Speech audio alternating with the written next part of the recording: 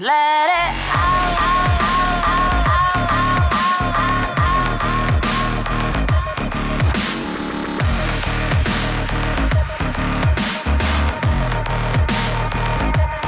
ready.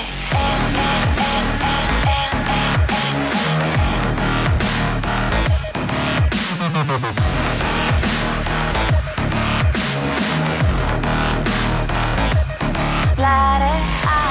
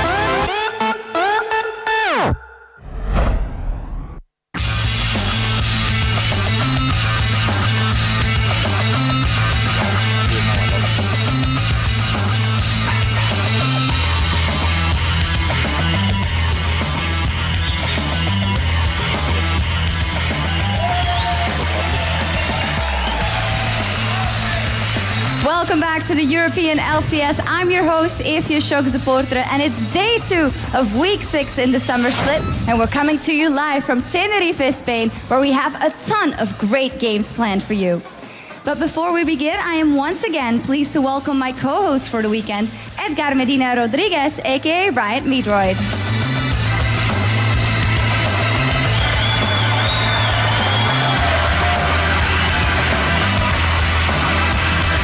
Bienvenidos de vuelta a la LCS europea. Nos encontramos ya en el segundo día de split de verano y retransmitimos en directo desde Tenerife, España, donde tenemos muchísimos partidos planeados para vosotros. We'll be continuing our coverage of the European Challenger Tournament in addition to bringing you 4 more LCS matches. Continuaremos cubriendo el torneo aspirante europeo, además de más partidos de la LCS europea también.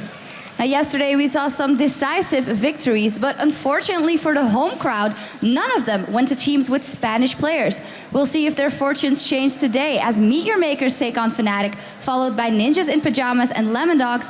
Alternate versus EG is up third, and SK Gaming and Gambit close out the day.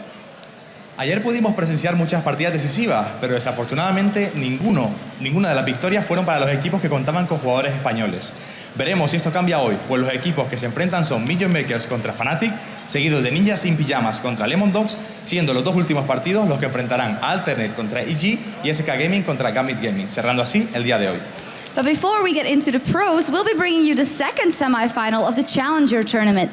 Yesterday, we saw TCM beat Playing Ducks to claim the first spot in Saturday's final, and today we'll find out if they'll be playing the Copenhagen Wolves or ESC Icy Box for the title. At stake is a $30,000 prize and a spot in the 2014 promotion tournament, where they'll have a chance to earn a spot in the LCS for Season 4. Pero antes de ver a los jugadores profesionales, os traeremos los partidos que corresponden a la segunda semifinal del torneo aspirante. Ayer pudimos ver a TSM venciendo a Playing Ducks, consiguiendo así el primer hueco para la final del sábado. Y hoy veremos si tendrán que enfrentarse a Copenhagen Wolves o a ESC Icy Box para luchar por el título. En el juego hay $30,000 de premio y un puesto para el torneo de promoción en 2014, donde tendrán la posibilidad de conseguir una plaza para la temporada 4 de la LCS. Now when we come back, the action begins, so stick around.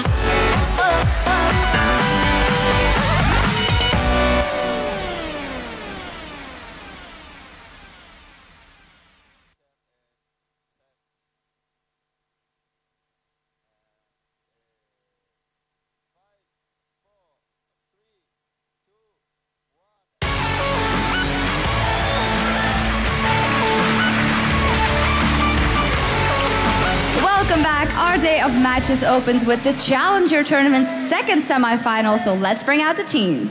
Bienvenidos de vuelta. Nuestro día comienza con la segunda semifinal del torneo aspirante europeo. Traigamos pues a los equipos. Now our first team is a rising star on the amateur circuit. You might not know them yet, but the powerhouse teams they've left in their wake won't forget them anytime soon. Give it up for ESC Icy Box.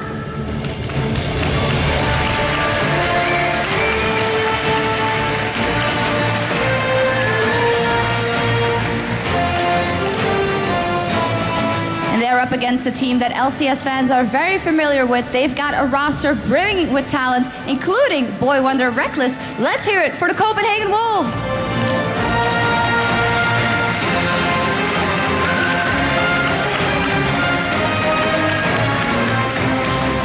The teams are in place and ready to go. Let's head over to Joe and Freak for the English stream and Quentin E. Ocho, who'll be casting in Spanish. Thanks a lot, Shocks, and welcome everyone to Tenerife and the second semi-finals between Copenhagen Wolves and ESC Icy Box. Before we get anything started here, I just want to say me and Freak are paying homage today to the wonderful blue skies of Tenerife. It's beautiful out here, man. If you're missing out, if you haven't come to this event, you really should have made it out if you had the ability to, and it's awesome to be here. So let's get into the match. Of course, Copenhagen Wolves, they're definitely the favorites coming into this match. They've won the last few Challenger tournaments, both at DreamHack and at Gfinity within the last month. But the most impressive really is they're a bunch of known names. Like, these names are things that you've seen in the European scene, and especially we'll give a quick shout out to Reckless. You may have seen him play for Fnatic at IPL 5, and they've pledged to actually bring him onto the main team later this year. So a lot of star-studded talent on that team. Well, let's have a look through the talent there and the roster, starting on the blue side here with ESC Icy Box. As Shocks mentioned, a lot of names in there that you might not be familiar with, but keep an eye out because these guys are up and coming. In the top lane, we have Steve. In the jungle, we have Hefty Schlumpf, which actually means Smurf in German. So there you go with that one. Bit of background. Exile in the mid lane, Prathana, who's probably the most known name in this ESC Icy Box team. And then Six is the support player. And of course, on the red side, Copenhagen Wolves, Young Buck in the top lane, Shook L2 in jungle, Houtard in the mid lane, Reckless, there we go, on AD carry, and Unlimited on support. Well, everybody wants to talk about the Wolves, but ESC should be on your radar too. They went perfect for the second qualifying tournament and looked just about unstoppable against some very tough opponents, including former LCS team against Authority. Right, and even if you don't know the individual players, their ability to get wins does deserve respect. Even the Wolves that we talked about a little bit, they have dropped games on the way here, so ESC coming out undefeated, they're on a good streak, they're going to have the momentum. Well, let's talk about the Wolves then. It's a squad loaded with big names. They've got Shook, who did time on Mousesports and Dragonborns. Pretty impressive resume already. Then you've got Youngbuck and Unlimited, who were on Samurais in Jeans, who just missed qualifying in the summer promotion. Ironically, they lost to the Copenhagen Wolves, who are of course now known as the Ninjas in Pajamas. And Houtard, he's been in the LCS already. Of course, he was the man that filled those shoes that Bjergsen then came into and grew, I think we can say, in that mid lane for what is now known as Ninjas in Pajamas. Yeah, he was filling in until Bjergsen was old enough to play. And speaking of players old enough to play, let's talk about Reckless as well, because he turns 17, the minimum age for the LCS, September 20th. Now, that is after the European Regional, but it's not after the World Playoffs in general. And Fnatic has pledged to pick him up as a starter the second that they can. He's already contracted with them. So that means that if Copenhagen Wolves succeeds here and gets into the spring promotion tournament, they'll need a new AD carry for it. Does it make you feel old, Freak? No, I feel great. I feel young and everything because I'm still here freaking playing League of Legends and casting League of Legends, and age is nothing but a number. That's what they keep telling us as we get older. But, Reckless, I think obviously he's a star man in these 10 out of these 10 players. As you said, if we think back to IPL 5 and what Fnatic managed to pull off there, he was so very good. Even, back to the likes of Gfinity last week. He's incredible. This kid is an incredible talent, just 16 years old right now, and he's got a bright future ahead of him. And we've seen so many teams do incredibly well when they get this super top-of-the-line AD carry. Fnatic with Pushy, with Challenger solo queue AD carry, kind of sparked a big set of wins from them. NIP picking up Freeze. He's done so well in almost every game we've seen there. Getting a top AD carry. In general, we consider Europe like the homeland of the best mid laners, where you've got so many just so many stars there in the mid lane, but top AD carriers can carry just as hard, and we're seeing that with a team like Copenhagen Wolves. Well, we're into Champion Select then, so let's have a look through the bans. They're coming in thick and fast here. Lee Sin, Nunu, and Thresh taken out here for ESC. On the other side, Elise, Lissandra, and Jarvan, the bans for Copenhagen Wolves. This does give a couple of high priority targets still available. Twisted Fate is up in here, which is one that we see very, very often. Shen as well, one of those great sort of a good first pick, global teleport, great split pusher, has no really rough matchups in general. You're okay picking Shen into pretty much anything. So that is, of course, the pickup here for ESC. It gives them a lot of options here for the rest of their lineup. They can play a good 4-man squad that can just sit there and play 4v4s. They've already got a tank and an initiator, so the whole team is set open for them. Well, we are seeing Copenhagen Wolves lock in that Twisted Fate that, as you mentioned, did manage to squeeze through. Plus the Evelyn here. I'm going to probably most likely stay here with Shook in the jungle. And this is so scary now. Copenhagen Wolves have the ability to crush any lane they want as soon as TF hits 6. It's really hard to ward against Evelyn because she's invisible, of course. Investing in a lot of pink wards makes you run out of money, and especially when you've got TF on the other team, not only does his team get richer, but then your team gets poorer for buying pink wards. It's not a pretty sight. So it's hard to stop the Evelyn, and then you just show up with the Twisted Fate ultimate as well, and any lane that Copenhagen Wolves wants, they can have and snowball it. Yeah, it turns very quickly from a 1v1 to a 1 versus 3. And, well, bad times if you're the one in that situation. Right now, it looks like we're going to be seeing a Zac coming here for ESC, along with that Zyra. We're guessing here for support. I mean, obviously, we have seen Zyra in that mid lane, but support is usually where we see her. It's the likely scenario, but of course, because they haven't shown a true mid laner yet, you always have to keep that in the back of your mind. Yeah. Zyra does a pretty good job of fighting in lane and can deal with TF a fair bit. And so what you've got here is now more hardcore engaged. The Zac can start the fight, the Shen can follow up. By that point, Zyra's Stranglethorns are definitely going to land right here. And of course, has her own crowd control with Grasping Roots. So as long as they've got some damage now to follow up with these champions like a Misfortune, or if they do pick up a mid lane or someone with strong AoE, you could even go Orianna, something like that. You've got huge damage output and good lockdown. Well, we see Malphite coming in there with the Nami as well. And funny they're leaving the AD carries till the final round of picks here, you know. We usually see that happen when it comes to, to the mid lane picks here, but Reckless on the team is like, I want to pick my favorite AD carry against theirs. And it's a fun way of picking it because once you know what threats there are both in lane and in a team fight, you can get away with the most aggressive AD carry possible, or the most carry AD carry possible, really, right? You don't want to blind pick Vayne because they pick Ryze and you're just sad immediately. But so the picks have come here, of course, for these guys. It's going to be the Ryze and the Ezreal. And the Ezreal, again, I like because, like Misfortune, can press R, throw the area of effect down the wave of the team fight, and soften up everybody. And Ryze, because there's all this lockdown, is another high damage mid laner who can... He doesn't AoE damage as much. He's not one of these big AoE burst champions, but when everyone's locked down, Exile's going to have a really good time of dropping people out and picking up kills.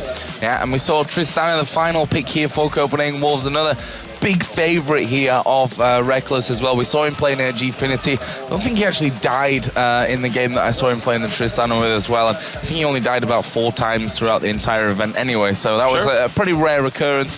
So we got the 2 teams in here. Freak, who are you fancying for this matchup? Well, the early game aggression is still definitely here for Copenhagen Wolves. Now, Shen will hit 6 about the same time as Twisted Fate, so you do have the chance to counter-gank those TF ganks, but TF Evelyn is still so scary.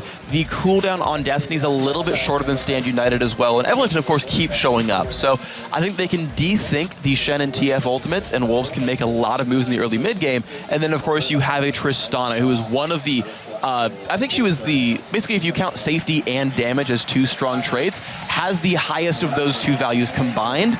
You know, maybe Kog'Maw has more damage, but she is safer and does more damage, you know, on the aggregate. So Reckless is going to have a very easy time of carrying this game. The early mid-game ganks will come through, and then Reckless can be the late-game savior here if nothing bad happens to him. However, if the Shen ganks do happen, they get Tristana down, there's not a lot of late-game saving grace here for Copenhagen Wolves outside of Trist. And it's great to see as well there. You see ESC Icybox on your screen. I mean, outside of Prathana, these are names that aren't very well known to most viewers. I mean, this is a team that's come through, you know, the likes of the German EPS doing really, really well there, and that's really a great thing to see, you know. It's not the same faces that we're seeing doing well every single time when it comes to these challenger tournaments, and they are obviously the underdogs coming into this one. There's no doubt about that one. Copenhagen Wolves have proven time and time again with Reckless in there. I mean, if you just look through their lineup, the likes of Kautard, got LCS experience, Youngbuck, who, you know, he's been around so many teams and had so much experience as well, that, you know, this is going to be a very tough game for ESC, but they've got this far.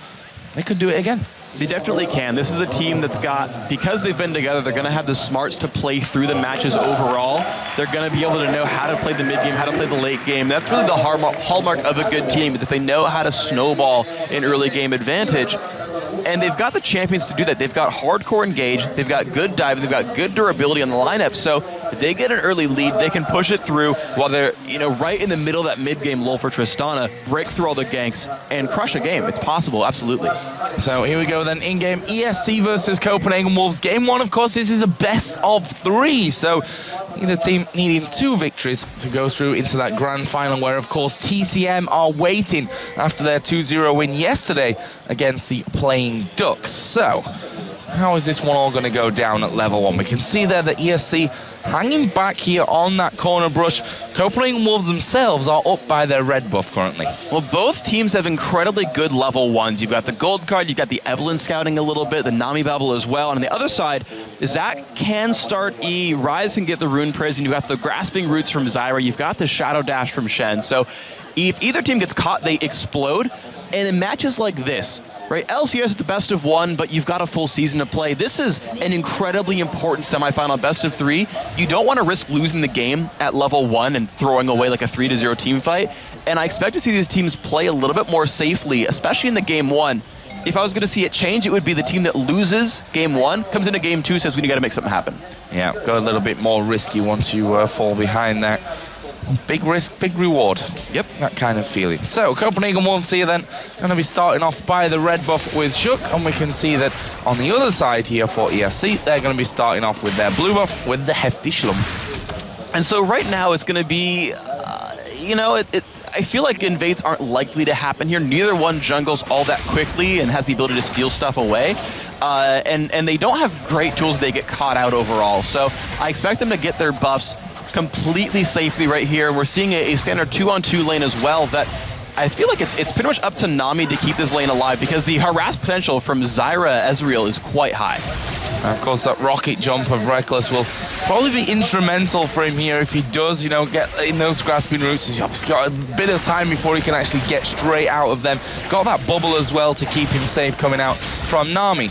And then we just saw Zach doing his red buff, and we've already got Evelyn headed towards, I was going to say that bottom lane did start to come down, but they've spotted that a pink ward was put down in that bottom lane. But they want to gank the bottom lane very, very soon because those pink wards there. Reckless getting pretty low. The Ignite already brought up a thought of the bubble's going to land. Oh, he's going to get bubbled up. There is a barrier using. Jumps Reckless. First blood for Copenhagen Wolves. This could be a double as well. 6 going low. Reckless himself is low, but he pops a barrier. Jumps away. Oh, the passive came out there. Reckless did die, though, in the end, but he got a double kill. And that's the thing with Barrier versus Ignite, is Barrier only lasts for 2 seconds. Ignite ticks 5 times, and he got low enough. He barriered late, ultimately, and then it timed out, and Ignite was like, all right, I got 2 ticks left, no big deal, and the kill did come out. But early double kill to Tristana, joining the lane now with Berserker's Greaves, a little bit of extra movement speed to dodge some of the skill shots, and just in general the attack speed to win trades.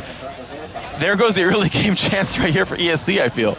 Yeah, that is not a good sign for ESC Icy Box, but now we're only 3 minutes 45 into this one. We see that pink wards being put down by Unlimited just to clear out the pink ward that was put there earlier from ESC to open up that map to Evelyn.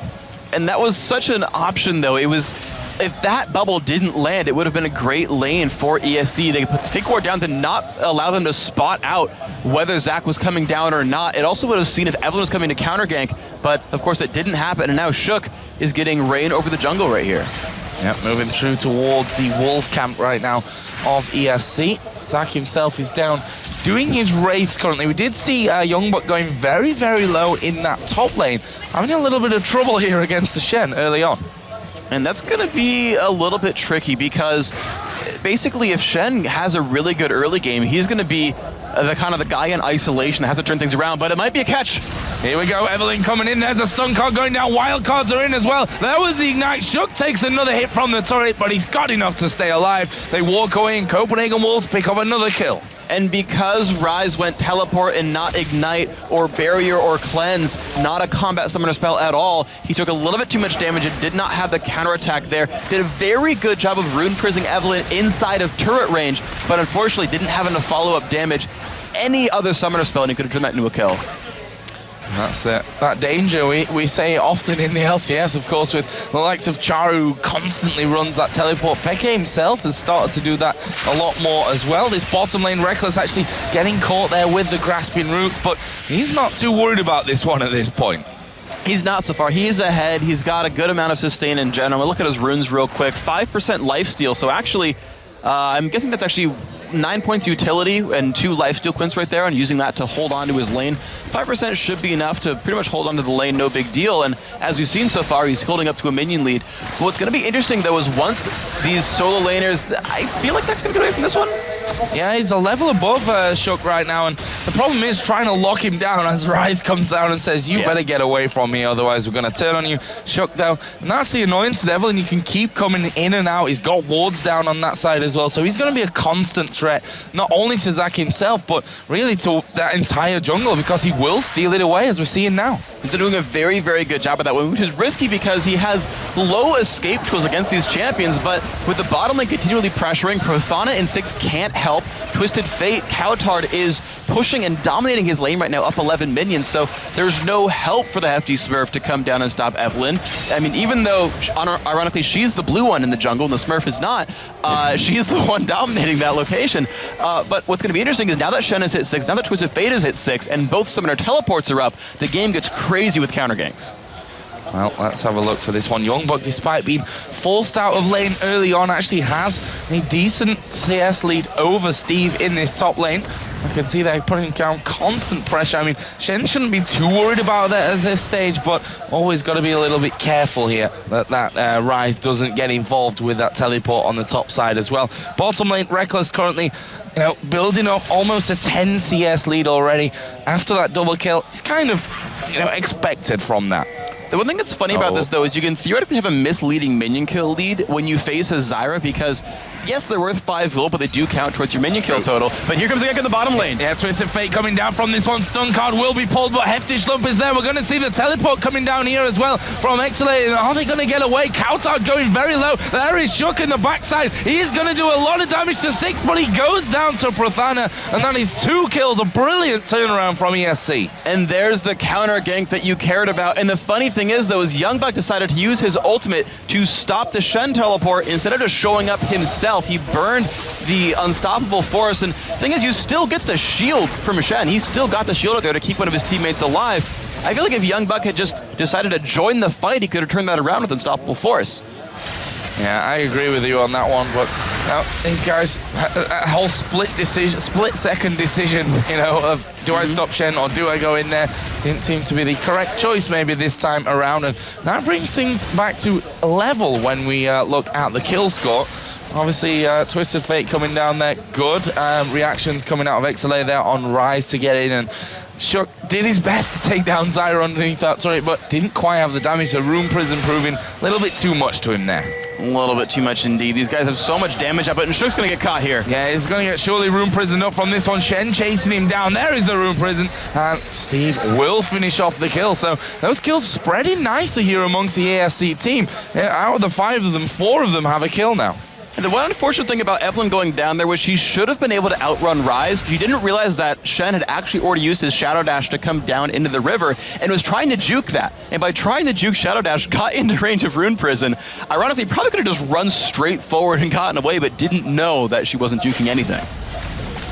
There is Cowtard, who died in that last engagement. Did pick up an assist earlier on, going for the Cage's lucky pick in there with a Doran's Ring, Crystalline Flask, and the Boots of Speed. So far, Ryze, no real surprises, got a Mana Crystal plus that tier already stacking up. So this is really the big section now for Ryze in this game. Okay, his teleport's down, he won't be able to show up to these fights for a while, but he's got this big power boost. Tier's going to start stacking, he's going to be better at 1v1ing against Twisted Fate in general, and should have I would say similar gank follow-up tools. I think both jungles can have an equal impact on the mid lane. The problem, though, is that because his Zac jungle is level 7, whereas the Evelynn jungle on the other side is only level 5, there's a huge lead right here where Exile is going to be totally safe against Cowtard and probably bully him around. Yeah, could be dangerous for him in that one. We did see Evelynn just hit level 6 a matter of seconds ago. I think the second that you said level 5. Dink, 6. Dink. All right, that's where he went. But we've got the Dragon here. We saw earlier on Unlimited actually putting that pink ward down to clear out the vision, and they are going to be going for this one. They've got 4 men around there. Twisted Fate's going to join in as well, and I think ESC going to be hard-pressed to actually challenge for this. I think they're not quite in position, although the Zac can jump over and go for a smite steal. Oh, he's going to get it there, and he does manage to get it as well. Shook getting caught up in there as well as Reckless going to jump in. Exilate is going to go down. Reckless picks up that kill. Copenhagen Wolves lose the Dragon. They get 1 kill for it, and I think they'll be decently happy with that one there, ESC. And Youngbuck made a good move there. He actually had saved his teleport from the beginning. Instead of showing up to that fight, instead decided, look, we know Shen's ult is still on cooldown. If I come to the bottom lane, we have a 5-on-4 and would have control over Dragon. The steal notwithstanding, he then got to teleport to the top lane, but here comes another engage. Yeah, again, Empty Slump coming in once again. We're going to see Shen getting involved. They've managed to lock down Reckless. Unlimited will fall in there as well. Twisted Fate did get the kill on towards that turret, but that's 2 kills for nothing for ESC. And they might get the turret back here as well. They've got another wave coming up soon. Zyra can spawn some plans to take this turret. They've got 4 guys here to take this turret down. Yeah, that one not going to be lasting very long. And Hefty Schlump not only managing to steal that Dragon, but really getting things started for that one. Another kill coming down onto Reckless, who obviously started off this game perfectly, getting first blood with a double kill. So they've managed to turn this one around nicely. They've now got a 500 gold lead. And that is a set of amazing plays right here by ESC Icybox. Now, guys, if you're watching this game, tell your friends because, again, this is the LCS qualifier tournament, basically. And the thing is, by watching these guys play so far, it looks like teams that are really good hopefuls for that. These guys are playing incredibly good League of Legends. They're incredibly strong players making really good decisions. And if you want to get a first look at some of the Season 4 teams, it's right here. These guys are awesome. Tell your friends, watch the games. These are the next season's pros.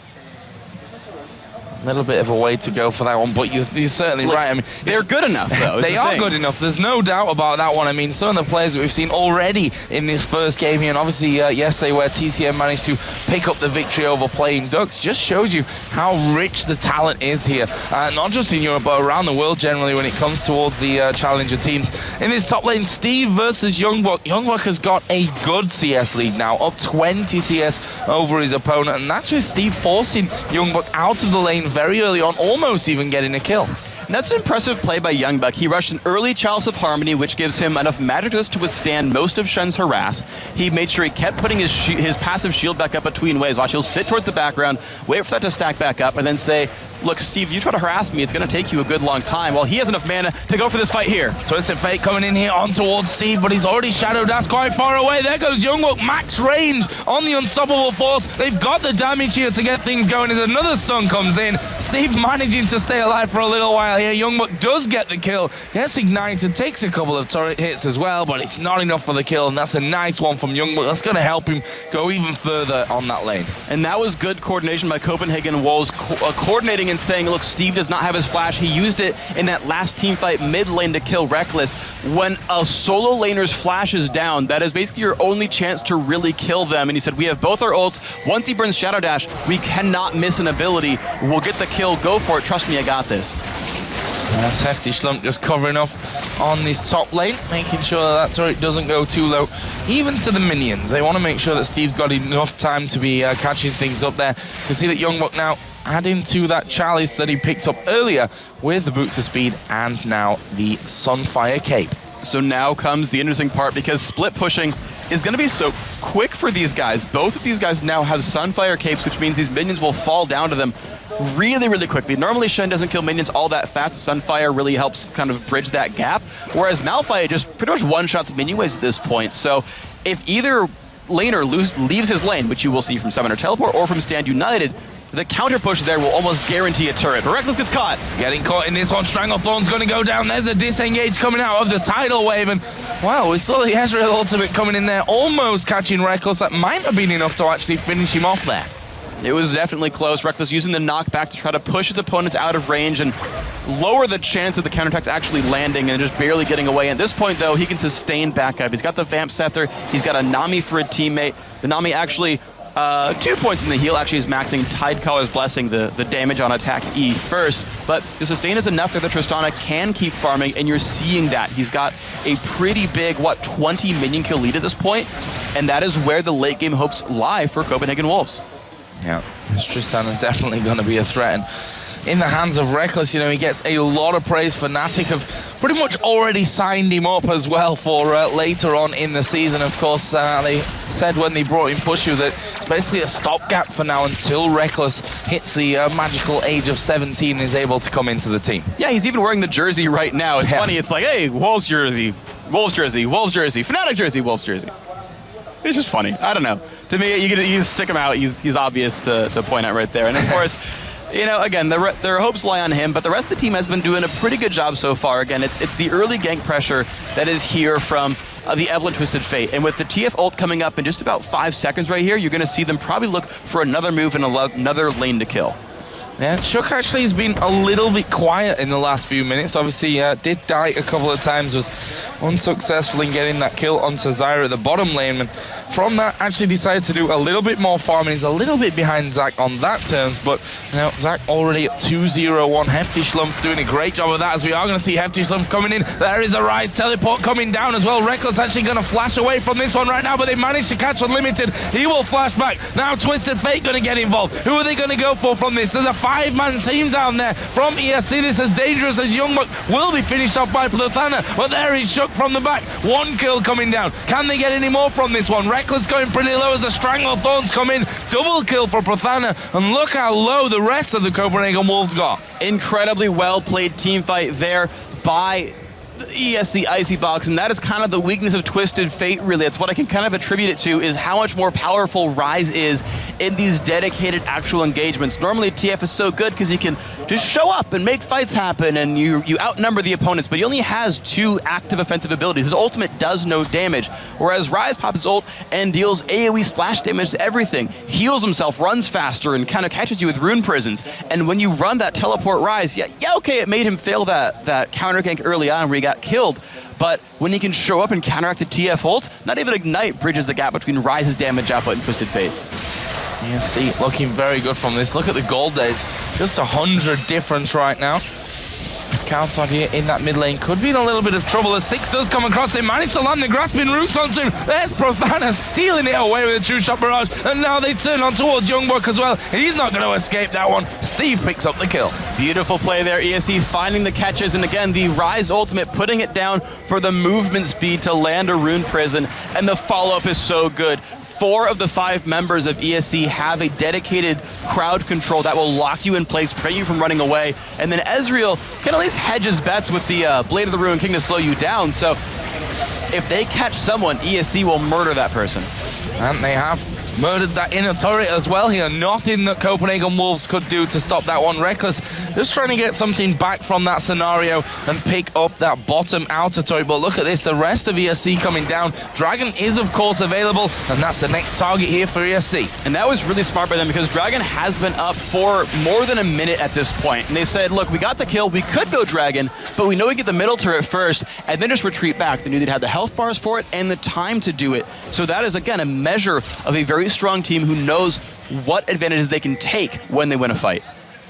Rise got that Rod of Ages in there now as well. 7 assists so far for him, and not been able to quite pick up any kills as of now, but Prothana on Ezreal doing a good job of securing those as well. That true shot barrage earlier on, I might argue, wasn't needed in the grand scheme of things, but yeah, the AD carry those kills, and well, he's obviously got to caught up to that challenge later on, as we are going to see them going in on towards Shook. There comes the tidal wave. Steve, pretty tanky, but he's taking a lot of damage. Will flash away as the Strangle Thorns come down. Steve does go down in the end. Shook actually coming around. They pick down Prothana. Reckless now chasing down. Couldn't quite get in on towards Zyra. We see Zach there on the backside. Is Twisted Fate going to go down? 6 is not escaping this. Reckless picks up another one. Great job, right? Oh, the passive kill on a Shook.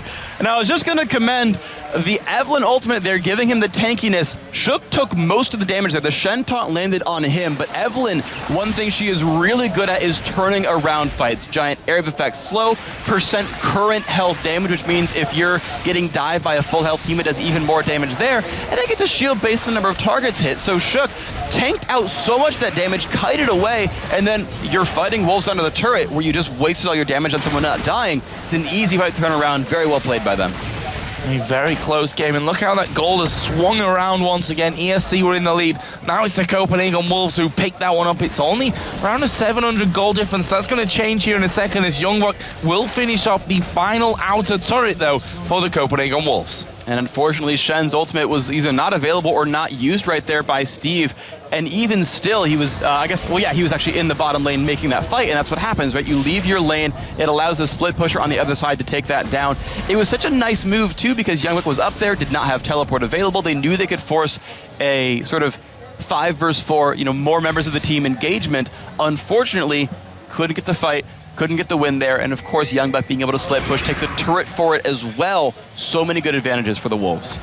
So what's next here? We see there the Oracle running on 6 as he must make sure that there's no wards down by the Copenhagen Wolves on Baron. And from the position, oh, that was really close there, going in on towards that blue buff Coutard though. Thank his lucky stars for that one. He manages to pick that one up in the end with just a little bit of health left after the True Shot Barrage.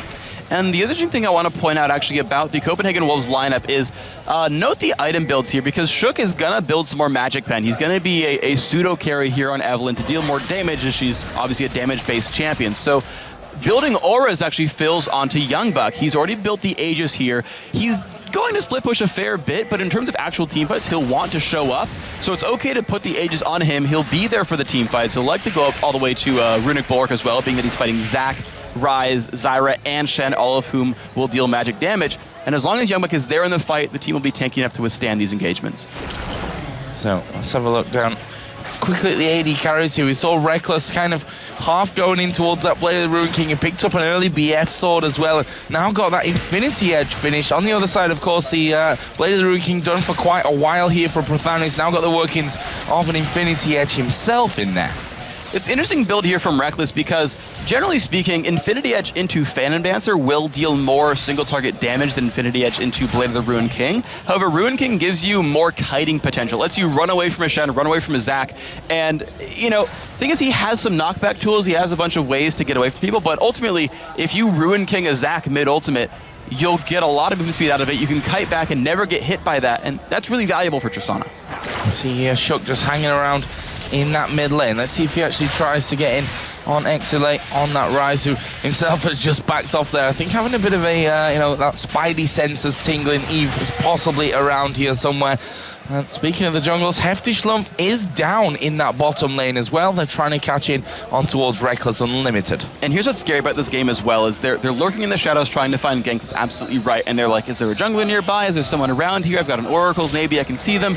But all the teleports and all the global ultimates are up. Shen, Ryze, Malphite, Twisted Fate, keep looking at those every few minutes to see if they're up, because that determines how this game is going to go. And they're going to know all these cooldowns are available. And so any fight you start, you're going to add 2 members to either team potentially onto that engage. You've got to be ready to face 5 people, not 3, to face 4 people, not 2, 3 people, not 1. And Shook just taking his red buff, and those wards cleared in the bottom lane allowed Hefty Schlumpf to actually get in on towards that bottom brush, but in the end Copenhagen Wolves backing completely away from that one.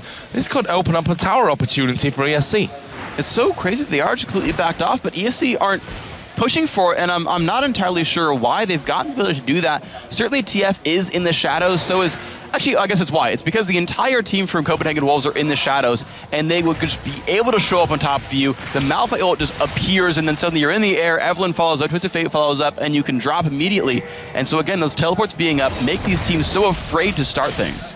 And we can see the Twisted Fate build got plenty of protection in as well from that Twin Shadows, and of course the Zhonya's as well, which is something that he's going to be doing, teleporting in there to the back, pop the Zhonya's to avoid all that damage coming down. It's an interesting style difference here between the Twisted Fates, because we see a lot of different builds. We've seen Deathcap into Void Staff, we've seen Lich Bane Rush, or we've seen hyper defensive ones such as Zhonya's into the Twin Shadows, and this gives him the resistances to survive Rise okay in a battle in general. It also lets him ult away things like Zac jumps or Shen dashes, or sorry, Zhonya's away from them and try to survive burst. So he's there to provide a stun for his team and say, look, seriously, Reckless, you're the damage output here. I'm just here to stun people. There's a pink ward cleared out by Unlimited. They did manage to get the ward in there because Copenhagen Wolves a little bit scared of getting caught out of position there by that Zac, who, before you know it, is on top of you and bouncing around. But currently, Copenhagen Wolves looking like they want to certainly not let this dragon go. That's the big part of things here. Even if they're not feeling so safe in actually doing it themselves at this point, they want to make sure it doesn't get away. As we do see the Twin Shadows coming out there. Kaltard actually did pull the stun card. Shen going to get involved here, and they may go for things as Reckless jumps in towards 6, not getting away from that one. As Prathana going to throw out the True Shot Barrage. There's the ultimate out of Twisted Fate. Bubble comes down on towards Hefty Schlump. They will start to back up, but they've managed to catch Steve out on the backside. Is that really the target though, as a tidal wave comes across? XLA is going to be taking a lot of damage. Reckless now being focused by Prathana. He pops the barrier. Going to do a lot of damage here to Prathana, who gets bubbled up, and Reckless has managed to survive it. Now they turn around onto Hefty Schlump. He gets stunned up from this one. Reckless dives in. Hefty Schlump dives out, but they're still going. That was a interesting unstoppable force from Youngbuck there, off towards the side. I think he misclicked a little from that, but either way, kills coming in left, right, and center in that fight. That was so incredibly close right there, and Reckless starting things off by just bodying that Xayah right there. That is the other reason you can go for Blade of the Ruin King, is your dueling potential is so high, because not only can you kite away with that movement speed buff in this low, but you can prevent them from running away from you, and Tristana can be a little bit of a burst caster in the mid game by jumping on, using explosive shot, the ulti and all that. So being able to pick up the support and then jump back out with the reset allows a lot of interesting dynamics here for the team fights for Copenhagen Wolves. They got to fight a 5v4 and it worked. Reckless now up to 7-2-0. Prathana probably going to be kicking himself about that last one. He was so close to taking down Reckless. And then Nami, that game-changing bubble coming out there, saving his AD carry from that one. So, what comes up next here? Let's have a look at the gold. We've still pretty close here. I mean, we're almost half an hour into the game, 12-11 in kills, 4-2 in turrets to the Copenhagen Wolves, but you know, the gold is not reflecting that massively here as well, especially when you factor in that Twisted Fate passive on top of it. Absolutely, and this game is gonna remain very, very close, because you're seeing the builds come out for Wolves are not fully offensive. It's really just about this Reckless Tristana. And thing is, it is very easy for Ryze to build a Frozen Heart, for Zac to build a Thornmail, for Shen to build a Randuin's Omen, and suddenly, what do you really kill if you're Reckless? Because right now he's going Phantom Dancer. He's not going for Last Whisper. He is 3,000 gold away from breaking apart armor. Look, the Randuin's Omen, that's done. The Frozen Heart, that should be coming next for Ryze. You know, the Age is already done. Locket of Iron Solari might show up, but armor can keep coming in here for ESC, and then Copenhagen Wolves have to be like, wait, how do we kill you again? Gonna be tough getting into that stage of the game as the Copenhagen Wolves here, stacking with 3 around the Baron. We can see that ESC aware that that's all happening as that ward got cleared out, and waiting off in the wings here by that blue buff, and you don't want to let that one go, because that would be something that really separates these two teams when it comes to the gold total. Right now, only, I say only a 4,000 gold, 3,500. That's got a little bit further apart here as the Copenhagen Wolves pushed all those lanes out, and Youngbuck especially split pushing this bottom lane. And so here comes what happens when you're winning in the mid game, is you push those lanes down. You get map control, you get the wards, you've got the oracles, another one picked up here for Unlimited, trying to strangle vision away and black out the site here from ESC. Once they sweep this ward out as well, they can kind of, and there's one right above them up towards Baron Pit, they can say, now they're able to basically bait out Barons and say, look, you've got to face check this. Use Zyra plans, use whatever you can, but it's going to be hard for you to know if we're actually doing Baron or if we're pulling your leg, but you've got to check somehow. Can't let that one go at this stage of things, ESC. And they've played brilliantly up until now. Hefty Schlumpf with that Zac in the jungle. And a fantastic job as we see True Shot Barrage coming through. That's going to be a bit of a scouting tool. They notice, okay, Baron's not been started out with that one, so we can relax a little bit on that front.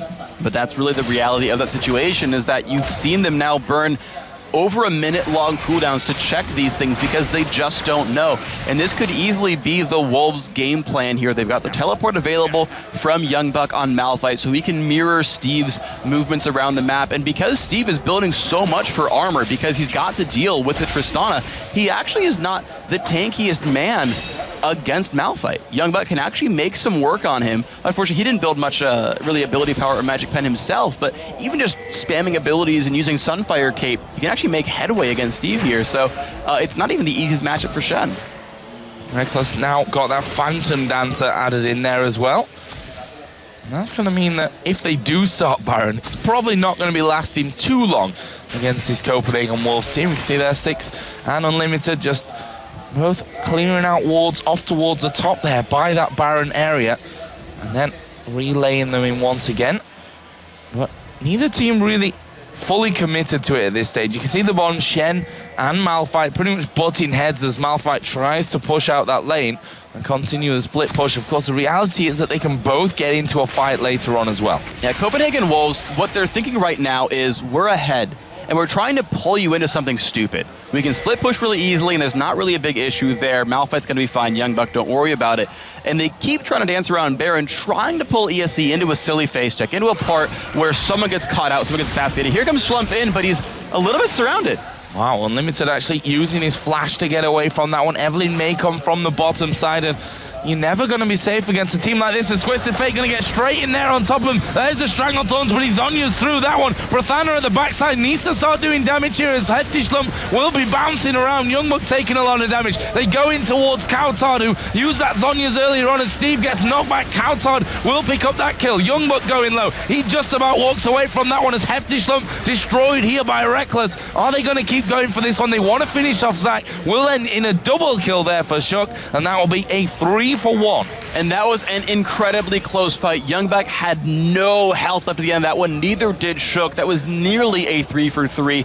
But Copenhagen Wolves, partially from that gold lead, managed to just squeak around, just edge out enough health. And now Prothana's in bad shape. Oh, he is not in a good shape right now. And actually using there everything that he had to escape. The flash coming out in the end. And now Copenhagen Wolves hammering away on this inner middle turret. Malphite going to come across as well. He can tank it if those minions actually go away. As Exile does come down onto that one. YoungBuck is taking hits from the tower, but it won't last long enough. Enough magic resist there on YoungBuck to just face tank the Rise, and that is really what happened in that fight.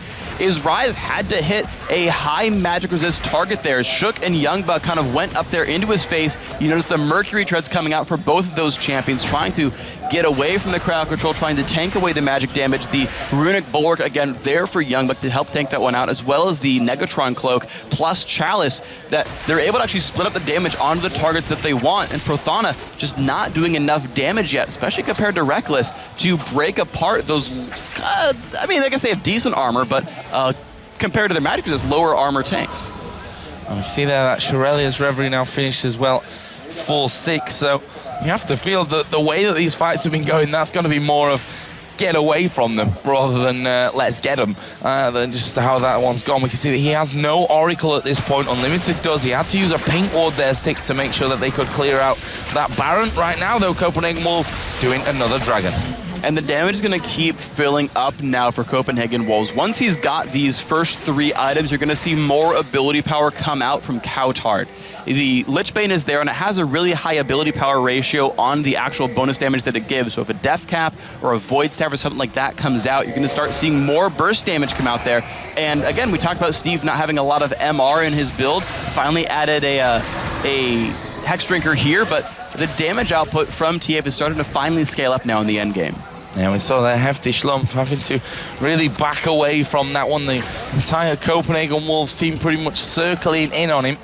He's going to be having to wait around from this one, though. As Unlimited, getting a little bit closer. Hefty Schlump starts to charge up that elastic slingshot as we see once again True Shot Barrage coming in. They're going to go for Hefty Schlump now. He's in a lot of trouble from this one. Twisted Fate going to get the stun down. Shen trying to get involved. Steve comes in just as he actually dies from that one. Strangled Thorns going down as well. Prothana is now there as well, but look at YoungBuck. He's right in the middle of them here from that backside. Double kill coming out for Reckless. Surely going to get more from this one as well. As we see XLA trying to flash away. Does manage to escape, but that's a triple kill for Reckless, and he's not done just yet. Jumps over the top. tries to get another one, and well, they once again get ripped to pieces by the Wolves. Absolutely well done by them. They got the catch, and you've just seen Reckless jump in so carelessly, trying to make things happen, trying to just start fights out, knowing he had enough damage to bring down Zach, even through the Shen ultimate. Shen did come through with the Stand United, tried to taunt him up, but the follow-up was not there. Reckless was far enough away.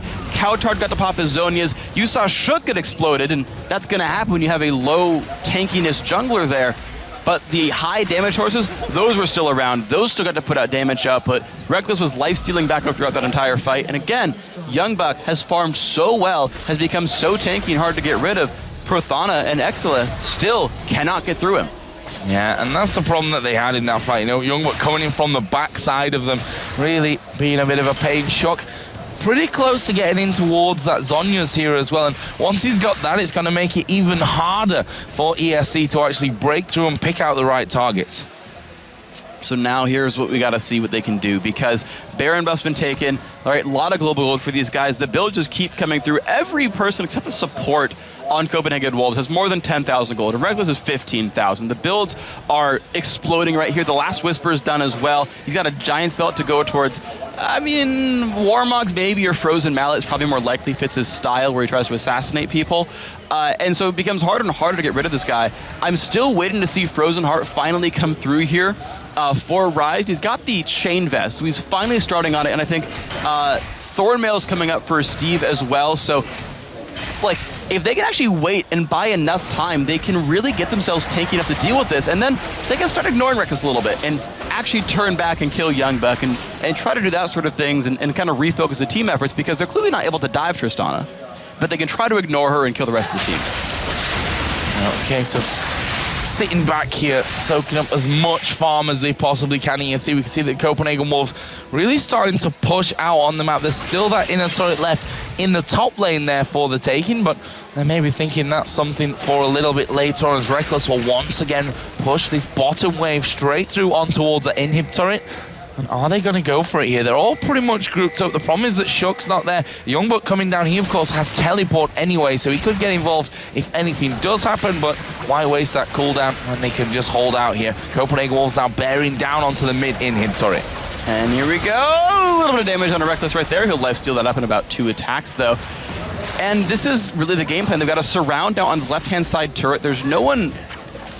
I guess they're going to move over maybe in time, but a secondary turret is very hard to defend for a team that is behind. I expect them to not even stand for this very long. They don't. They do get this one for free. So Copenhagen Wolves getting all 6 of that outer and secondary ring of turrets. Here comes the difficult part, because inhibitor turrets are much harder to siege. However, they have the dive from Youngbuck and the long-range turret pressure from Reckless. They can wear this down over time. All those wards that were put down for vision from ESC being cleared out here as well by Unlimited. Copenhagen Wolves trying to get in that one. Shen is actually pushing out that bottom lane as far as he possibly can right now. We'll see him coming back into that one, but saw the tower there losing about 1/3 of its health, and that Lich Bane plus Reckless here, just a couple of hits from them, and you're losing towers very quickly. And that's going to keep happening here. They've got enough sustain with 2 minutes left on the Baron buff that they can, as long as they don't get caught out, they can just get a little bit of damage on the turret and then back off, and a little bit more damage and back off over and over. The engage, though, that comes in from ESC, that is because they have an Oracle, so no wards can come over the wall for Copenhagen Wolves. And Zach can sit behind that wall, charge up his E, and jump in on Twisted Fate, and start the crowd control chain and have his team follow up. But it's risky because that means they have to fight outside their turret. The alternative, though, is they lose the turret from poke. Now we've just seen Reckless already got that turret down to half HP. The rest of ESC just starting to come around, and Copenhagen Wolves just moving back and forth between that top lane and the middle lane turret. So you can see Coutard just trying to get the card off on towards that one, and well, it's a big chunk of damage that's constantly coming out from Coutard. They have to keep them off these turrets. They can't really, though, because to stop these guys from sieging their turrets, they would have to get down past the steps and try to wave clear from far away. And unlike some teams we've seen, like with Xerath Oh, that's risky. Yeah, Hefty Schlumpf going in for this one, but the rest of the Copenhagen Wolves are there. There's a stun card going down. Schlumpf having to flash away from that one, but look at the backside. Youngbuck is there once again. Stun card's going down. Stranglethorns will knock the Wolves in the air, but Steve is going to be dying from this one, and that just opens the floodgates here for the Copenhagen Wolves. Prathana goes low. Shook getting right in on top of them as well. Prathana will die. Hefty Schlumpf will die. There is the bubble coming in on towards Rise. He will be finished off here as well as Youngbuck somehow manages to survive that one, and that's just the passives basically that are stopping this ace coming in, and it will in fact be the quadra kill as well for Reckless. The Wolves can finish it off right here possibly with 6 just hanging on to this one, but he can't stand up to Reckless. No, not likely. And with the next minion wave coming in, this could be the push they're looking for. They've got enough lifesteal and regen, and here comes a teleport from Youngbuck as well. This is going to be game. He's coming straight into that one. 6 down there at the back, trying his best with the Stranglethorns to really hope onto yeah, it doesn't matter either way. We're going to see the Copenhagen Wolves push through from this one, picking up those 4 kills. They will take game number 1 here, one step closer to that grand final where TCM are waiting. That was an excellently played game by them. A lot of close back and forth matches, to be fair. This was a very, very good game in front of us. Both teams, I think this could go to a game 3 very, very easily. Sure, you've got a lot of no names right here, and they played the game very well. Reckless, we talked about him in the pregame, and yeah, 14-2-2, yeah, okay, you deserve the pregame chat. You got him. You know, I think Fnatic is looking at there being like, man, I'm just counting the days, but certainly an incredibly good team there, but you can't count ESC out. They held on for a very, very long time, made a lot of great moves themselves, and I could see game 2 going the other way very easily. Yeah, it's a best of 3, so, you know, it's not all over yet for ESC. They need to keep spirits high and have a talk in this break, maybe change some things around when it comes to bans, where they'll allow Reckless that Tristana here once again. Remains to be seen, but we're going to head over to Demon and Jason. We're going to break down game 1. Thank you very much, guys, and well, what a game. I wasn't expecting that to start. Everybody bigging up the Wolves, expecting a clean sweep, but it wasn't quite the case. We thought for a moment the Wolves maybe had the ESC Icebox, maybe had to pull off something special. I mean, yeah, when we saw Reckless get those first 2 kills, the first blood and the second kill obviously died after, we were like, wow, I mean, this is going to be a very one-sided match. Reckless doing his thing, but then they camped that lane consistently. They kept ganking him over and over, and ESC, they really clawed their way back in. Just like you said, we were looking at it like they could potentially take this game really easily, but then, of course, Reckless, you can't really stop him. They were doing the right thing. They were focusing Reckless. They were getting the kills in him. The teleports were matching the Twisted Fates ultimates. They were doing a good job, but the Shen was coming down at the right time. They were starting to counter very well in that bottom lane, but it seems you can't stop Reckless. It's funny because you can tell what lane a team's worried about when they send all 5 members with teleports, with ultimates, just to get in there and try to fight. And unfortunately, it didn't work out in the end for ESC, but they still put up a really good game. And honestly, they come out with their heads held high. Just 1 or 2 little mistakes that happened, a couple team fights that slipped away from them when they started to really fall behind, but still a very strong showing. And that leads us into the replay. The team fights that came around from it, they were a little bit loose. There was a little bit of few problems, and maybe it's just nerves simply being on stage. Yeah, it might definitely be that. The fight we're actually going to look at was right before Copenhagen Wolves ended up getting Baron. So let's get the replay on the screen and kind of show you exactly what kind of goes on here, because it's like a split decision call that always sets up these fights, what really makes a team great. See, Youngbuck, he's sitting here in middle. He spots these 3 members right now of ESC, and the rest of the Wolves are sitting up here towards the top side, and they're like, we know where Zach is. We could probably go for this engage. So we're going to start the replay up. We're going to show you that they noticed that. And Reckless is like leading the charge himself. I mean, the AD carry leading the charge straight himself. You see Twisted Fate come in. You see the Zonias come in after that a couple of seconds as fortunately for Zach, he does go down here. But then you see Youngbuck, nice ult into the back, catches Prathana with the wave as well. Keeps them all knocked up in the air. Kautar ends up escaping here, and they just pick him off 1 by 1. Reckless ends up getting a triple kill in the end of this, and they end up picking up Baron. But it just shows that when a team makes a call to go, we talked about alternate specifically, right, when we started LCS Summer Split, when actually even RNA said himself, it's if someone says go, we all go. We don't question that. We just all go because going as 5 is better than going as 1 and losing that person. And that was the call right there. They noticed they're in middle. They're like, hey, we can win this fight. Went in, picked up 3 kills, picked up Baron, ended up picking up the game. And as Freak mentioned during the cast, these are teams that are looking to get into LCS. They're fighting for places in the Spring Split promotion series, which will be happening at Gamescom, I believe. And these teams, honestly, are looking very good, but you gotta question Wolves. What are they going to be like without Reckless? Who knows? That is actually that's a very good point. It was like, what were the original Wolves back without Bjergsen? And unfortunately, they didn't do too well, 0-9 in the beginning of the Spring Split. So we're going to go to a break, ladies and gentlemen. Game 2 will be coming up just after this one. Will it be the Wolves or will it be ESC Icebox? We'll find out.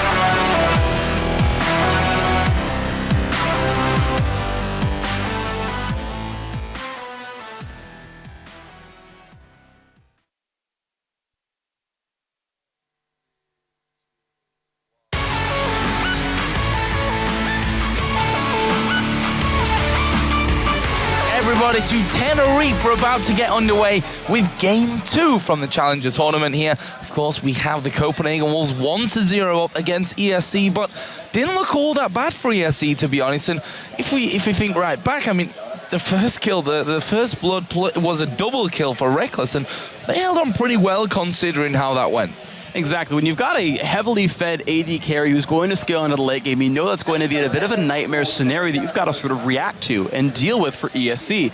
Yeah. And they did a very good job of that. They made a lot of plays happen in the early to mid game. If you didn't watch that full game, realize this game was very, very close for a long time, despite a 2-for-1 trade at level 2. And they've got the individual talent to hold on to it. They made good decisions overall. You saw actually a smite steal from their jungler, a hefty smurf in English as it would be. And he did a very, very good job. It was actually a gigantic Zac that game. Had like a 3-1-5 score at some point. So certainly, even if you haven't heard of the names in this ESC lineup, they're playing very, very well. They're putting up a good fight. I would not be surprised to see them win Game 2. Well, we're going to find that out here in just a few moments. And what do we think about the bans here? I mean, are they going to change coming into Game 2? Do you think, for example, that Tristana from Reckless is worth a ban? It really depends. I think the fact that he was able to be on more of a playmaker, someone who could actually initiate fights, because he fits his name. The man ran around and tried to start fights like freaking all the time. And Tristana, as risky as it is to do that, did a very good job. Every time he actually jumped in to start a fight, it did pay off. So his knowledge of how and when to start a battle was on point that game. Now, if Copenhagen Wolves keep doing that and go back for Tristana, and ESC, they know how to turn that around. Like if they had the Evelyn or they have some kind of cheeky Twist of Fate teleport or something that Reckless doesn't think about, they can turn that aggression against him and bait the Tristana out. That's a potential here. That's something that they could theoretically do. That said, they could just as easily deny that option, deny the hyper-scaling safe late game AD carry that you can't assassinate, as we saw in that game, and deny a lot of the late game scaling in general, and a lot of the playmaking, and just go for a ban or an early pick. Well, players are joining the game right now, so just a couple of minutes away from getting into game number 2 here between ESC and the Copenhagen Wolves. Let's backtrack a little bit and let you know what's at stake here. Obviously, the winner will go through to play in tomorrow's grand final against TCM, who beat Playing Ducks yesterday. And it's, you know, I don't want to say this, that it's not about the cash because there's $30,000 and that's a nice amount of money to have. But it's more about the future for these teams. Yeah, it's a spot in the LCS Spring Season 4 Spring Split qualifier. You win here, you're in that tournament, and as we saw in the summer promotion qualifier, in the summer promotion tournament, three new teams made it in. 3 new teams made it in. Being one of those is pretty important here for the Spring Split, getting in the LCS. And again, these are very good players, very good teams. They've got a real shot if they make it there. So we're into the bans and the picks then. Elise, Lissandra, Jarvan the 4th, same bans for Copenhagen Wolves. On the other side, Lee Sin, Nunu, also the same bans coming out for ESC. And these are the respected bans here. They're dealing with the solo laners, the jungle, the hardcore initiation, more so than the late game hyper carry. So all 6 are replicated here. It's even not side specific. It's just, yes, we're gonna make sure we get rid of those because that's what we want to get rid of. And the interesting thing is Copenhagen Wolves are, you know, the Evelyn, the person who can turn these fights around, they still want that right away here, stealing that one out. That wasn't first pick last time, but they do want it here. Evelyn coming straight out there. That, of course, leaves Shen. That leaves Twisted Fate. Well, there we go. Shen and Twisted Fate. as if by magic, for ESC from this one. So a little bit of a turnaround from last time. Obviously, Shen and Twisted Fate on opposite sides in that first game. Steve played that Shen in game number 1, and Coutard played the Twisted Fate. Looks like that's going to be in the hands of the Copenhagen Wolves. On the other side, we see Nami and Zyra both locked in at the same time. So we do have the same 5 champions, 5 of the same champions that we have had last time, but now you've forced a new support out of ESC, and this is cool because I talked about the Zyra vs TF matchup last time, saying that Zyra has good bully potential, can knock TF out, and Coutard now wants to do this, and this is good. I remember Mid Zyra was one of his favorite champions back even in the spring promotion tournament back on the old Copenhagen Wolves where he was on. This should be a good matchup for Coutard, has very good bully potential, can lock TF out from roaming. And then you've still got a Nami lane, which is kind of the new flavor of the month support that can ruin a lot of lanes and make a lot of things happen. Yeah, and we saw that, obviously, in game number 1 as well, locking up a good few kills. On the other side, it looks like we are going to be seeing Leona coming out here, and a Nocturne, so a very different team this time around for ESC. This is... I was hoping they would actually go for the Nocturne here because it was the exact same composition that Curse ran against Dignitas a couple weeks back. Full of globals, diving in fights, and even they picked up Ezreal in that one. Even he could show up and try to deny even more. Reckless though, right, choosing his long-range safe AD carries, that's his style right here, Tristana and Ezreal. I'd almost want him to steal away Ezreal just to like remove one of the potential globals and fight participation here, but at the same time, he's just as safe against Shen Zach as he was against Shen Zach last game, picking a late game scaler, grabbing up Malphite to deny the AD carry on the other side. They could run that same team comp and they'll work okay. Argo and Ezreal here, so a little bit less damage output from him. We'll see how it goes. Well, let's see what we'll get the finisher here for ESC. Obviously looking for an AD carry for Prathana.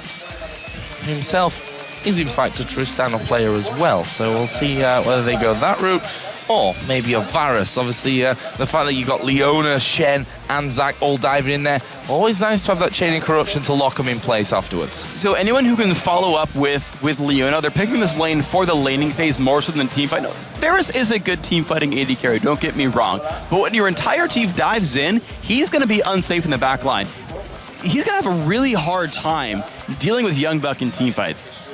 Varus' life will not be easy, but in lane, Leona Varus can bully really hard. They can damage like faster than Nami can heal, and they could keep trying to put damage on a Reckless. However, Reckless has the potential to outplay the Leona. He can arcane shift away from every Zenith blade that comes out and never get caught by that stun, but that will be constantly on cooldown. If that comes in when arcane shift is down, you've got the kill potential there, there's always the option.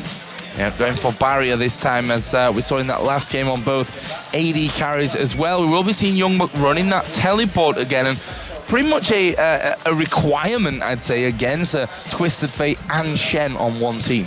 It definitely is. You need someone to react to that one. And note the summoner spell on Exile as well. He stopped going Teleport Rise because he needed to match the TF in his lane. Has gone Ignite here on TF. And Coutard actually went Ignite as well. So we've actually got a lopsided global scenario now. Before it was 2 global ultimates and 2 teleports. Now it's 2 global ultimates versus 1 teleport. And so you've got a different scenario here where you've got better map mobility now from the ESC team. They can force those engages on bottom lane and shut down players like Reckless much more easily.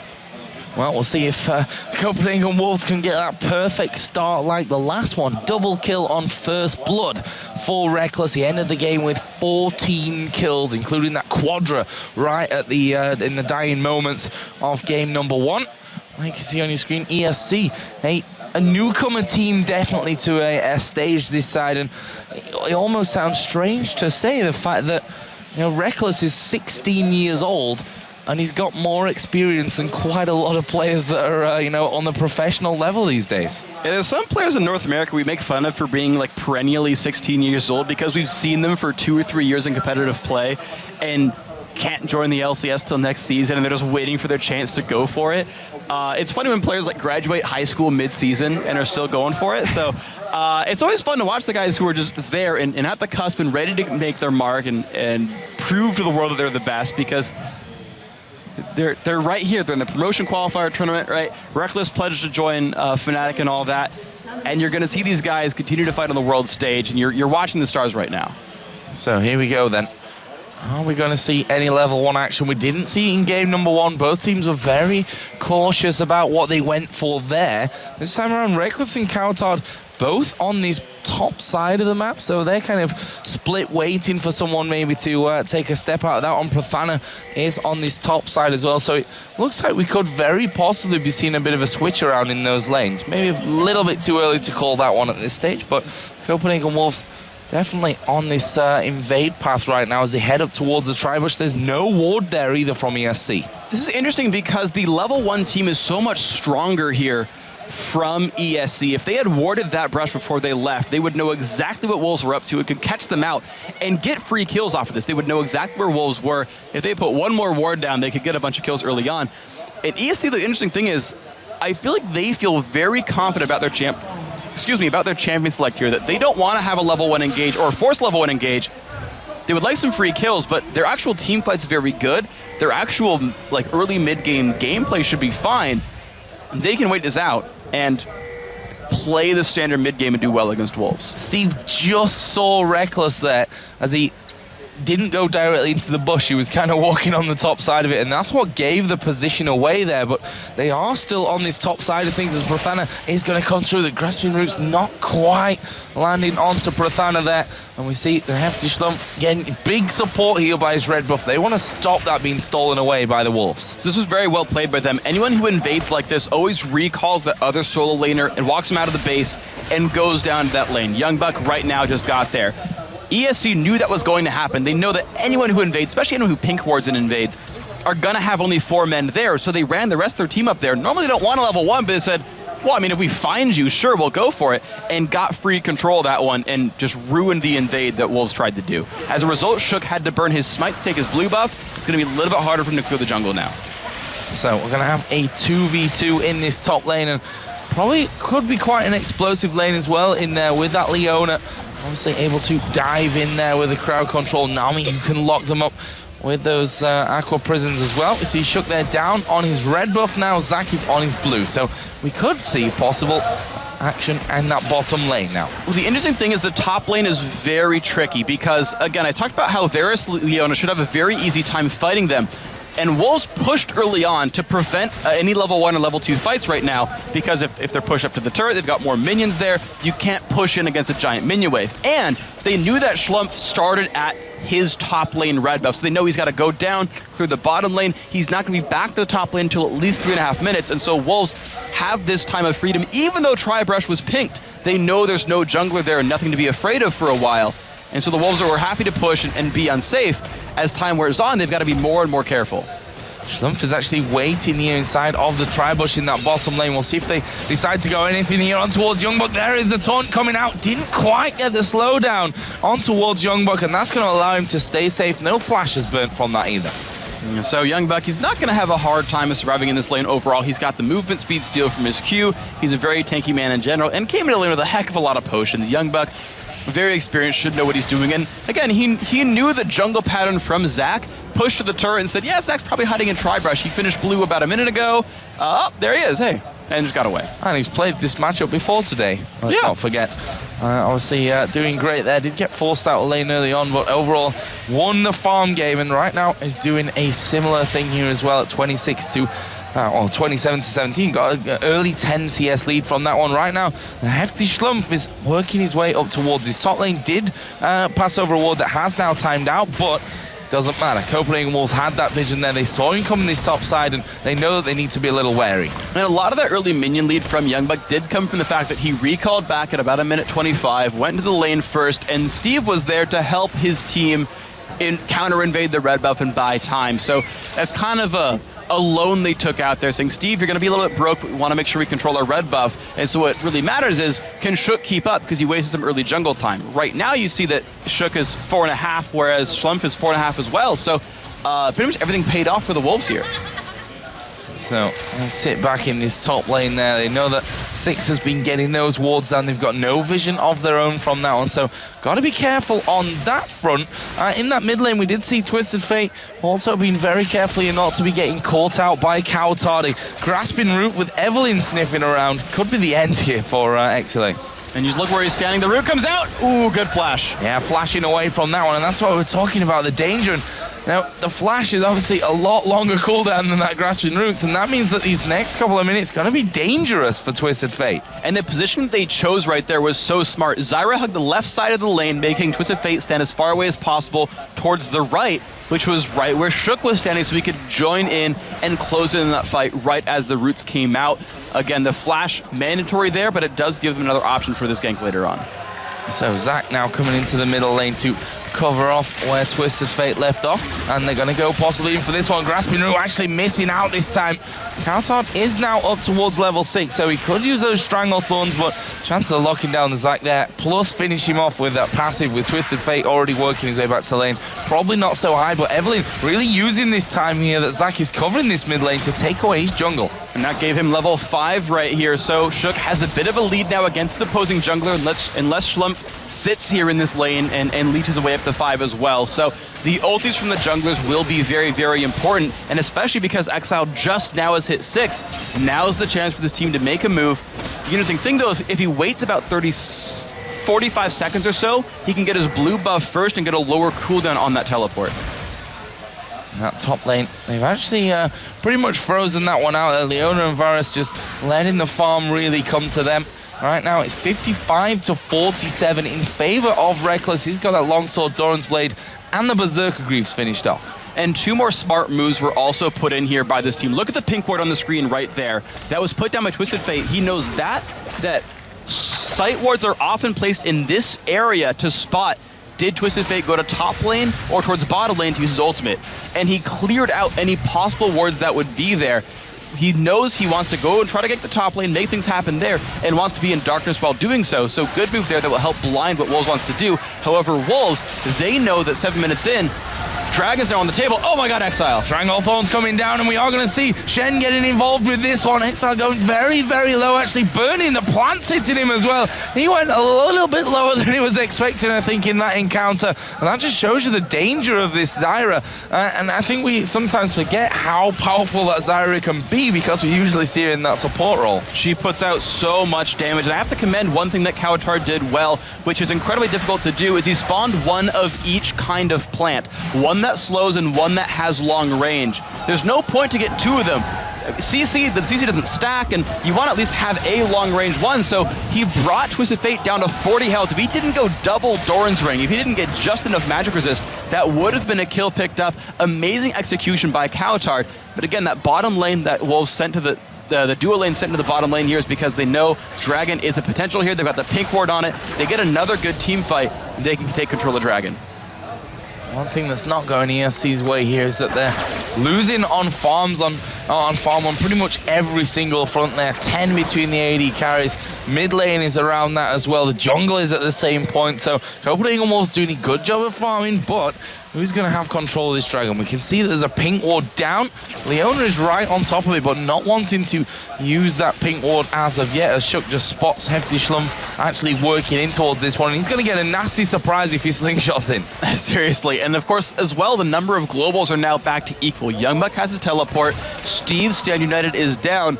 And Exile, the Twisted Fate, does have his own destiny. So you can have a 1-for-1 counter gank here, but it will mean that Youngbuck has to leave Steve's lane and will let that Shen really catch up in a fight. So there's not an easy force anymore for ESC. They could wait around, play the laning phase a little bit longer, and wait the last minute and a half till Stand United comes back up, then force a +1 engagement because they can ultimate in twice. And they might wait that long, they might go now.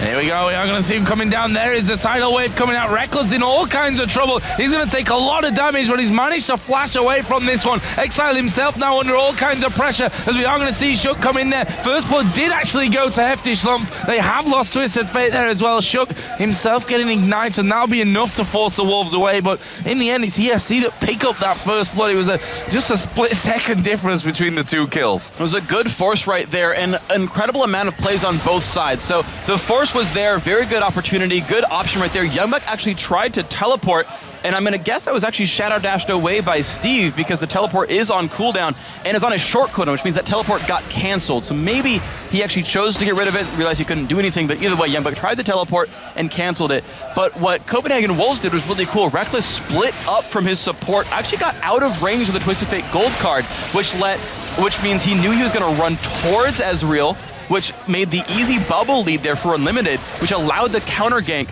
for Shook. So really good individual plays, made it a 1-for-1 instead of a 1-for-0.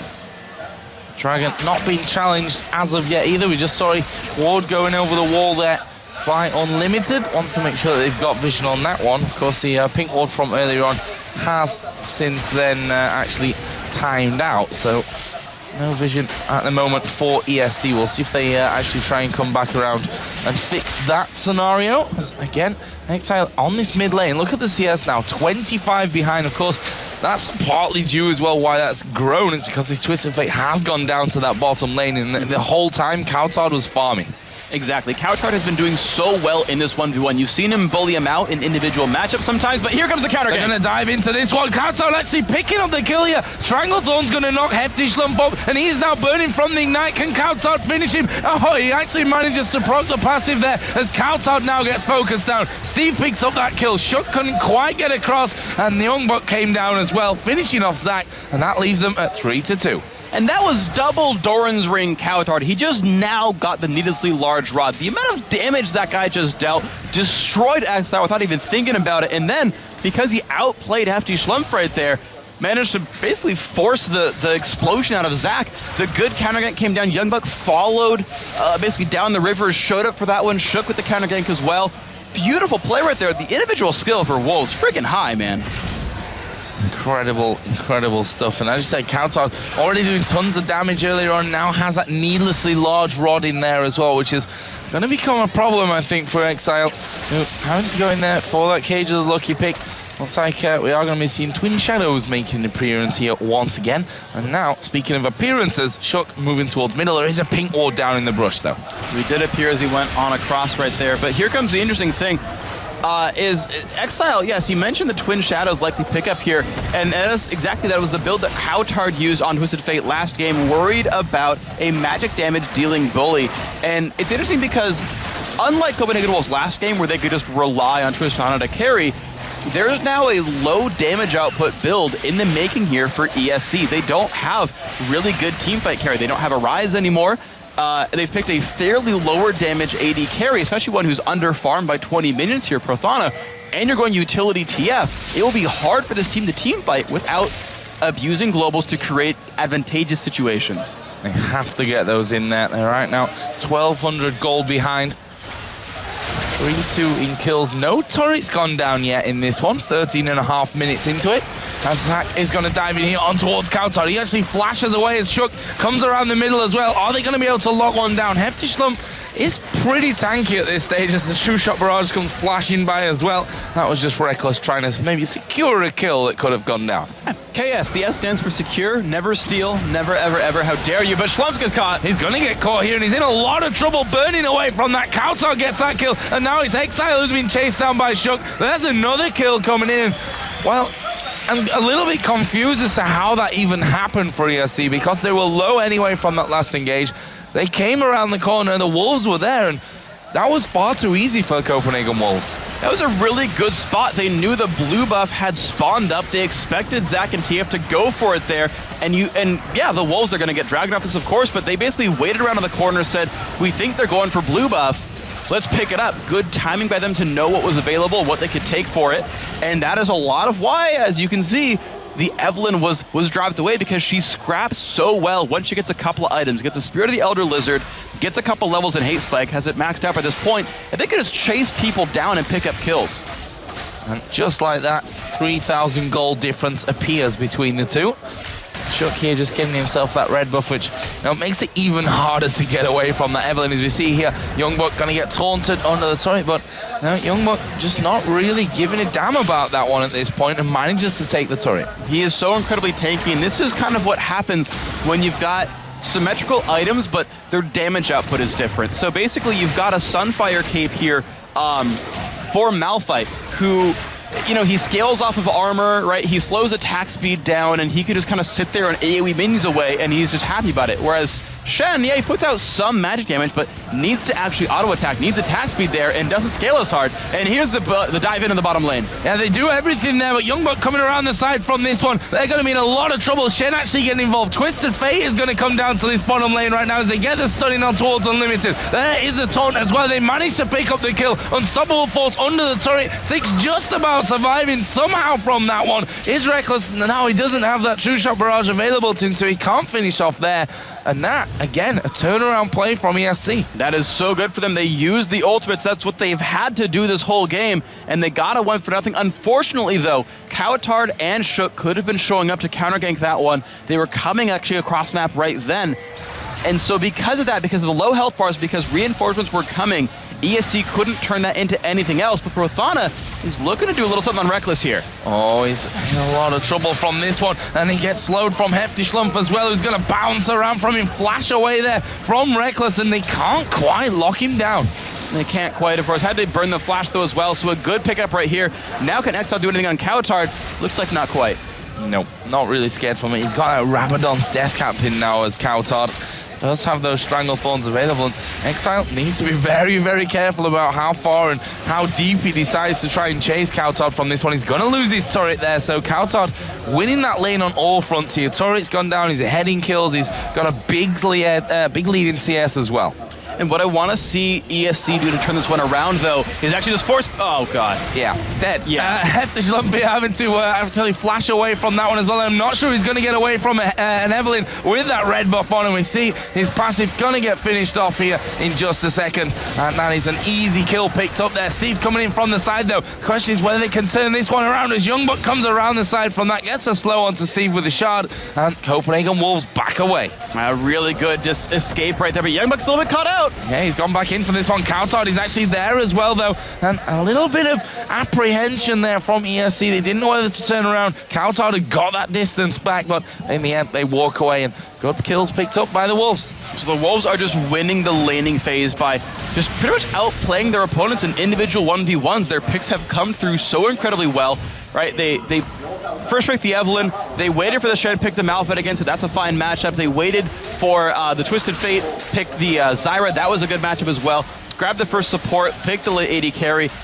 Every lane has worked out here for the Copenhagen Wolves in direct 1v1s and 2v2s. They've been direct matchups, they've won all of them just heads up. So what's interesting now here is that ESC can't let this keep happening. They can't keep playing the laning phase. Even the TF passive with the bonus gold is not holding them up in these battles. They need to force engagements. And the thing is, they have the ability to do so. The teleport for Youngbuck still a minute and a half away, whereas Steve Stand United is up in 2 seconds, and Exile's Destiny is up right now. And that is the thing that ESC has to keep doing, is force engages where they can make lopsided battles over and over again and snowball ahead that way. So there's Zyra getting that blue buff. Doesn't even need any help with it right now. No, easy minions. pickups. He's huge. He's got a Death Cap, he's got double Doran's Ring, the Sword Shoes. Even picked up a Elixir of Brilliance right here. Cowatard is absolutely being massive this game, and it's good to see because they put Reckless on a less hyperscaling AD carry, so Cowatard went full damage out. He was utility TF last time, now he is full AP Zyra, and you've seen him explode people. Yeah, doing really well with that one, so we are going to see Destiny coming down. There are the Stranglethorns, and there is Shook right on top of him. Exile is there, a flash away from Cowatard. He's going to get bounced onto here by Zach, actually slowing down as though he wanted to just let Shook catch up with him there. And now Shook going to chase down Hefty Schlumpf, absolutely explodes him, and that will be a 3-for-1. A brilliant trade again for the Wolves. That was a 2 versus 2. That was a 3-for-1 and a 2 versus 3, I should say. So we can get to the bottom, though. There we go. Prothana is going to go head-to-head here with Reckless. Has he got the barrier? No, he doesn't. 6 finishes off that kill. Unlimited going to have to try and back away as 6 comes underneath that turret. And he needs to be careful with that one. Decides to back off, and rightly so. But they do get another one back here, at least ESC, taking down Reckless, who having a different game this time around at 0-2-0. Well, he didn't get that double kill at level 1. It makes it a lot harder. And though Reckless has been outlast hitting his opponents in lane, the actual explosive power of Varus Leona is so high. They're incredibly bursty, have a ton of crowd control, and there's simply not enough clutch durability on this lineup to deal with that. You don't have like an Alistair headbutt to knock people away and break things apart. You don't have like a Galio putting bulwark on you, or a Kale or a Zillion, or any of those like huge turnaround mechanics, and so you can burst out an AD carry even with just 2 people, and that can get worse in a team fight because that Cowtard's too huge to deal with. And we're seeing a very different Chuck this time around as well. Look at his score right now, 5-0-4. And kind of struggled to get into that first game somewhat, especially in the in the early to mid game as well. But this time around, he has been impressive. He's got a 2,300 gold lead right now over his opposite number. Zach and a hefty Schlumpf there, just spotting that Evelyn coming in. He's like, nope, not going to get involved there. Yeah, honestly, Shook's been having an amazing game right here, that even though ESC has all these globals, these ways to get into fights, and like all these movement abilities, Shook is still the one being more omnipresent than Twisted Fate, more omnipresent than Shen. He has been everywhere and forcing engages. The thing is, he's pretty much just showing up for Cowtard over and over because he knows the follow-up is there, but that's fine. It's working every single time. Those 2 guys playing the buddy system are controlling this game from the middle lane. And Cowtard showing that he's quite happy to play out Zyra against Twisted Fate. Look at the difference in score, 0-5-3 at this point for Exile, who's, well, he's just not got into this game, as he's massively behind in terms of farm. He's massively behind in terms of kills. His items are nowhere near what the damage that Cowtard's able to output here, as we are going to see Copenhagen Wolves getting ganked in the bottom lane. Reckless caught completely out of position. Unlimited going to get slowed. There is a Let's Bounce as well, and now he gets stunned up by Twisted Fate. He's not going to get away from this one. That is exactly what they needed. The kill gets picked up right there. Young Buck actually had tried to teleport in and realized, nope, I really still can't do anything right here. That's what they needed. Those are the moves ESC needs to make. With the outer turrets down, it's easier to find these fights. They're going to go for Shook. They need to be careful here because Twisted Fate and the rest of the team coming up. Shook is going to get finished off here. I say that as he presses his W. There's a stun card though, and that will be the finish off. It's Steve that picks it up, and he gets all that lovely gold, 500 of it in fact, for shutting down Shook, and that's another really needed boost for ESC. Yeah, it was absolutely massive for them. A lot of shutdown gold picked up right there. Of course, they're holding Reckless down as well, which does matter quite a lot. And of course, the other thing you saw was Young Buck on the side said, well, my lane left, I guess we'll push a turret down, and he's done that so far. Young Buck's made a lot of turret headway. ESC finally gonna find one of their own, though. This is needed. Or are they?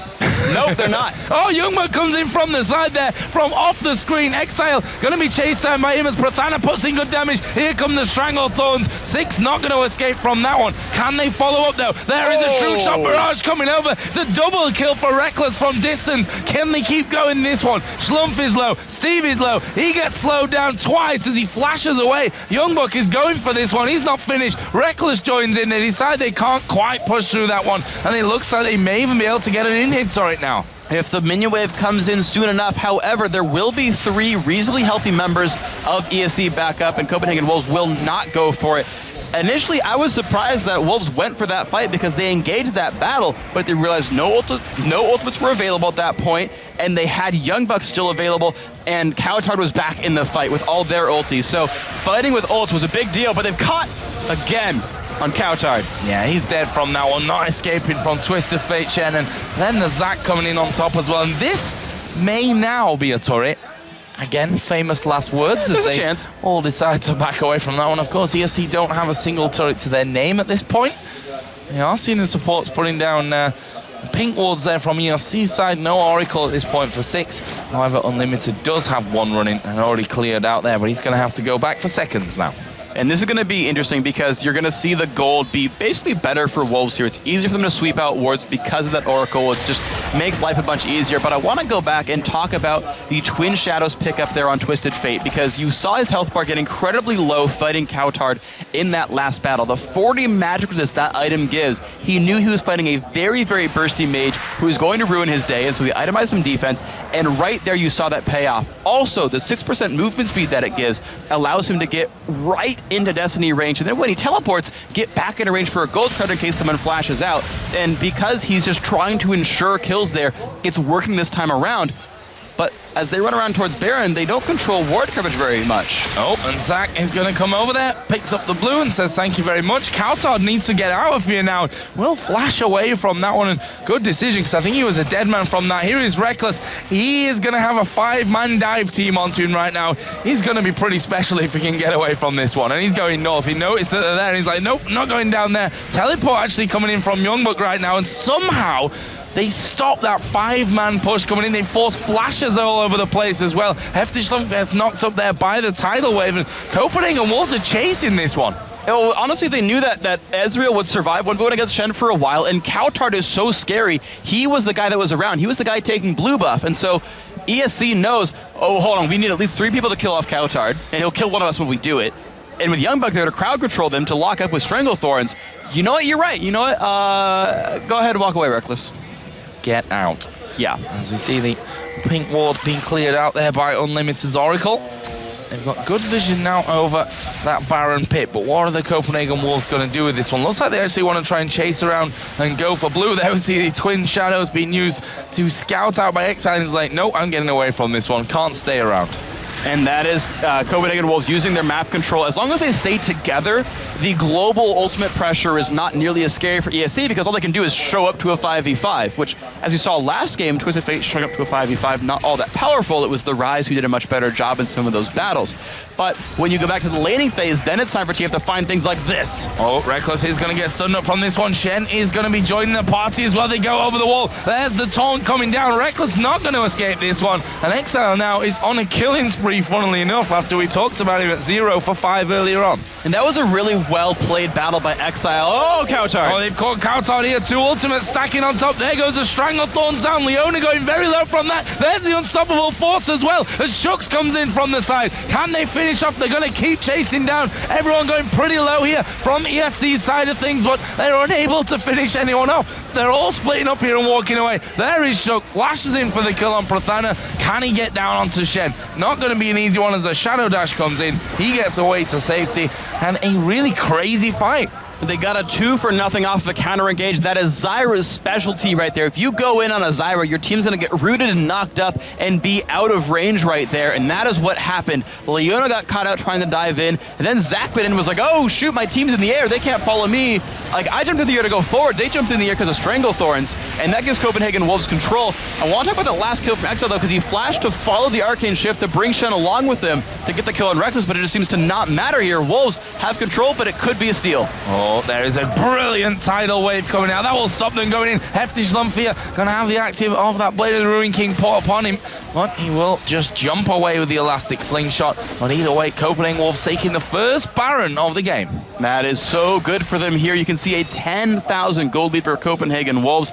5 turrets, they've still held on to all those outer turrets right there. We kept seeing teamfight wins by ESC, saying, okay, maybe they'll pick something up, but Wolves found a way to come back and kind of keep those from really doing anything to them. I'm trying to see if there are many dragons picked up here, and honestly, I don't expect many have ever come in for ESC, so there's basically no globals at all picked up by these guys, and that's why you're seeing such a different gold lead. Even though the kills are so close, the fact that Wolves are turning kills into objectives and turrets and dragons, whereas ESC can't do that, is putting that team ahead.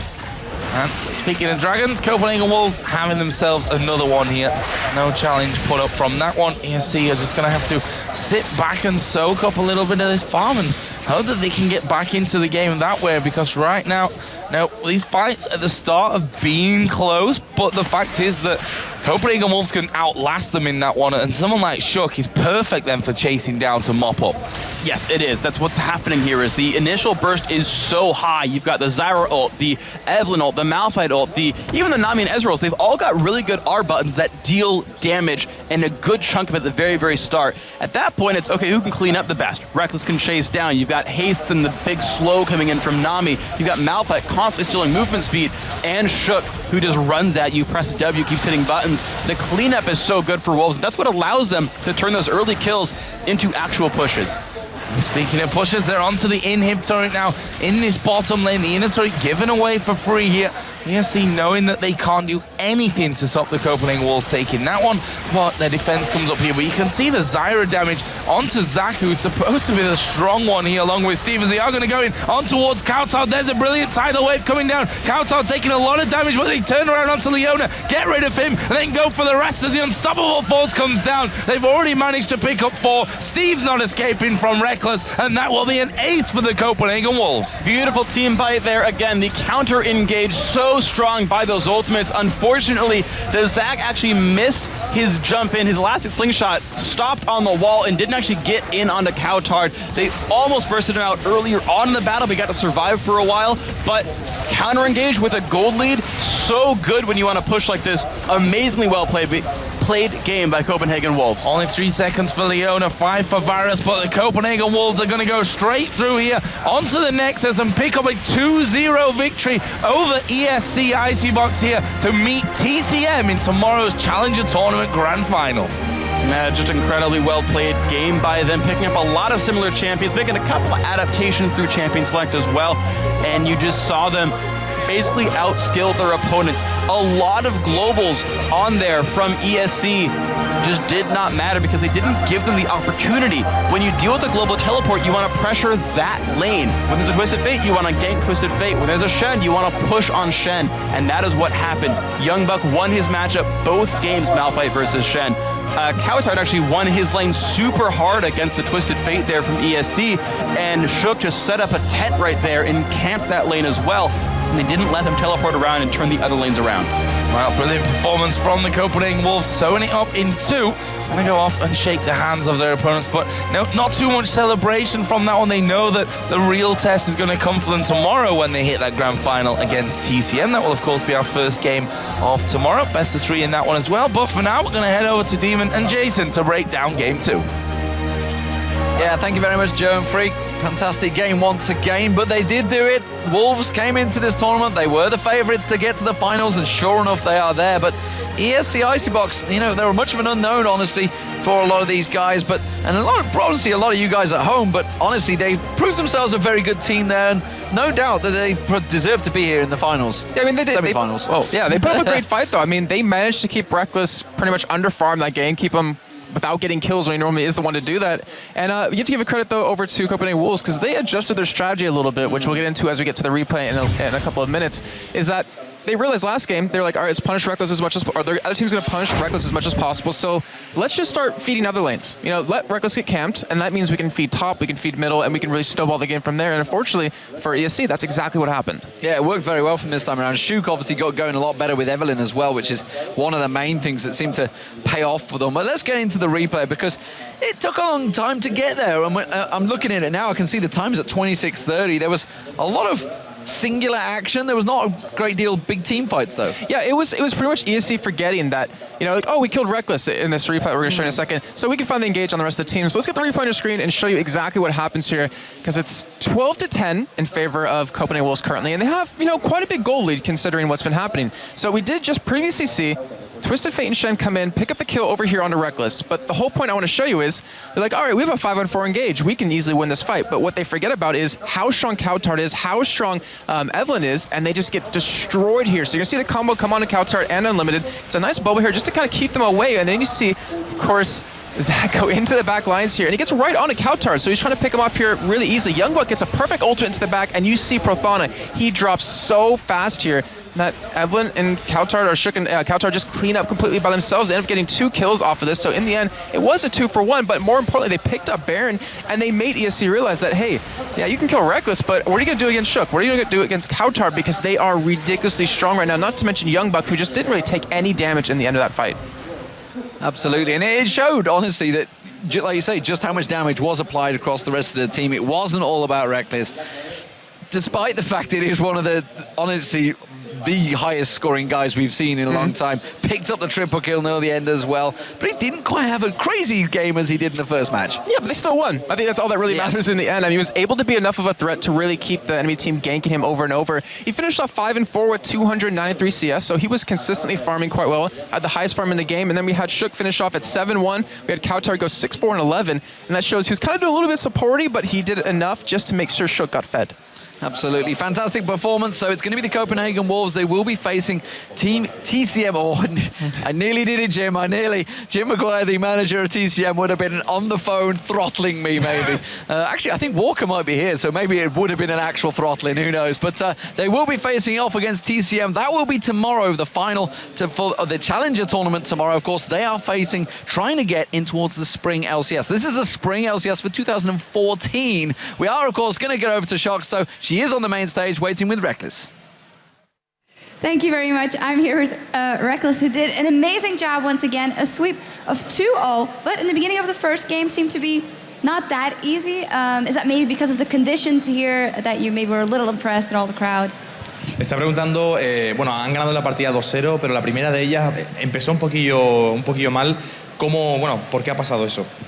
I think all of us in pretty much every team that plays is always nervous when they're playing because the crowd is putting a lot of pressure and stuff. So the beginning of the first game is always important because if you get a good start, you feel really good, and the enemy team feels really bad. But I think we were more experienced overall, so in the end it ended up with us snowballing the game and me getting fed. So. Está comentando que, bueno, al principio, con el tema del público y demás, y al ser la primera partida también, todo el mundo se pone algo nervioso, pero por el simple hecho de, bueno, tener algo más de experiencia, pues ahí han podido remontar un poco más. Pero eso, al principio ha sido así por el público, básicamente. You went for a Nami as support in both games. Is that a champion you really like to play with, and why? Han piqueado o han cogido, mejor dicho, a Nami en las dos partidas, además seguidas. ¿Es un campeón que le gusta jugar o qué? I think Nami is support in her own league because her Q has a flat second knockup. It's always 1.5 seconds. And since every AD starts Doran's Blade these days, and you hit a Q with Nami level 1, it's really devastating because then you can pretty much have a free trade for 1.5 seconds, which she is pretty unique with that because no one else does it. So I think she's a really good and strong support right now, and may end up with a nerf as well, but right now she's one of the best. So. Para él, Nami es uno de los supports que ahora mismo se pueden llevar más, uno de los más fuertes, porque por el simple hecho de tener una Q que además cuando se va poniendo más, digamos, más puntos, no varía el tiempo que se stunea, pues básicamente lo que hace es que el AD se pueda poner una espada de Doran al principio de la partida y pueda estar muy protegido por ella. Es por eso por lo que para él, Nami es uno de los campeones o de los supports más fuertes y cree que de alguna forma también debería tener algún nerfeo. Now, everybody knows you're being bred to join Fnatic when you turn of age. So do you think that training with the Copenhagen Wolves has learned you a lot? Being in the Challenger circuit is keeping you on top of your game? La pregunta es que si ha cogido o ha decidido estar en un equipo mientras espera para entrar en el otro, que en este caso sería Fnatic, si está tomándose esto como un entrenamiento de alguna forma o si hay alguna otra razón. I think the Challenger circuit is pretty much the only way to prepare the best because solo queue is very unreliable. Everyone gets frustrated in solo queue. Everyone knows that, and it's really hard to as well. Like you need to be the best in the circuit on Shelf Challenger to play a lot because you have a lot of qualifiers and stuff. It's not like LCS where even if you lose, you're in next week. So you need to be on top notch to be in every week. And if you're in every week, you play a lot of games. We have been traveling like 3 events the last 2 weeks, so we get a lot of experience and it's going to help me in the end when I join Fnatic. Pues el tema para jugar, bueno, el hecho de jugar en la liga aspirante, en el circuito mejor dicho de la liga aspirante, hace que pueda jugar muchísimas partidas. Gracias a eso, de hecho ha comentado que ha viajado 3 veces y demás, ha podido practicar muchísimo y eso es lo que le mantiene realmente en forma. And now, of course, tomorrow, the grand final versus TCM Gaming, $30,000 at stake, as well as a chance to qualify for Season 4 for your own team. So what are your chances in that matchup? Bueno, está comentando, bueno, ahora viene la final contra TSM con esos $30,000 de premio y además la posibilidad de poder meterse ya en la LCS, bueno, mejor dicho, en el clasificatorio, la LCS de la temporada 4. Esta partida, ¿cómo se presenta? We have played TCM a lot because when you're in the Challenger circuit, you're pretty much out of the league of LCS. Like LCS teams want to scrim each other because they want the same level of game, even though I think a lot of Challenger teams are as good as LCS teams. But we have been scrimming a lot with TCM because they are one of the best Challenger teams. So we both know each other a lot, and I think it's going to be a very tough game, and it's going to end up with a fair winner. Comenta que, bueno, TCM ya es un equipo, TCM, mejor dicho, es un equipo ya que contra los que ellos han jugado mucho. El tema es que básicamente todos los, digamos, los equipos de la LCS suelen jugar entre ellos y por eso no tienen tantas opciones para jugar contra ellos e intentan aprovechar todos los equipos del Challenger Circuit para poder jugar. Le parece que va a ser una partida bastante dura, pero vamos a ver qué pasa. Thank you very much and good luck tomorrow. Now the League of Legends action here is just getting started as we have 4 LCS matches coming your way, starting with MYM and Fnatic. MYM absolutely dominated in yesterday's game and they'd like to do the same, but Xpeke is going to do everything he can to be the first Spaniards to win in Tenerife. La acción en League of Legends está simplemente comenzando. Tenemos 4 partidos que se jugarán hoy, empezando con Million Makers y Fnatic. Million Makers dominó completamente en el partido de ayer y hoy quieren hacer lo mismo, pero Xpeke hará todo lo que esté en sus manos para ser el primer español en conseguir una victoria en Tenerife. And now it's time for you to talk back as we want to know which player has impressed you the most over the course of the EU LCS Summer Split.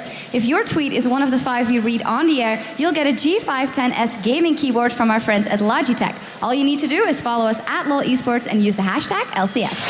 Ahora es vuestro turno para comentar. Queremos saber vuestra opinión acerca de qué equipo es el que crees que ha hecho mejor papel en el split de verano. Si tu tweet es uno de los 5 que leemos en directo, ganará directamente un teclado gaming G5 10S de la mano de nuestros amigos de Logitech. Todo lo que necesitas hacer es seguirnos en LOL Sports y utilizar el hashtag LCS. Now you can also let us know what you think by picking the winners for all of this weekend's games. Just go to lolesports.com, click on matches and vote away.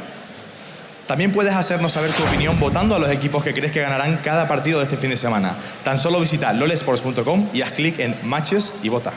Now, after the break, we continue our coverage of the European LCS. Kicking things off, Meet Your Makers will contend with Fnatic and a Spanish crowd that loves their Xpeke. Don't go anywhere.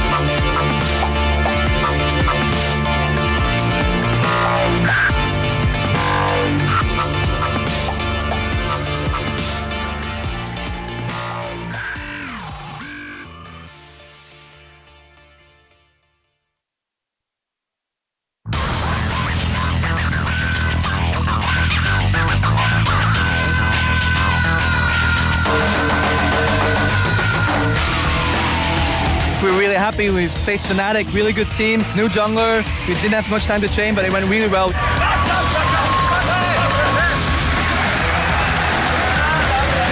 We could really see that the crowd was going wild as well. A really thrilling experience, really awesome. The match was pretty hard for us because Lemon Dogs is one of the top teams. Of course, I like all Spanish fans. They are like Russians, I don't know why, but they are crazy.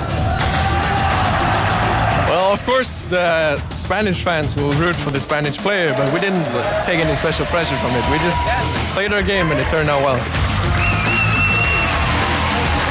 It's cool to see all the people cheering. I think that they love all of us. Even while you're playing, you see them cheering your name. It's really, really cool.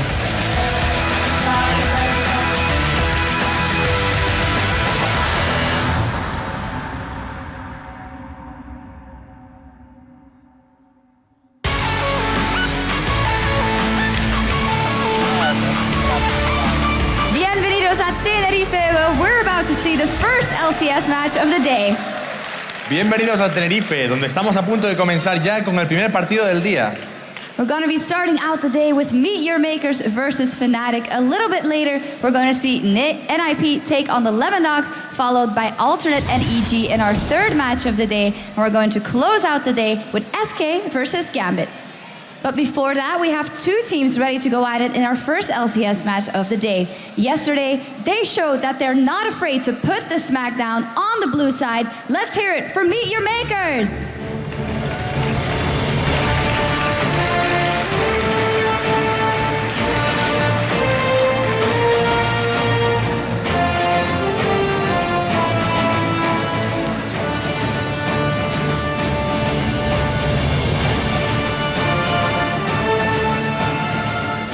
And on the red side, the Spring Split champions, give it up for Fnatic!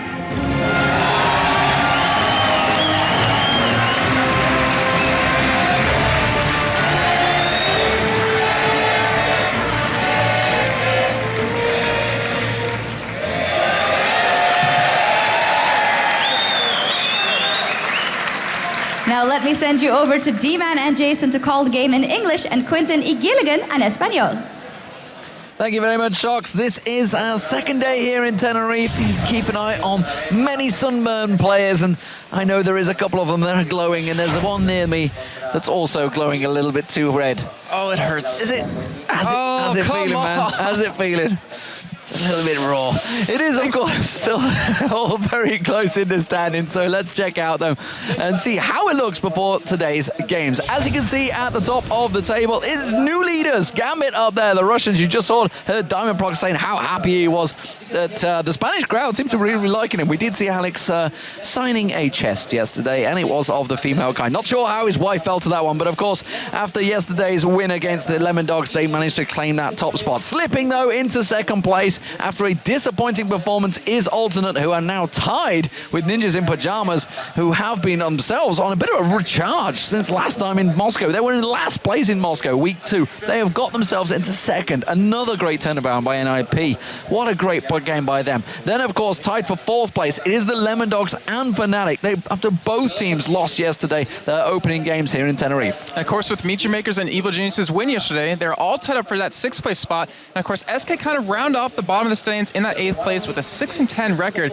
But remember, with 2 days of games left, there's a lot of standings that can really shuffle around, and we're going to see as that goes on throughout the days. But in the meantime, we do have a game coming up, so let's take a look at the lineups. Yeah, of course, starting out on the blue side, it will be Meet Your Makers. Yesterday wasn't too great for them. They did okay, though. Kubon in that top lane, Makata in the jungle, Sharu in that mid lane, Makler as the AD carry, and Big Libic as support. Big Libic, and of course, over on the red side for Fnatic, we have Soaz in that top lane, Sana in the jungle, Xpeke in the mid lane, Pushu and Yellowstar as AD carry and support. I believe it's Eki Peki, isn't it? Something like that in Spanish. I think that's what they call them. But before we go any further, let's see who you guys at home, the community, thinks will win this one. Jason, what does it look like? It's actually very heavily in favor of Fnatic. 74% of you think that they're going to win. Shock horror. I don't know. I mean, I kind of agree and also disagree at the same time, because Meet Your Makers, their whole composition they used yesterday looked very strong, and Fnatic obviously didn't look amazing, but anything can really happen overnight. They've got a big fan base, so it's no surprise it's up there. Remember, you guys can head over to lolesports.com. That's where you can vote on who you believe will be winning these matches at this event. It's going to be happening all weekend. We've got a lot of matches tomorrow as well. So let's see how these teams stack up. Fnatic looked asleep at the wheel yesterday. The crowd did their best to pump them up, but they just couldn't make their split push strategy work. If they're going to have a good weekend, they need to wake up and energize their gameplay. Yeah, I mean, they really had all the tools they needed to deal with Evil Genius's double AD composition that they threw at them, but that goal deficit they kind of got stacked up further and further away from them, just kind of held them back. And they also seem to lack that little bit of an extra edge that we normally see them have when they win these games. They did run Severe, though, for the first time. Is it Severe or Sivir? Severe or Sivir? Sivir. I'm going to say Sivir, sorry. Severe. I always hear it so many different ways. Sivir for the first time. And it wasn't amazing, but he did have that fantastic spell shield onto the Unstoppable Force and the Caitlyn ace in the hole that kind of wowed everyone. But it didn't really seem to offer exactly what Pushu and Fnatic needed to kind of win that game. It wowed everyone, but I'm still not sure whether it was a bug or it was working as intended. I even asked a number of people this morning. Patrick Scarborough is here, though, so he's one of the main design guys, so we'll be able to check out whether it is with him, as well as Daniel Clark Klein, by the way, he's here on another designer as well now. Used to be a caster, you may recognize him. On the other hand, though, Meet Your Makers, they did look great. They look great, like a team that honestly has finally started to get back into the hype that they started out back in DreamHack when they went 4-1. They've only won one game in the studio, though, so they're definitely more comfortable playing in front of big crowds. And more importantly, they were able to pick up their first win in 5 games. You know, the whole mental effect of losing that many games in a row, and you can never really go underestimated, but the AoE control composition they ran yesterday destroyed SK, and with that win, though, I'm sure they kind of have like a sigh of relief. They're like, finally, the pressure's off of us. We're starting to get a couple of wins. They probably feel a lot more relaxed. Interesting, we just saw Soaz on the screen there, and he's been actually pretty vocal about how he wasn't happy about playing Shen yesterday. We'll see whether his team forces him into that. It's a champion he doesn't like, which is unusual because you always associate Soaz playing everything, but it's definitely a champion he didn't appreciate. We saw Kuban, of course, he did pick Zach, and he went 4-2-6. Seems to be working out well from him. At least he's been banned away from him pretty heavily lately. Yeah, I give him a lot of credit because that was his go-to champion. Even back in the summer promotion tournament, he loved to play that. And when he realized every team's like, hey, we ban out Elise, he's not going to be as strong, he's really been pushing it. He's really been trying really hard to learn these new champions, and it's really been showing off, I have to say. Yeah, so these teams currently are 1-1, I believe, tied between each other is how it stands. Yes, it is. Just looking towards the stats. And so the last time these guys won, it was week 4 where Fnatic picked up the win. Because it was, I believe, week 1 where Meet Your Makers beat Fnatic. Right. I'd have to double check that, though. I believe you are right. And the thing was, that was when Meet Your Makers actually ran Zilean in the mid lane. Yes. So they had Nocturne in the jungle, they had Zilean, and they had Zac in the top lane. So they kind of used the bomb delivery system instead of the ball delivery system. It worked out quite well for them, but Zilean just didn't seem to work out too well in the end of the game. Well, they've had they're one of the teams that always sits a little different from everyone else. They have Kuban and Charu in the side there, and you can see it's Makata actually in the middle next to Makta, his brother, and Libic to the side. So they don't go with the standard mid laner in the middle. They haven't set up as they are because I believe Makata makes all the calls. We are having the picks and bans coming in. Jarvan, Kassadin being taken away from Fnatic. No surprises there. Nunu being taken away by Fnatic. So Synod's not been overly successful with Nunu. His smites, all consumes, have just not been working. Twisted Fate also being taken away. That kind of affects both mid laners. Yeah, it's kind of one of those picks that you want to take away. Fnatic doesn't want to let that go as a first pick, and obviously they don't really feel confident they'll be able to pick it up as a second, so just take it away. And the Kassadin obviously we target over to Xpeke, who actually very early, I believe it was a blind pick Kassadin into their match yesterday, and it didn't work out as well for him, honestly, but the Jarvan, so that is kind of an unusual ban lately. It was kind of banned out more in the beginning of the summer split, but it seemed to be let through a lot more because people aren't too worried about it. But the thing is, Zac is still available.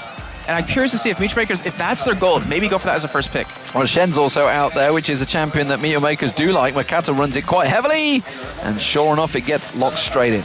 He's actually one of the few people that runs that Shen in the jungle. And flash taunts all the time as well. Oh, yeah. I mean, in the summer promotion tournament, the first game he played on it didn't do well, but he played the next 5, I believe it was, on it, and just smashed the teams completely. And we're going to see how it's going to work out here, but there's a downside of Shen in the jungle. If you kind of invade him a little bit, if you hold him back at the beginning a little bit, he kind of gets really slow, won't approach that 6 as fast as you really like him to, and with the current meta of how things go, you want to be invading. You want to be taking away buffs, you want to be counter jungling as much as possible, and that might hurt because Shen cannot really duel any of the current junglers. We'll see how it works out. The fact that they know that Shen is going to be out there looking for blood, what will Fnatic decide to go with? Will they go for a jungler themselves? I'm seeing Charu's, he's debating. You can see fingers going around. He's like, they're going to pick this. We're going to go with this, and this. I thought it was drumming. Well, maybe he's just got a Shun going. He's just got a Pete going. I don't know. But it is going to be Shinzao and Nami being selected. So, again, it will be Yellow Star this time on Nami. Nami being very heavily picked throughout the European LCS this season. I mean, she has just a fantastic kit. As you heard Reckless talking when he was playing with Nami, has that 1.5 second bubble that you have at level 1. You don't need to rank it. Is it 1.5 or 2? I believe it is actually 2 or 2.5. But it's a long bubble cooldown. The thing is, it doesn't take the CC from it doesn't scale as you level it up. So you only need 1 point in it to really make it effective, and then you can level up obviously your heal or your extra damage on top of that. And it makes it so your AD carry can actually chase very well with that slow built in and with the movement speed you get from her. Well, we'll see how they counter that one. Shinzao has been pretty successful in the jungle. A few times he has been picked in the LCS by a number of champions, and I'm thinking Diamond players that started playing him pretty heavily. Are we going to see Makla back on Vayne? If they do go for that, what will they match it with? Well, Oriana's going to get locked in pretty quick. Charu on Oriana has been pretty special lately. Yeah, I mean, not quite Bjergsen level though. Oh, not like yesterday. That was ridiculous. He was close to a record. Yeah, 120 CS difference in the mid lane on that game. But as we saw earlier on today, even actually in OGN that just happened a couple of hours ago, how effective Oriana can really be. If you land that ultimate onto 3 or 4 members, especially if you get really fed, you can blow them up instantly. Yeah. And I'm curious to see if Charu's going to be able to do that yet again. And he also changed up his style yesterday. So normally he's the type of person that will save the teleport for late game and just kind of split push with it and join fights. But yesterday, he was very aggressive with that teleport, really coming into lanes, really making ganks work. Well, Draven, remember we are on 3.8. Looks like it might get selected. And if Jace goes in as well, that's going to be a lot of long-range damage coming at them. Will that be Soaz, though, on Jace in the top lane, or will it be Peke? We'll find out. I think that would be Soaz. I mean, if you think back to Gamescom last year, that was his main champion, and you saw him go up against a Shen. Obviously not to be this time, but he just demolished with the Jace, him. yeah. It was actually against Curse EU, I believe, at the time. Yeah, I think so. And yeah, so most likely going to be playing now. And I'm sure when he saw Kuban lock in that Shen, he's like, oh, thank you. I don't have to play Shen this game. Thank you. You got to go French for Soaz. I don't know. Which is French for thank you? I don't even know. Why am I asking an American? Of course it is. Sometimes my mind is not quite in there. Yeah, that's impressive. You are learning as you come into the European culture. But the final pick's coming out from Meet Your Makers. Enough talking about thank yous. Let's see what they do go with. It's, of course, going to be the support player. Zach is still open. I'm sorry. Zyra's open for Libic as well. I'm amazed that they're letting this many comfort champions get through to Meet Your Makers, but currently they have 3 of 5. Yeah, and if they go Zach and... Oh, okay. Bear. Okay, so that actually could be a Shen in the top lane. That worries me a little bit because Jace destroys him in that lane, and if anyone knows how to do that best, it would be Soaz. Even switching over to Makati here, so there's not a lot of AoE damage coming out of Fnatic, but the early game presence of Maokai has actually talked to Snoopy a week ago about it. He's so strong early, he's so good early. It's just about if you're really effective in landing these ganks. But I am really surprised because they lack a little bit of damage, but you have a Vayne late game, so it doesn't really matter. She's going to be extremely strong, going to be able to carry a team. You've got a lot of crowd control there, a lot of lockdown as well. The ball delivery system, as we like to call it, with the Maokai and Shen possibly all going in there, along with Charu's defensive ball. Libic looking like he's going to lock in. He has. So he's gone with Zyra. Most deaths in the LCS on Zyra. Not the great stat to have, but at least. He is a support, and you wouldn't tell it to his face. Oh no, he would punch you. but Fnatic though, I mean, just the fact that Meet Your Makers didn't pick Zac and Fnatic's taking this long on their last pick, I think it caught them off guard. I think they were trying to bait them into a Zac pick to just kind of punish them here, and now they're like, all right, well, what do we do? What do we need to pick here? Because they have that top laner to go for. Or will it be Ari maybe, or will it be Lissandra? And Lissandra actually could be played by either Soaz or Pekka. We have seen Soaz running it already. So that actually may be Soaz, that makes me think. Yeah, I would. That's a really tough call. I mean, it's 2 champions, though, that you can pick will catch their team off guard in terms of you're not sure who's going to go where. Because you know Soaz plays Jace, you know Xpeke can play Jace, you've seen Soaz play Lissandra already, you know Xpeke can obviously play Lissandra, so you're not 100% sure exactly what to do. And the thing is, with having an AD champion and an AP champion, it kind of messes up the rune pages of Kuban or whoever is going to be going up against them, where they want to get the optimal advantage they can. And what got me was when we saw Charu and Kuban actually was talking about the teleport that Charu runs. Teleport is not their tactic. That's just something Charu does.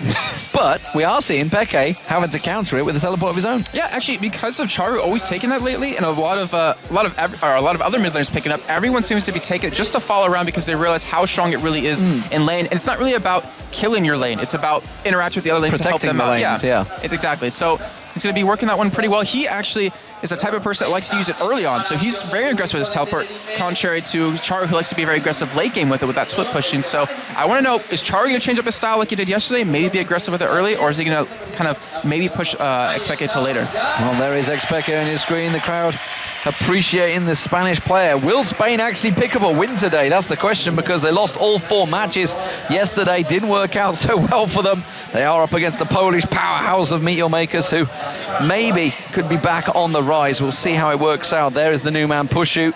Well, not so new these days. I guess he's been here for a couple of weeks. Yellowstar now as the support.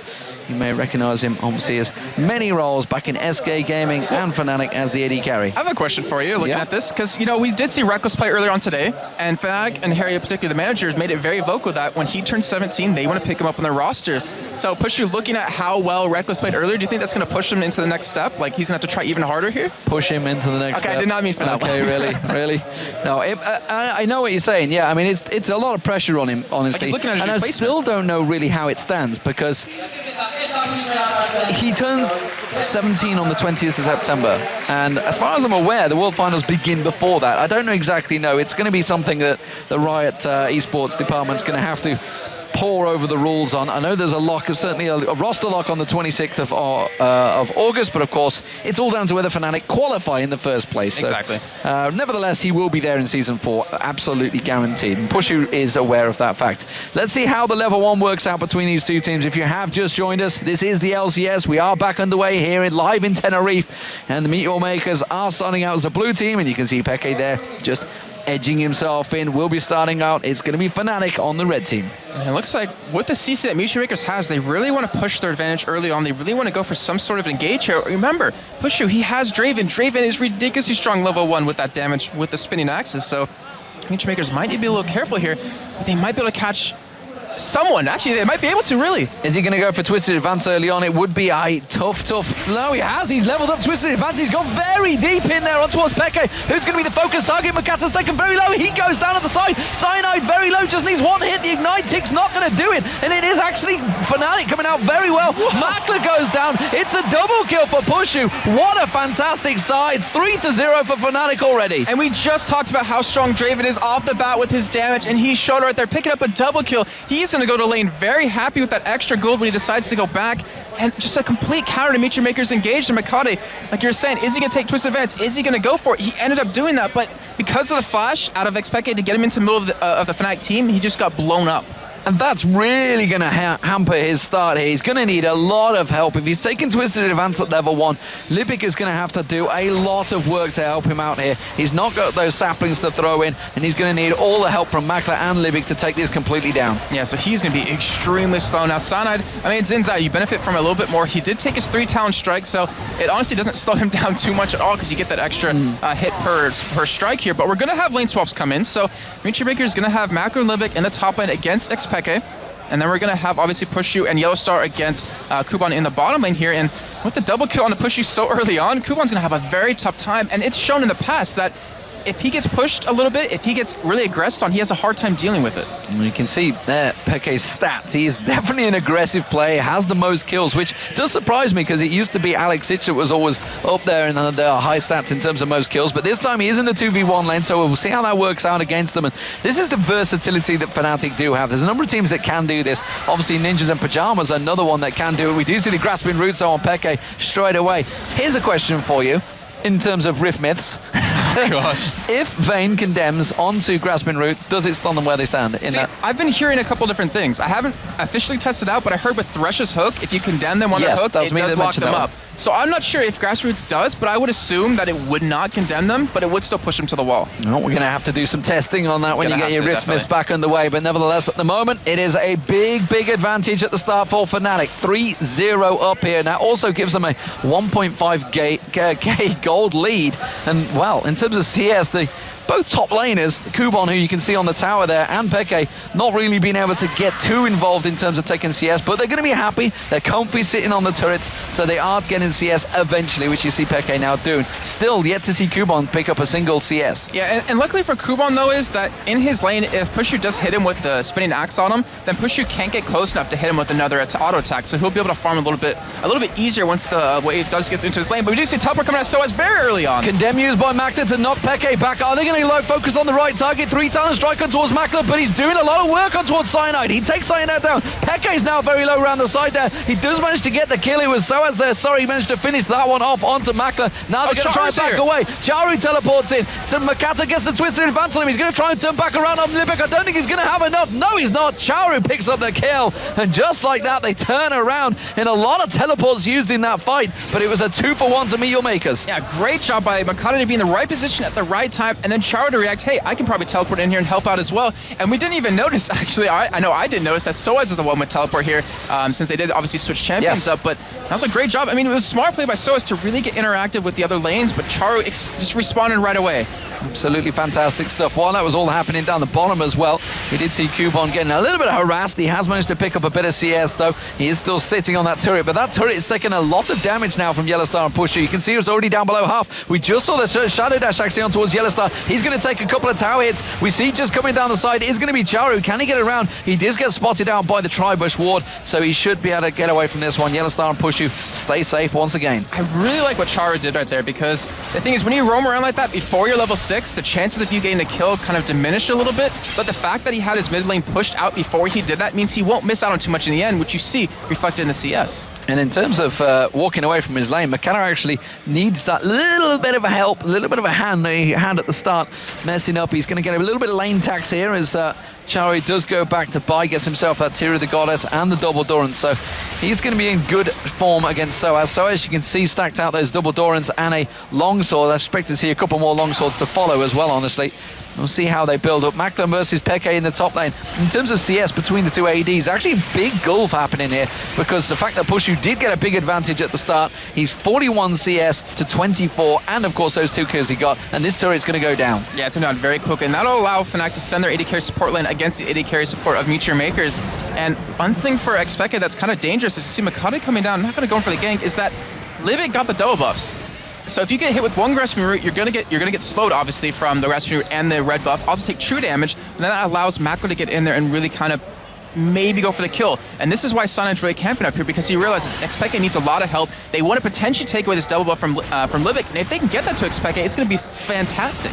A little bit of poke there from Peke. He's going to keep going. They're diving into Libic here. Can they get them double buffs back that you just mentioned? Cyanide, though, taking a lot of damage. Condemned. Makler's going to take him down. It's Libic actually that picked up the kill, would you believe it? And now Makler's chasing up towards Peke. Peke low on mana. Very heavy consuming mana, like Lysandra is. And we do see, finally, he couldn't get a lot out. I can't get a lot of words out either. It is, though, Libic, the #1 KDA for supports yesterday. That's a good stat considering his highest deaths before. Well, I'm thinking back to Intel Extreme Master Singapore, where you, myself, and Joe were there, and he actually led his team in kills in one of the games. Actually, he was like 5-0-4 because he picked up so many kills. But Makati's coming to this top side. Xpeke has got to be careful here. He's back on towards Peke. He's going to be able to get away from it. The third strike does come out there. I can never remember the bonus. Silver bolts, that's the damn one. See, this is what... See, Trevor goes away for a quick shot, leaves me. I just lose track of all spell names. I don't feel the pressure anymore. Well, Meteor Makers are going to be very aggressive here, try to take this turret down to respond to the turret they lost at bottom lane. And right now, Meteor Makers, they actually are down quite a bit of gold, being 7.5 minutes in. But with their composition they have, it really doesn't matter right now. As long as they make it so Soaz doesn't get too far ahead and they keep Xpeke down, which they've done a phenomenal job so far. And they're going to be quite far ahead, though. Xpeke, he does have 3 assists. He hasn't died just yet, but those 3 assists are really going to help carry him out of this early game into the mid game. Well, considering the start, this is actually really good development from Meteor Makers. They've managed to hold their own in the lane phase. It is going to be Fnatic taking the dragon here. Meteor Makers not going to be able to respond to this one. They're equal in turrets, but this is going to stretch that gold lead once again in Fnatic's favor, but it had closed the gap quite heavily. It's still only 1,500 between them, which is what it was straight after that initial engagement at level 1. Yeah, and I mean, because Fnatic has their AD carry support bot lane, and they know that Kubon was the one down there for Meteor Makers, they realize, hey, they're not really going to have any wards on here, so it should be a very easy dragon. Pick that one up with ease, and now Meteor Makers actually, they took away the red buff away from Fnatic, so phenomenal job. But you do see, Xpeke did spot it, did put a ward down, and is trying to keep control of their own jungle, because that's the really dangerous part. Meteor Makers are known for doing that. They like to take a turret down, be aggressive in your own jungle, and put a lot of wards down, then counter jungle you. But Fnatic, they're trying to stop that with this coverage. And we're seeing a different build coming out from Soaz as well. He's gone for that Brutalizer early on. Hasn't got the Tear of the Goddess in there yet. We do see Makata. He's going to go over towards the red buff. Looks like he's going to be giving that one to Charo. No, he's not. He's going to take it himself.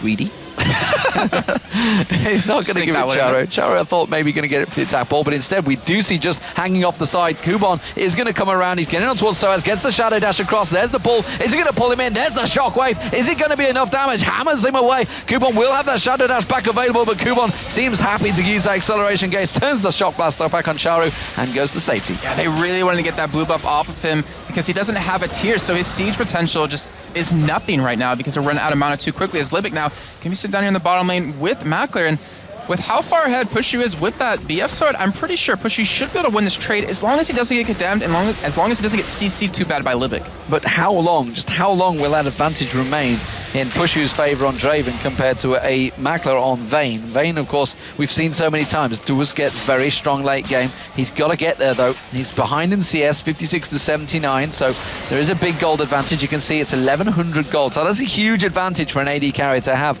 over your opponent. And the fact they are in lanes against one another, although saying that, it looks like there will be a change. Fnatic actually 5-man stacking in the mid here. Maybe they're going to try and create a situation. Yeah, what Fnatic did right there is they know Pushu's ahead, so he's stronger than Makler. So what they're doing is they're trying to control a lot of early objectives by taking that Dragon very early on, as we do see them trying to go to Charu. So they're trying to push the advantage they have right now to make sure that Pushu stays as far ahead as Makler as possible for as long as time as possible. Oh, Fnatic trying to bully themselves into something here. We do see that Pushu and Yellowstar are going to return back towards that bottom lane. Makler is on his own down there at the moment, so we'll see if he goes for anything here. They're still lingering, seeing if they can get on towards Charu. But the fact that Kubon's back in that top, they're going to have to deal with him. We do see Peke and Cyanide heading that direction, so they're going to prevent him pushing that lane down further. There is the aggression coming out from Makler this time, actually, on Pushu. The 2 silver bolts built up there. Didn't get the 3rd strike on towards him, which is what he was looking towards, get that spike of damage. Instead, they're just going to clear out the wave. They're going to push it on. A lot of pings going down on Makata actually around that mid lane, so Soaz is very much aware that there could be a gank coming. Yeah, Makata's been very effective early on, and he's taking advantage of the lack of wards that Fnatic's been putting down, but now because we're kind of approaching that middle game, as we do see Pushu get aggressive on Makler, and as we approach that middle game, is that Fnatic's putting a lot more wards down. They're trying to cover a lot more of the entrances, so Makata's potential of these ganks kind of diminish. He's got to be very sneaky, maybe even have Libic pick up a relatively early Oracle. Not right now, maybe about 5 minutes to really kind of excel their mid game into the late game power, but we're going to see as obviously time goes on. You saw briefly there just that little trade that Pushu and Makler had, just how strong Pushu is right now, and it did take him down to about half health, had to quickly lifesteal it all back, which is what Makler's doing right now. We'll see how that works out. Draven does have a good win rate in the hands of many players. In fact, mainly I'm thinking back to Kraton when he used to run it, and he was the NIP man. Freeze. He's got a 100% win rate with Draven, which is why he gets banned out against him so often. Even though Gensha plays him too. He's played him 1 game.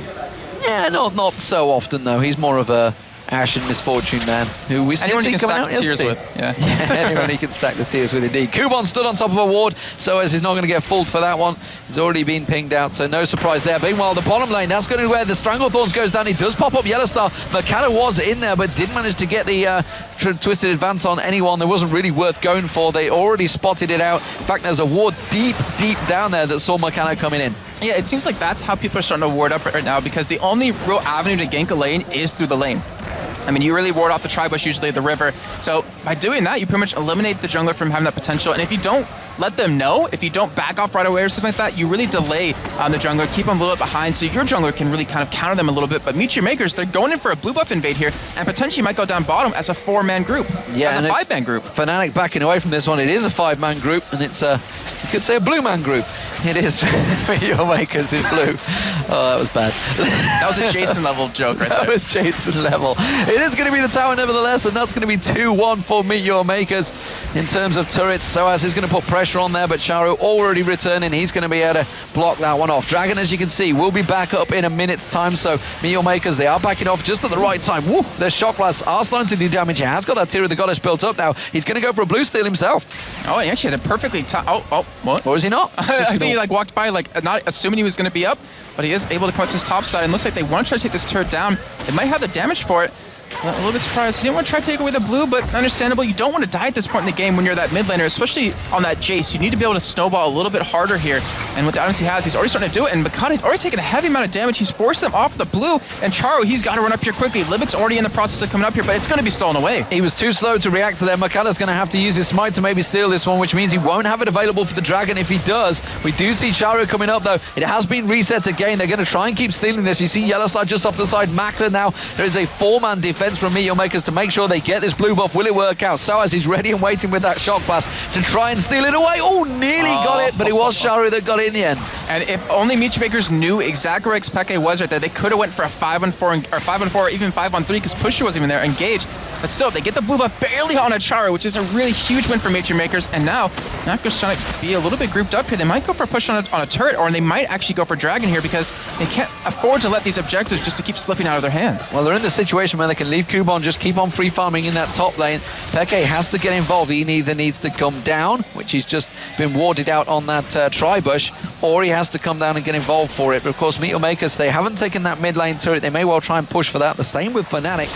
It could well be the focus of target. As it is going to be Makler going straight back down to that bottom lane, so he's happy to keep his farming going. He has fell behind Pushu in terms of CS. We're seeing Kuban, though, he's having to try and get away from this one. Peke did use his ultimate. He's going to get caught out. 3-time strike will bounce him up. He's got that red buff. Should be enough to slow him down here. The passive shield did come out, but Peke finally picked himself up a kill in that top lane. That was great restraint by Cyanide to let that kill go over to Xpeke, but in the meantime, Meteor Makers like, all right, you kill him, but we're going to take the Dragon, because in the end, it's going to be worth it for them, only if Fnatic doesn't take this turret, which it looks like with these two members here, they're going to be able to do. They're definitely going to take the top turret. The question is, will they be able to take the mid one as well? They do have Soaz and Pushu here alongside him with Yellow Star. They may well try and drive for it. That was the first Dragon for Meteor Makers. Meteor Makers are coming in. It's a teleport from Charu into the top lane. Is it going to be enough to defend it, or will they be able to get on towards it? They catch him out, catch a glimpse of him there. Peke does take down the turret, so now he's in a 2v1 situation. There's a second teleport coming in. This time it's Soaz, and there's going to be Stan United. Comes down, but he just gets demolished. He's not going to be able to take down Cyanide, and Kuban may well go down for this one as well. Soaz is surely going to turn around. Acceleration shock blast in there. Yellow Star gets the steal in the end. Poor Kuban, he just got back up, and then he ends up dying again right away, so that was 2 deaths. But that was a great try by Meteor Makers to come in there. Charu wanted to make a big play, but he didn't expect Soaz to follow. He didn't expect there to be a ward in that bush. Ended up getting killed, ended up losing double buffs over to Cyanide now, and that unfortunately does hurt them quite a bit. But will Makler be able to pick himself up an advantage here? I'm not too sure if he's got enough to take this turret down as quick as possible. No, he isn't. We're going to see Push who's going to come back out there. He should be able to clear out the minion wave. But advantage is going back to Fnatic once again. 7-3 up in kills. Gold advantage continues to stretch, and it is starting to look good for them. Maybe, just maybe, with the home crowd behind them cheering for Peke the moment he picks up that first kill at 1:05. It may well go Fnatic's way today. It always could. I mean, we've seen how impactful Lissandra can be. We've seen how impactful Jace can be once you get into that siege potential, which his tier is building up in that mana immune into a mirror mana, and quite a bit. It's only 212 stacked up out of 750, so it's going to take a while for that to really take effect. But Meteor Makers taking that Dragon. They're keeping themselves within gold reach of Fnatic, only down about 3,000 at this point, which honestly isn't too bad with how the way this game's been going. But they are still all tied up in turrets here, and Meteor Makers, I want to know, where are they going to respond to next? And with both the teams pretty much heading middle at this point, it looks like mid lanes are going to be the big fights. Makata trying to get as much farm as he could in the mid lane, but realizing that Fnatic, there are 5 members closing in on him. He's not going to be able to hold this turret. He's going to have to back away. If that Aqua Prism would have landed, he would have gone down with it. Peke is still coming around the side, warding it out. So Fnatic in good position to try and dive on towards this turret. He's just lingering around that red buff, hoping to see Makler. He's just thinking, is he going to come cutting through this way? Makler, though, being wise, going a long way around there to try and defend out this turret. And we talk quite a bit about Makler and his micromanagement ability with Vayne, with Kog'Maw, with champions like that, and he's honestly a phenomenal Vayne. But right now, Kuban, he's behind them. He wants to set up for a potential fight here, but I'm not really 100% sure they can win this. I'm not sure if they have the damage. Now that Peke's also got that Zhonya's Hourglass as well, it's going to be in full troll mode. Dive in, throw that ulti out, and just pop out that Zhonya's Hourglass, and everybody will turn and focus on towards him. And he's built up a big advantage over Kuban in terms of CS as well. So there is a lot of advantages for Fnatic right now. Fnatic choosing not to go for it though. Pushu is going to say, look, there's a big wave at the top. I'd rather take this chunk of gold. And Meteor Makers realizing they're in a 5-on-4 situation. They're going aggressive. They're putting the damage down. Shockwave comes out, pulls in Cyanide in Yellow Star. It's not enough damage though. As you mentioned, that wasn't a lot of damage just to Yellow Star, let alone anyone else. Yeah, and I mean, it's a little unfortunate, but Yellow Star does have quite a bit of health built up right now with the Sidestone, and it has the health crystal on top of that. But I was expecting Meteor Makers to maybe go for that fight onto turret, but it's really hard to dive a team like Fnatic right now, where Sunny can knock you away. We do have the ultimate coming out of Nami right here. Who are they going to catch? Yellowstar catches 2 with the wave. Aqua Prison on towards Makata. He gets knocked to one side. Peke comes in there. Is it going to be enough? Makata's Ignite's going down. Good taunt coming out. Pushu exhausted as well. He has to step away. It's Peke that gets the kill on Makata eventually. Now they're closing in on towards Libic. Soaz with the shock blast on Kubon. Catching out the side. Soaz! Peke catches out Charu. Drops him straight down there. But Makla back in there. Stan United comes out and he's going to try and get on towards Peke. Can he get another bolt in there? No. He's caught in the Aqua Prison. Peke and Pushu with Soaz all turned back on towards him. He's taken low. The Ignite will be enough. He tries to lifesteal out of it. It's Yellowstar that picks up the kill. We did see Libic actually getting the kill on towards Pushu in the midst of all that, but it was a crazy fight, but it was a 3-for-2 in favor of Fnatic. And look at that, we have a new meta evolving here. The AD carries are now supports. Look at the score of both the supports on each team. 3-0 is just ridiculous, and it's really unfortunate because Vayne could really use those kills, but Fnatic taking that, pretty much losing 2 members, killing away, actually only 1 killing away 3, or sorry, what's 2, away 3, taking away the blue buff period, keeping that away off of Charu, who's trying to really stack up that damage. And remember back to yesterday, he actually did quite a few ultimates, like the one he previously just did, where he'll just hit 1 member of Fnatic and try to knock them down or try to burst them down, but unfortunately for him, doesn't have that damage just yet, doesn't have that rank 3 ultimate. And the thing is, Meteor Makers had to know that was coming. They'd already used the shock blast, it hadn't worked, yet they stayed around. The moment Pushu got back there, the wave came out from Yellowstar. It was like, we are going to go for this one. But we do see Meteor Makers taking that mid turret. That was what it was all about. So both mid turrets going down to both teams. It's 3-3. All the outer turrets are now down. It's all about who can focus on these inner turrets. Giant wave at the bottom that Peke is going to be picking up, getting himself a massive amount of farm advantage over Kubon, who's doing the exact same in that top lane. The AD carries at the moment, as you mentioned, they've not been that lucky in terms of kills. They've not been able to pick up the assists either. There's only 4 assists for them, and just as you mentioned, to both supports 3-0-1 and 3-0-3, doing a fantastic job. Yeah, and Pusher, he's been doing very well in terms of farm, and he's still holding this 40 CS lead over his counterpart Makler. With Xpeke taking that farm on the bottom lane, it's at 145 CS to the 84, so he's really starting to spread quite far ahead of Kubon. And the thing is, Kubon, he went for a Doran's Blade so he could last it a little bit easier under his turret, and he doesn't have that Sunfire Cape done just yet, which Shen really needs if you want to split push quicker. Well, as it stands, Fnatic with the lead. It's not a big lead, and as we've seen with the team fights, it's still pretty close. The targeting, if either team focused just correctly, just a little bit in them team fights, it seemed a little absurdaical. Makler taking a big shock blast there, Soaz starting to do some damage, and Libic actually getting caught in the Aqua Prison. Another shock blast follows it straight up. The moment someone gets caught out by that one, Yellowstar actually starting to become very accurate with that for the new support player that he is. And it does seem that Dragon is going to be the next focus target for Fnatic. Okay, and Fnatic had to be a little careful here. I mean, obviously they do have the Goldie, so they have the damage to burst someone down, which is what their comp's kind of designed to do. But Matchmakers are team fight oriented. They do have the ultimate out of Orianna available, but they're just going to let that Dragon go. There's the wave coming out. Will it catch Libic? Yes, it will. But oh, what a great grasping roots action Pushu. Throws down the Strangle Thorns. He will get dropped. Libic finally goes down. It's going to be Peke that picks up yet another kill there. The passive is not going to be able to snipe out anyone. And Fnatic, they get themselves a Dragon and yet another kill. And importantly, with Libic down, that's their big CC chain out of Matchmakers to lock them down, so they might be able to push this turret down. We have Xpeke split pushing, taking the bottom turret, and they might get actually 2 inner turrets off of this. Yeah, we see McKenna's already had to back off as well, so it's actually only a 2 to 3 man defense in this mid lane, but with Sharu, could have used the shockwave there. Oh, Makler, he's going to walk straight past it. You're going to see Cyanide jump in. He does get caught in the Aqua Prism, but they back out the moment Kubon shows himself there. And Makler did use his ultimate. Meanwhile, down the bottom, Peke cam in effect because he is continuing to split push that bottom lane. I like that Peke cam in effect. That's perfect for him since he loves to backdoor. And we do have, obviously, Kubon coming down there to stop it, but that turret, I'm trying to be able to tell, it's actually very low right now, and he's going for the finish.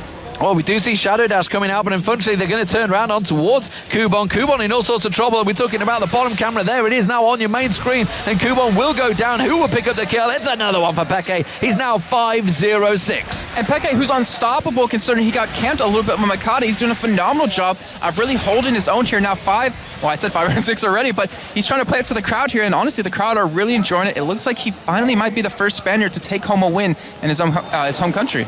Makata just coming around the side. Oh, Fnatic thought about just going straight aggressive there. They could actually go on the turret. They have the numbers advantage, which is why you can see just in the top here on your screen now, they're going to dive in. This is going to be the first inner turret of the game, taken down by Fnatic. Second one, actually, that's unlikely. It did take the bottom one down a moment ago. Fnatic really driving it home here. They've still got a very big goal difference as well. And looking at it, it's around about 8,000 now, so that's stretched heavily in the last few moments. Yeah, I mean, they were at 3,000 to 4,000 just before that Dragon fight. They ended up taking Dragon, taking 2 inner turrets, taking a couple of kills, and now up quite a bit of gold, and they can be able to back and buy up quite a few items, as we do see the death cap now done for Xpeke. So he has a Zonias and a death cap.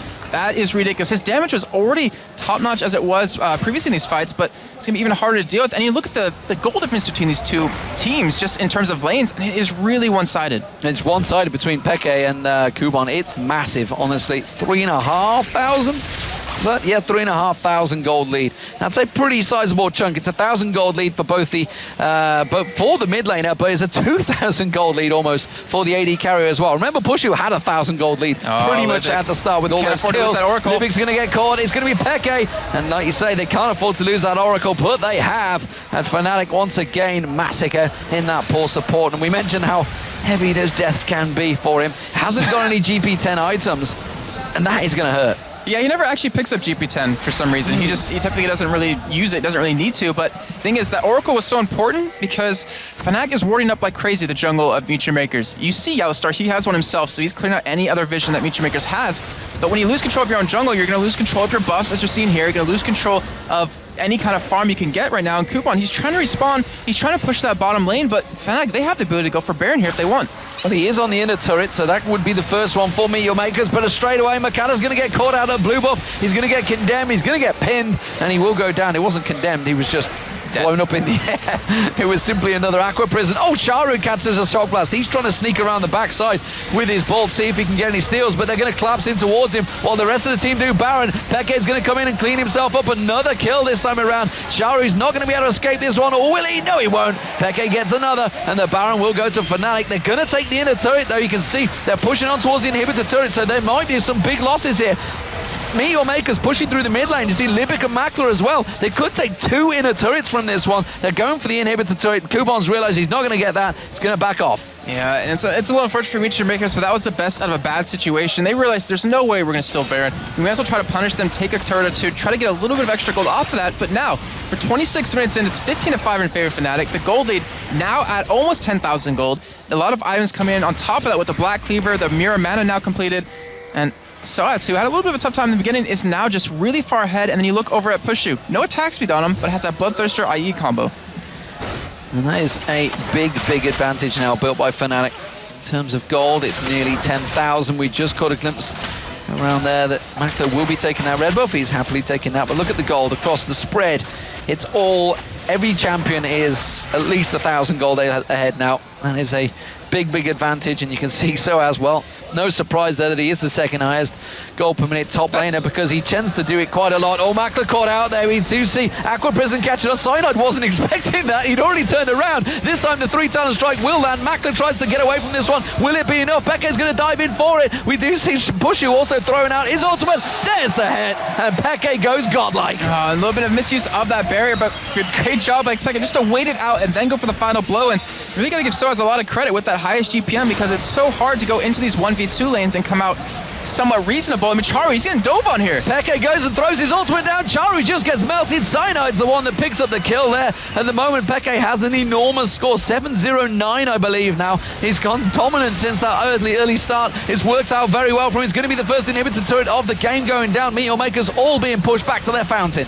And this is not a good sign for Muture Makers. They have to somewhat deal with this, and Charu's still down for 20 seconds. He does have his ultimate available, but Fnatic, they're looking to clean up two inhibitors here. They're tanking it down. It's Pushu that's actually tanking it right now. He's going to step away. Doesn't matter. Inhibitor turret number 2 does go down. They continue on the shove. They're going to clear out the ways. Meteor Makers trying desperately to get back in there, but slowly but surely that inhibitor will go down. Kuban getting stepped aside there by the spinning axis. Just manages to step him off.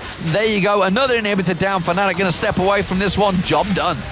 Had a great job done too, just to catch out Muture Makers consistently. Makler, how many wards did they put down in that base?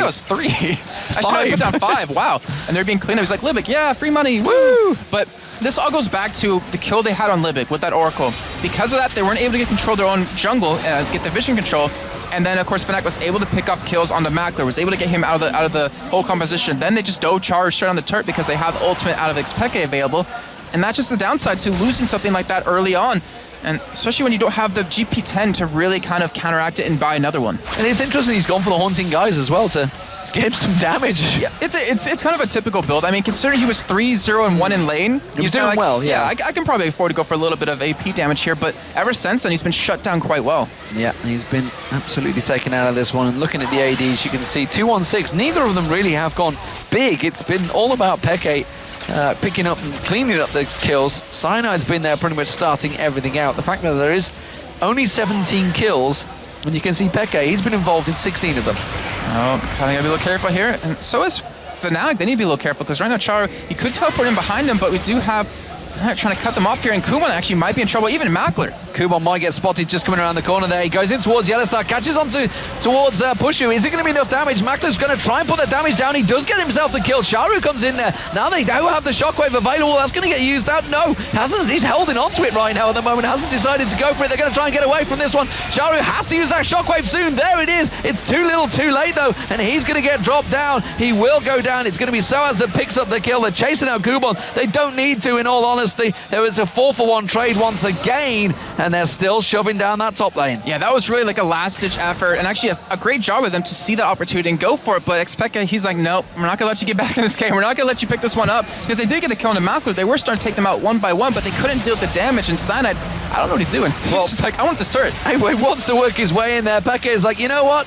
I know what I've got to do. I know my job. I need to get down there and take these turrets down. He's on towards the Nexus turrets. He's been involved in 20 of 21 kills, Peke. Definitely turning it around for the fans today, and it will be the first Spaniard taking victory. Will it happen just yet, though? That's the question. Peke is going to get exhausted. Zhonya's hourglass finally comes out. Soaz comes in. He smashes down Limit with the hammer. Turns around onto Mackler. He's going to go down as well. It's Soaz that picks up yet another. Peke is still alive. Oh, finally goes down. Peke's his first death of the game. It's a triple for Soaz. Can he get the quadra? He continues the hammer on towards Charu. Gets locked up by Kuban. Is forced to back away and thinks, you know what? We should probably just hit the Nexus right now. It's the job we should be doing. The Super Minions will do it for them. It's going to be Fnatic closing out the game. The Super Minions will do that job. They don't even need to hit it. Pushy wants to pad his stats. Instead, Charu turns it around and gets himself a kill. But nevertheless, it will be Fnatic takes the victory. The Nexus turret, is it going to go? I don't think so. But here comes Yellowstar. He wants to finish it. He wants to pull an Xpeke. Can he do what Peke couldn't? Simply put. Oh, he's teleported in. Soaz, he's going to get in. The back door, of course, from Fnatic, as you'd expect. So it is the victory for Fnatic, the first one here in Tenerife over Meteor Makers, and a well-worked victory. 24 kills, 20 of those was involved Peke. The man in Spain seems to be shining at last. Yeah, he's going to be happy after the performance, considering, oh, you can see the crowd. They're loving it. They're loving that performance.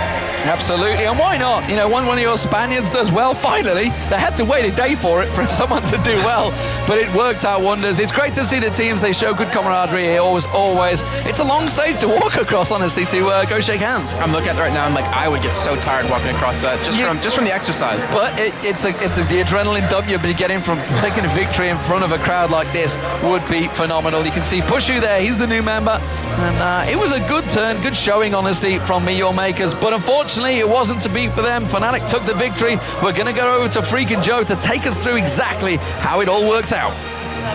Thanks a lot, guys, and an incredible performance there by Fnatic. Xpeke having a lot of fun. You could definitely tell that. Did die there at the end, so, you know, not quite keeping an amazing. That would have been an incredible amount of kills to add to his KDA from that one. Just that one death kind of spoiling it a little bit. At least it'll up it a little bit. Indeed, a lot. So let's talk about the game then. Of course, that's why we're here after all. And the very start of it, because it was the very start that really shaped it for Fnatic. Yeah, there was a level 1 fight that MIM initiated on. They initiated on with the Maokai. He jumped in there, pulled Xpeke. But basically then the rest of Fnatic was untouched. You had Yellowstar knocking down Nami Belvas. You had an untouched Draven at level 1 with spinning axes, which just immediately spells disaster. When you compare what he's going to do to what a Vayne's going to do, it's a very, very different scenario right here. Even a level 1 Lissandra compared to a level 1 Orianna, actually Lissandra's going to do a better job as well. So kind of categorically the team composition for Fnatic was better, and we do have actually a replay of that level 1 fight to kind of walk you through how that battle went down, because honestly, Fnatic played that battle better, and they got a huge kill lead because of it. Well, let's get that replay up here and walk you through exactly what happened once again at level 1 here. And like you said, it was Meteor Makers that came through into the Fnatic jungle to start it off. Yep. So we're going to start with Makata jumping in on Peke, and now watch where the back line is. Pushu's going to kite backwards while attacking, and look at the health bars. So Makata just got screwed right there. Soaz is untouched up in the top side. The Shen taunt can only hit a few as Kuban comes in because Fnatic split up. So Peke actually got out. He's able to throw Qs across the team. Pushu's safe the entire time. And Libic burns his exhaust on Cyanide, thinking they can get the kill on Fnatic's jungler, not as a damage reduction on any of the big carries here for Fnatic. So Makata will actually die despite flashing over the wall. Same thing happens to Charu as well. We'll play the rest of the clip out. 1 kill goes down, and Pushu is still just sitting in the background doing damage. Soaz gets the kill, well, Yellowstar gets the kill right there, and then Makler tries to chase down, doesn't use barrier, can't chase Cyanide out, and it's just an easy team fight win there for Fnatic because, well, they've got more people there, they've got them better positioned, not more people, but they've got them better positioned, they've got higher damage from the ones they do have there, and they just stretched out the lineup and to get hit by crowd control. You've got to feel for Makata in that scenario as well, because he's like, I am gonna go straight in on towards Peke, who, mid-air from the Twisted Advance flashed backwards, which took Makata into the middle of the Fnatic team, and then I was like, it's all right guys, I'm gonna flash away. Oh, I am dead anyway. And that's the response you have to take, right? It's a response where you pull him in, kill him first, then go from there. Well played by Fnatic, unfortunate for Meteor Makers. Well, we're going to head over to the main stage because we got the man himself, XPeke, for an interview with Shox.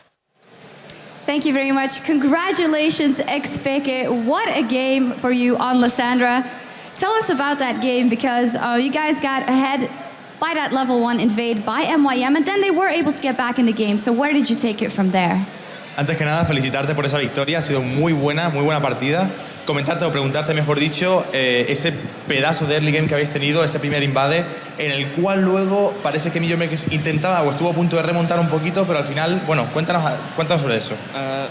Lo respondo en inglés primero y luego en español también.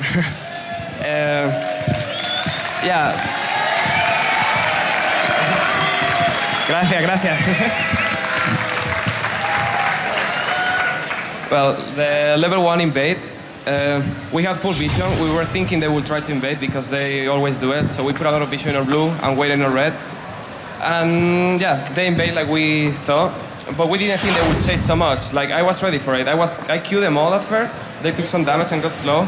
And I thought, if Maokai jump on me, I will flash. We can insta-kill him and then kill the rest of the team. And he did exactly that, which was really bad because I could queue his team. They lost, I don't know, all the team lost so much HP from AoE. And then we had Draven free hitting. We had Jace in the side free hitting. And I don't know, that fight, they shouldn't have gone in because they got really clutch. And we had a lot of AoE. And yeah, it was really good level 1. Con este también. Eso, lo que he dicho en español, que a nivel 1 hemos tenido un poco de suerte de que se han metido así tan a saco para adentro, porque no esperábamos que entrasen, es muy mala posición para ellos teniendo Lysandra.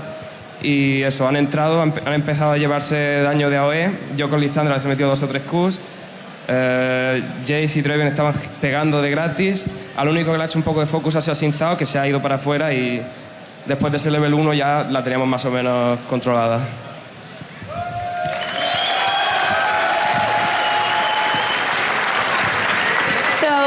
A dominating performance today. So what happened? Why was the focus off against EG yesterday? Esta partida la han dominado, la han jugado perfectamente. ¿Nos podrías contar algo de qué pasó entonces ayer contra EG? Yeah. Okay. Can hold it. Yeah, against EG, I think the picks were not the best. Like, we did good pick. Like, our main strategy was around first picking, like the 2 or 3 first pick. We didn't think about the last picks. And we were kind of happy that we got to pick Casa, then we got to pick Shen. We didn't think about the rest, and we picked really bad. We picked Sivir, which wasn't the bet in that team, and we picked Bolivar, which was really bad as well, I think. Besides that, we played poorly because, yeah, our team setup was really bad for team fights before level 11, at least. So they just grouped, took a lot of turrets, a lot of drakes, and we couldn't do anything pretty much. For the time we did team fight, it was really close, even if they were 6k ahead, but we didn't do anything. So I don't think we lost. I don't know. It's not a bad game. We know what we did bad. We didn't get completely outplayed. They played really good. They had a good strategy, and that's it. Finalmente, Peke, Este ambiente es increíble. Hay algo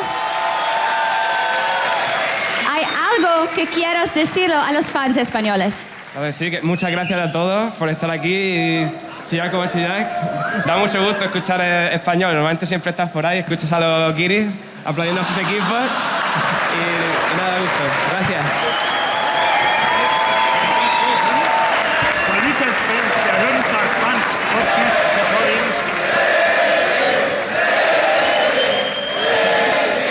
Gracias, Peque. Now, yesterday, the Lemon Dogs winning streak came to a screeching halt. Can they get back on track against Ninjas in Pajamas, or will the whole weekend turn sour? We'll find out after the break.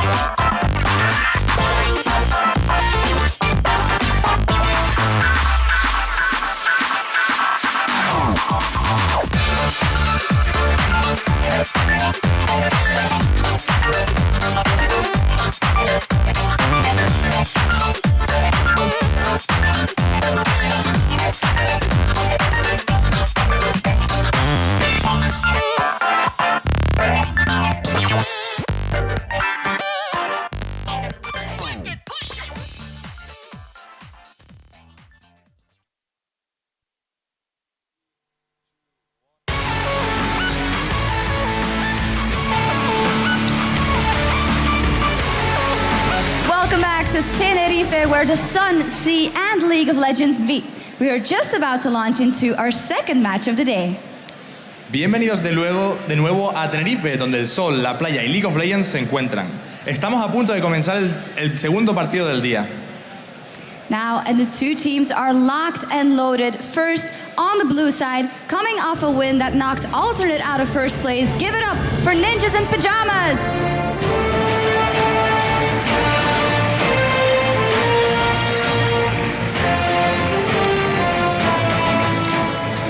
And on the red side, a team that never backs down from a fight. Give it up for Lemon Dogs!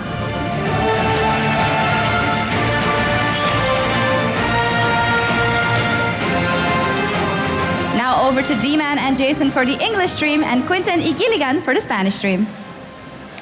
Thank you very much, Sox. This should be an entertaining game as both teams have had some great results over the last few weeks. So let's take a look at the lineup straight away. It will be the Lemon Dogs. They're going to be on the blue team. And of course, the top laner for the Lemon Dogs, it will be Zoro0. The jungler, if you are not aware, was Dexter, who's played fantastically well over the last few weeks. Nukeduck in that mid lane. He started off as the star of the show, but the rest of the team definitely have put him to shame a little bit. Tabs is the, of course, AD carry, and Mithy as the support, but they are on the red side, not the blue side. And of course, yeah, over for NIP on the blue side. We have Extinct in the top lane, Maluno in the jungle, Bjergsen in mid lane, Freeze as AD carry, and Deficio as support.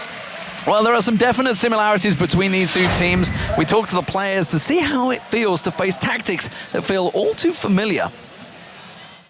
I think despite their new roster, NIP is like the best team in Europe right now. They have really good players individually and they have a similar play style. They think like the same as us. I'm looking forward to playing Lemon Dog. They're good players, so it should be a really interesting match.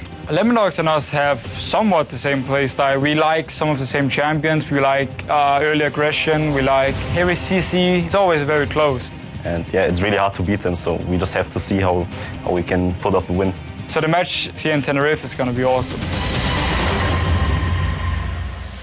Well, Deficio says it's going to be awesome. We're hoping it is going to be. For this matchup, you guys at home believe that NIP have an 80% chance of winning. So Lemon Dogs, unfortunately, never get voted on. You can, of course, go over to lolesports.com to check that out. What do you think of that? Yeah, I mean, it sounds about right, considering that Lemon Dogs beat them back in week 1, NIP beat them back in week 2 in Moscow, but NIP and Lemon Dogs haven't played against each other with their new lineup. NIP might be able to catch them off guard, but, you know, Lemon Dogs, they have had this time to really prepare for by watching their strategies and kind of getting ready for it. Well, what can we expect from these two teams? The question is, though, yesterday's match, Lemon Dogs got off to a strong start, grabbing a couple of towers, moving around the map very well, but unfortunately for them, in the middle of the match, they looked like they ran out of petrol, and Gambit completely took them over. I just laugh at the petrol. But anyways, Lemon Dogs, yeah, it was a little unfortunate for them. Like, they had a new game plan ready for Gambit. They pushed those 2 middle turrets. It's just like they didn't really know where to go from there, unfortunately. They looked to take another 23-minute win, but it just didn't go in their favor in Gambit. They really got back in the whole mix of things by taking that one dragon when Lemon Dogs were already on the top side of the map. Caitlyn was there, and they kind of just took advantage of that. And from that, they just kept snowballing the gold advantage and ended up coming back and winning. Yeah, it was a fantastic result for them, of course. Meanwhile, Ninjas in Pajamas, they just did fantastic, honestly. There's nothing about that. They were able to seize control and force their opponents to play their game. No matter what Alternate tried, of course they did play Alternate yesterday in case you weren't watching. If you weren't watching, why the hell not? NIP, though, they saw it coming. They were able to use it against them. And if NIP can contain and control Lemon Dogs like they did yesterday for Alternate, this could be their match. Yeah, NIP has really done a fantastic job of adapting to how the new meta is really working out with it being focused around teamfight compositions and AoE compositions. They ran that Kennen, Zac, and Orianna combo, which really, it worked out quite well. We kept seeing some really good dives. The whole ball delivery system of Zac was really, really powerful. And NIP, they've only been together for about a month now as a team, as these new 5. And they've only gotten stronger with time. Their team synergy, they've been really focusing on that since they've been running these compositions instead of focusing on their early game, which they've already been winning anyway. So they're only getting stronger right now. And Lemon Dogs, they really have a really hard game here. Well, these teams, they're 1-1 with each other right now, but both those games were in a different era, effectively. They were for week 1 and week 2 while we were on the road. So here we are on the road again. They're finally facing each other, but with very different lineups. And not to mention, we're on the 3.8 patch now. Yeah. Back then it was on 3.7, so it's a little bit more changed up here. And it seems like Maluno's really adapted to it quite well, but so is Dexter, as we saw as Elise versus Gambit going 8-0-5. And his Elise that Bjergsen played, that wasn't what we talk about. What we should talk about is yesterday, his Orianna. It was amazing. Yeah, it was. He completely out-farmed, just for all the word, ridiculous amount. I'm like at a loss of words for thinking back to it, because for Unlord, you don't really expect to ever out-farm him, because he was, the ELO king, 3,000 ELO, we always say, and he got there through Orianna, through Ahri, through Twisted Fate, and he just got shut down. Absolutely shut down. Mithy, there's the Spaniard in this team.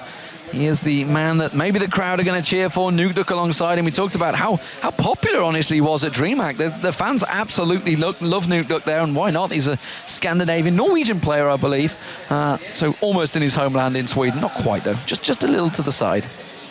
Trying to think of geography right now, and no it's idea failing what me. geography in It's Scandinavia have you yeah. But either way, I mean, yeah, and these teams, when Lemondogs came into the summer split of LCS, when they qualified, like no one really knew fully who they are or who they were at the time, but now they're starting to build up a huge fan base. Yeah, and of course Extinct and Maluna there on the camera, and along with Freeze just off the side. They are the 3 new members that are not so new anymore, honestly. We can't keep calling them new members because everything changed at week 3, was it, I believe? So as soon as we got back to Cologne, everything was changed, and since then they've not looked back. They have gone on a tear. They're 7-1 since that changes, I believe, now, and they have looked unstoppable. It's not surprising that they are joint second place. I think I found out how Freeze gets ready for these games, though. This morning, as I was leaving to the venue, I get into the elevator.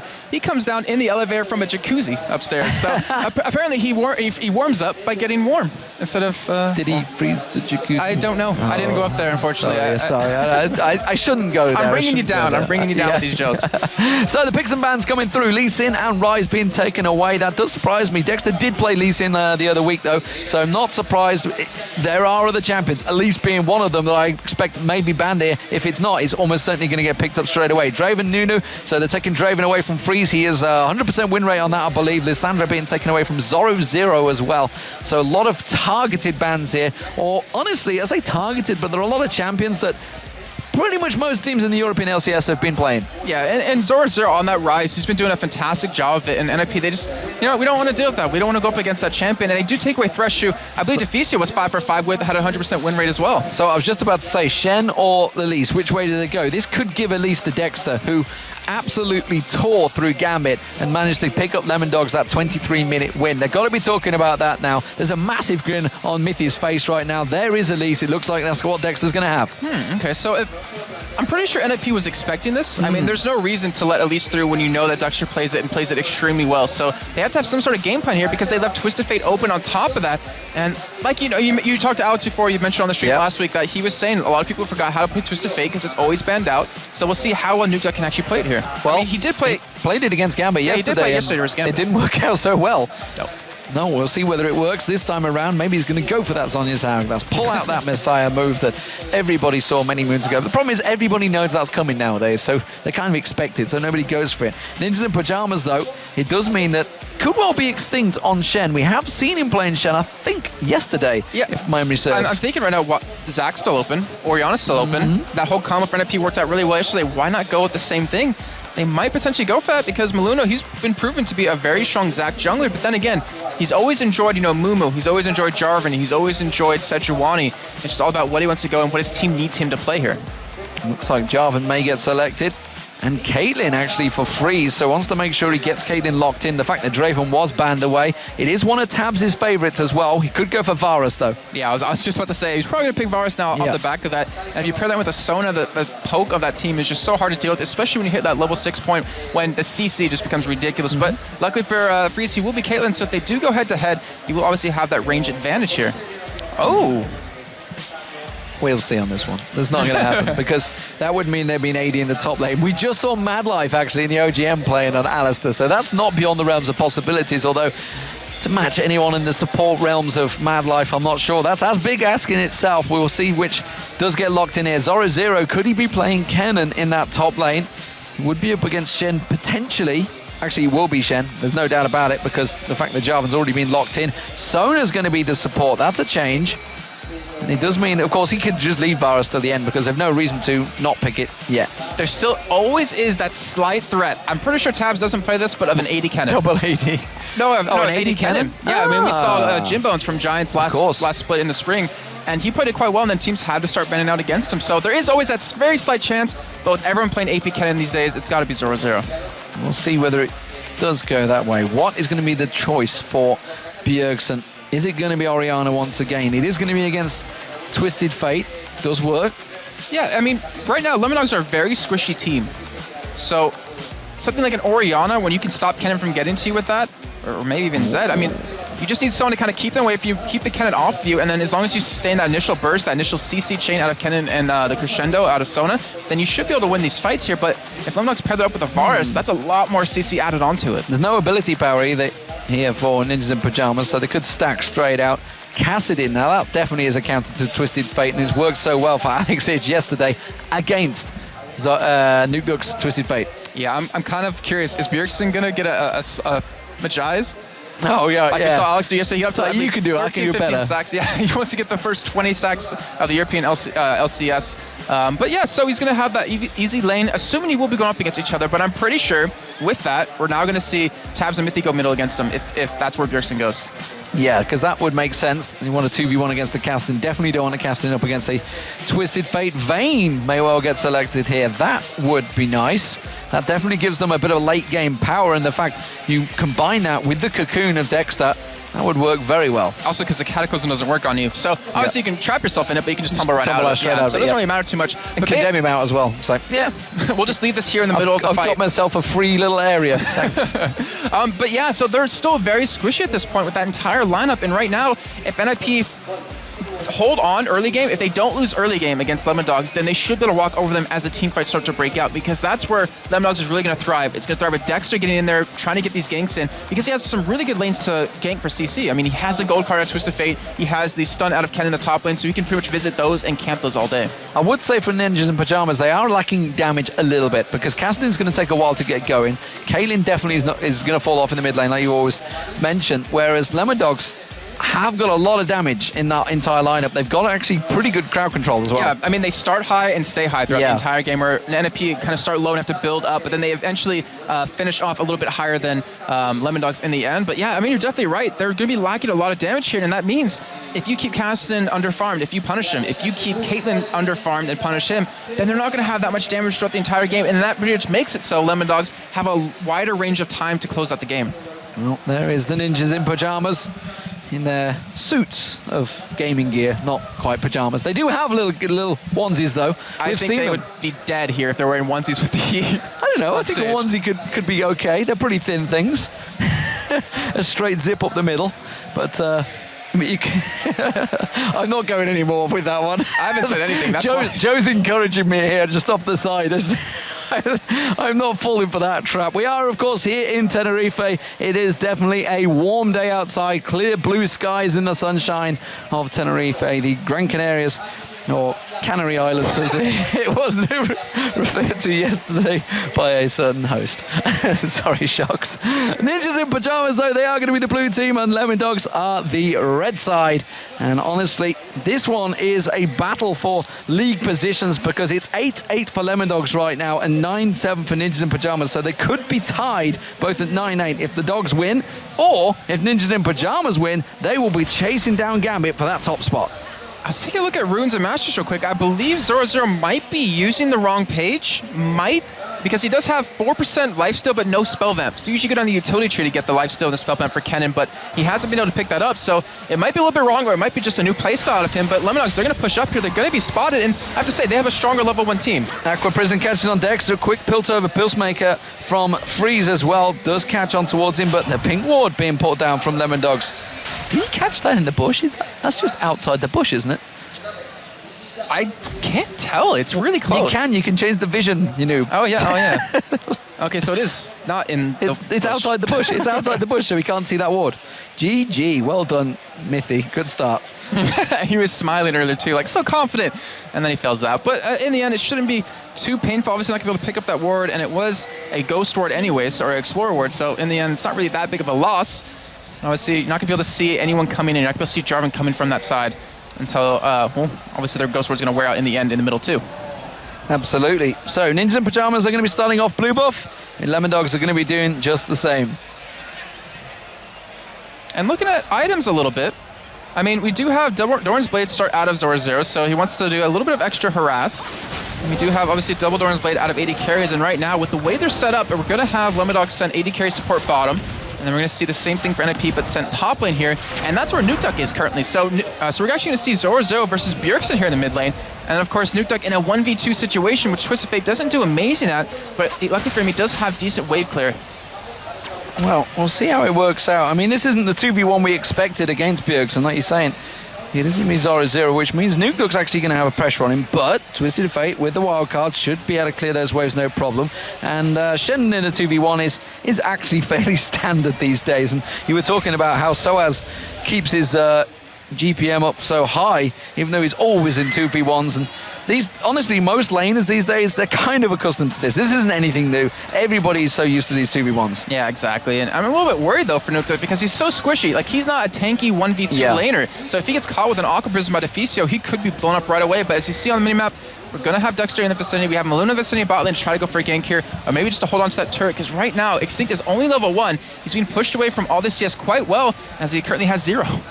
Well, he's definitely being kept out of there. There is a ward in that tri-bush, which is why Maluna is trying to sneak himself around there. Dexter comes in to try and get a sneak attack, try and help out Nukeduck in this top lane, but not able to get a great deal from it. Instead, he takes a Piltover Peacemaker in the back from Freeze as well. Maluna is still waiting in the bushes in the bottom lane. He's not backed away yet. He's got that double buff. And I think they're waiting to see whether they dive into his Extinct. Extinct, of course, could just shadow dash across. That ward in the tri-bush is still there, so he's going to get spotted now. Expect the pings to come out in a moment. Instead, no, doesn't go aggressive. Lemondog's back away. Okay, so it looks like he's actually not going to pick up pretty much anything here in that lane. You're supposed to make sure that Extinct doesn't get pushed out. They want to have him make him have like a decent early game where he gets a little bit of farm, doesn't get out-leveled here. So that's going to work out quite well, as we do see Dexter still sticking around here in the top lane. Well, he's going to get caught out. I was about to say caught out by the Aqua Prism, but instead he just repelled straight away from it. Okay, and as you do see right there, Extinct does have the highest GPM of top laners with 328. So we were talking about just a couple of seconds ago how hard it is to keep farmed up. Oh my god. Great that was. That's on into a condemn into the turret. That was really nice. That was pretty impressive, but there's a cocoon landing. This time Dexter is going to go and lands it up with the freeze card. The stun card from Nukeduck on freeze. It's a technically a freeze card, I guess, but unfortunately for him, barrier was available. He used flash as well, but that's 2 summoner spells burnt there for that one. And that makes it so Nukeduck could be a little bit more aggressive, but it's all dependent on how comfortable he feels dodging these Aqua Prisms, because like we're saying before, if he gets hit with one, he could be killed right away. And right now, about 5 minutes in, we haven't had first blood happen just yet, but Maluna still sticking around bottom lane. He wants to make sure Extinct gets a strong early game here, and also Maluna gets the benefit of these this free experience. He's getting a lot of lane tax as well. He spent a lot of time in there, but we do see Bjergsen. He's just used that teleport, came back into mid lane, so they know the time is on that one. Got himself a Doran's ring, to go with the shield that he started out with and a health pot. So with that shield start, did he expect to be in a 2v1 or did he expect to be against Kennen? In the end, it doesn't really matter because it works really well on both those champions because it reduces the auto attack damage by 8. So you get to block it off, but Maluna, he's trying to come in for a gank here on a 0-0, but it's a Kennen. He's a fast hamster. It's really hard to lock him down, but Dexter's in the vicinity to turn this around. He's going to try and throw that cocoon out. He actually catches, but Maluna was already in the motions of sliding away, so the cocoon followed him through. Force Pulse and Null Sphere onto a 0-0, actually doing a bit of damage there from Bjergsen.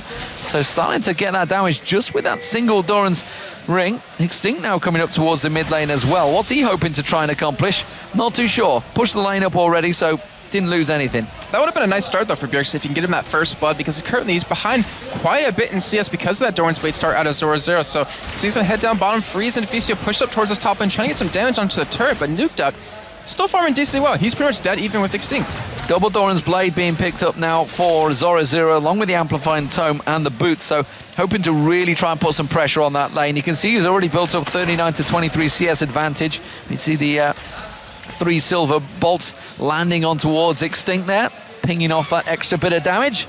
Didn't do a great deal to him though, but Freeze, he's really putting pressure on towards Nukeduck. Piltover just sidestepped there, hits level 4 against Nukeduck's level 5. And Maluna hasn't been spotted here in that tri-bush, so they might be able to make it happen, or Dexter might be able to turn this around, might be able to pick up the first blood for himself here, and we saw how strong he is with that first blood, how well he can snowball it, but Maluna, actually pretty much both junglers haven't made a huge impact just yet. Oh, throws in the spiders, like, yep, I'm gonna make sure you're there. Maluna shields that one away, but does force him back away. Both junglers are going to back away from that one. We do see the wolves are just spawned, so Maluna's probably going to head down that way rather than the mid lane. Meanwhile, this bottom lane being warded out heavily by Mithy, so he has good coverage, you can see, just in the bottom, in the tribush, and at the dragon. So they have full coverage to make sure that Maluno doesn't sneak in any direction. And that's a lot of wards to invest into Vision early on. Like, it really shows that they want to win the spot lane and win it really hard, which right now, they do have that nice CS advantage because of the aggression that Dexter put on in that top lane with that one kind of gank that blew the flash and the barrier out of freeze here, but the turret's going to take a little bit more damage. And Extinct, I mean, he's fallen even further behind in this game. And honestly, that, you know, for the fact that he is going to CS advantage with Vayne over a Caitlyn early on is a great bonus for them. Yeah, and it's only going to, well, I would imagine, only grow wider here, but it's still being closed up pretty well. Extinct taking a lot of damage here in the bottom lane. Be very careful. Mithy's not running Ignite, though, so it looks like they're not going to be able to get the turret or the kill under turret. And IP, it looks like they're just trying to counter push here, just try to be very aggressive, keep the lane pushed up really far, and make sure that Dexter kind of keeps busy in this top lane. They don't want to give him that 3-man gank at the bottom. Yeah, Extinct caught a great Shadow Dash, actually taunted both of them under the turret, which is why he's actually took a lot of damage as well. Means he's going to have to back off. Nukeduck using their mana cards, throwing out the wild cards, doing what he can to defend out this top turret, but you can see Freeze, he's continuing to just shoot towards it, get that damage down and back once again. But that's the first turret of the game going down. It's Lemondogs that do manage to end it. So let's see what the Lemondogs actually do with this one, whether they want to keep Tabs down in that lane just to keep him free farming, which is effectively what he's doing against Extinct right now, so he can keep getting Vayne stronger and stronger for the late game, or whether they're going to switch around and maybe try and put some pressure on another turret. It looks like they might actually send him top lane, because so he should have that build order Cutlass done when he goes back. He does pick it up, so that means he pretty much can dual freeze 1v1 once he has that level 6 point, which he currently is at. So that would be a very easy lane for them to win, to be honest. It's just all about dodging the Aqua Prison and not getting hit with that ultimate out of Diffusio, which he doesn't have, unfortunately, just yet. Maluno putting that ward down won't be visible to Lemondog, so we may see actually Mithy come down with that ping ward in his pocket to put it down and remove any coverage away. Instead, he's going to go down, does sure enough, puts the pink ward down and clears out the ward that Maluno just placed there. Maluno, he's lingering, wants to get on towards 0-0, but he's been spotted out by those wards already, the Mithy, and it does seem that Tabs and Mithy are going to go back down to that bottom lane, so they're not going to keep the pressure on the top turret. They've already taken this bottom turret, but we do see Diffusio and Freeze switching around. All right, so we're going to see how this one's really going to develop, because that means you're going to have Nukeduck versus Extinct in the top lane with Shen versus Twisted Fate. And I want to see, I mean, I'm pretty sure that Lemondog should be able to pick up kills here in the bottom lane, as Maluno's nowhere in the vicinity to really help out here. And Nukeduck, he does have his ultimate available, he is level 7, but he hasn't really made a gank happen just yet. Dexter's actually sowing the dragon at this point, and that would be actually a very huge play out of them. Well, we do see the rest of Lemondog's going to move around for this one. 0-0 makes his way down. Nukeduck, of course, the fact that he is now in a 1v1 could free him up in the lane as well to use that ultimate zipping around Destiny around that map. They have taken away the dragon, though. That's going to give them another stretch in that gold lead, which is already starting to build up pretty impressively for the Lemondogs here. You can see it's nearly 2,500 now. And they're pretty much out-farming them. Well, out-farming are keeping up with them everywhere, and because of the Twisted Fate passive, they're ahead of them in gold just from that alone, not to mention taking that first turret, taking the dragon now, and Nukeduck looks like he's going to have a little bit of a nicer time here farming away. Does have Sword Boots done, so he's going to be doing a lot of damage with that alone, and it looks like he's potentially going for the Sheen or the Cage's Lucky Pick to go into the Twin Shadows. And with that Tear of the Goddess going on Bjergsen, it's going to be a while before he gets a spike of damage here. He's definitely going to have to be farming for a long time, so Lemondogs may well try and look to take advantage of this one. Tabs continuing to keep that farm going, no problem with Freeze shoving the lanes up towards the turret. He's got enough with that Birchwater Cutlass to not miss any last hits. Nukeduck doing just the same. The fact that he's now in that mid lane. 0-0 has rotated round towards that top, up against Extinct, so finally all lanes in the proper positions. Well, I say proper, there's never really a proper position in League. Yeah, not anymore, not with how the patch has been going here lately, but I'm just waiting for that bottom lane to be very aggressive here, because I still feel like they have that advantage, but they also don't have the ward coverage, so they don't know where Maluno really is at this point, and they don't want to lose the lead that they've already been able to build up here. Ninjas in Pajamas, remember, are 7-1 in the last 8 matches. Looking very good. Lemondogs themselves have actually got a pretty good result as well. I believe they're around about 4-5-3, I think it is at the moment. So they picked up a couple of losses. They had a fantastic win against Gambit just the other week. That was really the one that kind of surprised everyone, themselves included, in that matchup. I'm trying to remember what the vote was for that. I think it was around 94%. Yeah, and if you remember, actually the result against Fnatic as well was 93, but it's going to be the slicing Maelstrom. Will it be enough to get on towards it? Here comes Nukeduck. He's going to swing around, gets that wild cards on towards Maluna. Takes a lot of damage, but Bjergsen tries to sneak him back behind. No real aggression coming in. Maluna's going to get locked up this time. It will be first blood, and it's Dexter once again that picks it up on Elise. And it looked like a little bit of miscommunication right there, because Maluna, he wanted to go back in, but no one at NIP was in position to make that happen, and a great flash out of Dexter to land that cocoon and pretty much turn that into a kill. So they're going to turn it into that, turn it into another turret here, and they might be able to push up a little bit further. Well, they're going to try and get some dirty farming in between. Not so dirty anymore because the turret goes down.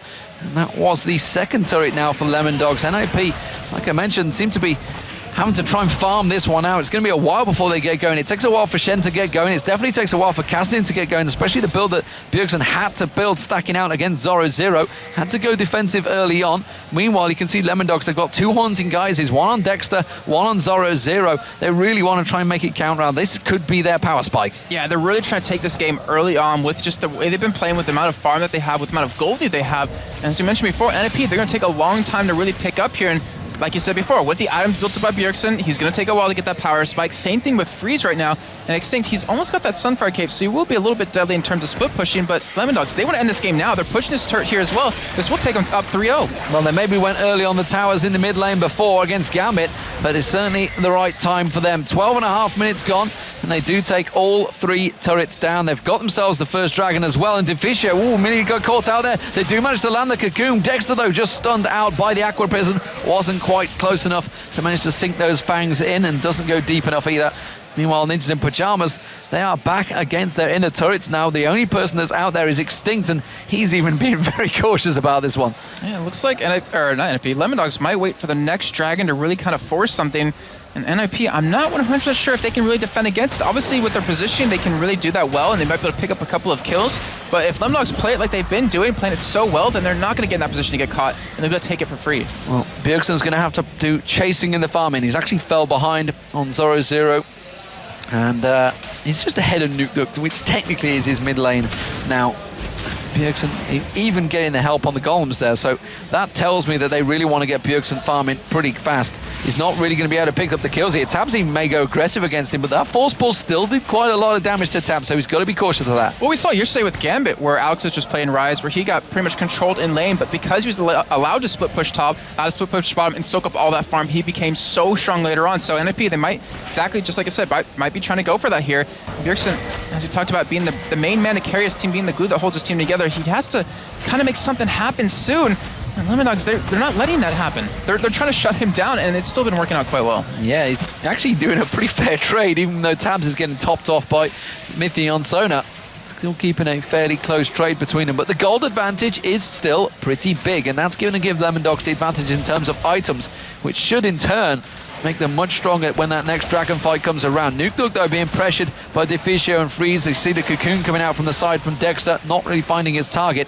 Still trying to get some damage on towards those turrets. The top lane, we see the Maluno. He's going to try and sneak around. He's going to try and help out Extinct, his old Cursey U buddy, and they're going to try and dive on towards Zoro Zero. I think it's simply putting pressure on the turret. They realize that diving a cannon is actually pretty dangerous. Yeah, I'm pretty sure that there's no way they should be able to kill him here, and they kind of maybe just want to take that turret for some free gold. Well, it would be free because it'd be really hard to take it, but just a little bit of extra gold just to kind of keep them in it, just to kind of get a lot of major items completed, because you look at Freeze, he still doesn't have a BF sword. He's lacking a lot of attack damage. He's sit on 1,300 gold, but he just needs more than that to really kind of get his build going here.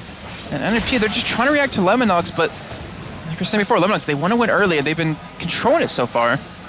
And only 15 minutes in, Dragon coming up at about 15 seconds here, and Lemondogs, they're poised to take it. It's 12 seconds, like you say. The pink ward goes down. Lemondogs all in position. Zoro Zero is going to join them as well. He's already heading down the mid lane, so they're going to make sure everybody is in place for the next dragon, which we've just spawned. Now, is he going to give Extinct enough time in that top lane, or will Nukeduck use that Destiny to maybe even just go up and block him taking that turret? They've already taken it. Look at that. Zoro Zero's like, well, I'm not needed. I'm going straight back up the top. He's going to defend it off. And still no chance for NIP to remotely push out the lane so far. Second dragon for Lemondogs. Yeah, this was one major problem that NIP had back when they were with their original roster with Godbro, Svenskjær, and the Test, is that they never contested dragons. They never really tried to take them either. And right now, they haven't been able to contest or take anything here just yet, which you might weigh in as Lemondogs doing a phenomenal job taking early on with Dexter soloing it with that pink ward, and then this one having the timing perfectly. But NIP, I mean, they can't afford afford to let all this gold keep slipping away from them. They need to make the move somewhere, and it's just about a matter of time before that happens. Certainly a slow start to this one, just the one kill over these 16.5 minutes. Bit of a contrast to the last match we just saw and the bit of the kill fest that honestly happened in the Challenger Series semi-finals earlier on between Copenhagen Wolves and ESC Icy Box. And if you missed that one, well, you missed Reckless getting around about 15 kills in one game once again. What a shock. That's going to be in the finals, of course, tomorrow. TCM up against Copenhagen Wolves. That will be at 2 p.m. UK time, which is 3 p.m. Central European. We are, of course, in Gran Canaria. We're not in Gran Canaria, we're in Tenerife, in the Canaries. Gran Canaria would be the other island, by the way, here.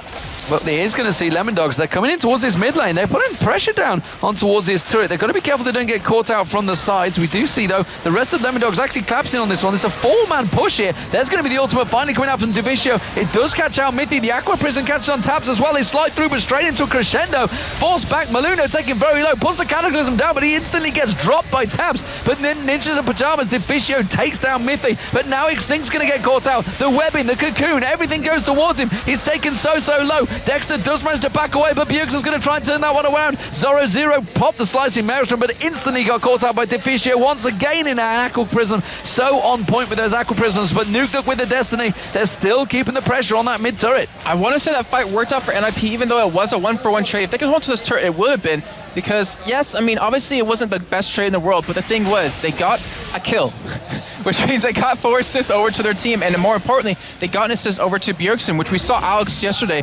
He got 1 assist, then he just snowballed really hard from there. So Bjergsen, he might be able to do that right now as his Rada Aegis will be done momentarily. But still, that fight, it was relatively close as Lemon Dogs. They were very low, but it seems like NIP was just a little bit split. We saw Maluno go in and Cataclysm off. I believe that was Nuke Duck and Tabs on the side.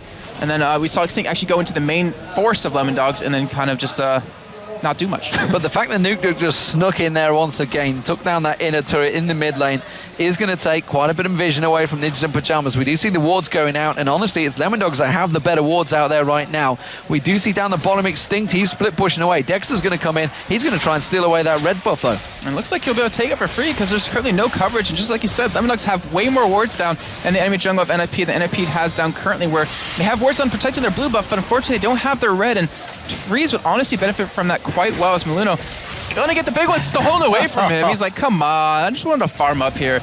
And we do see a 3-man push, potentially a 4-man push on the middle here, and maybe they're gonna go for their first turn of the game.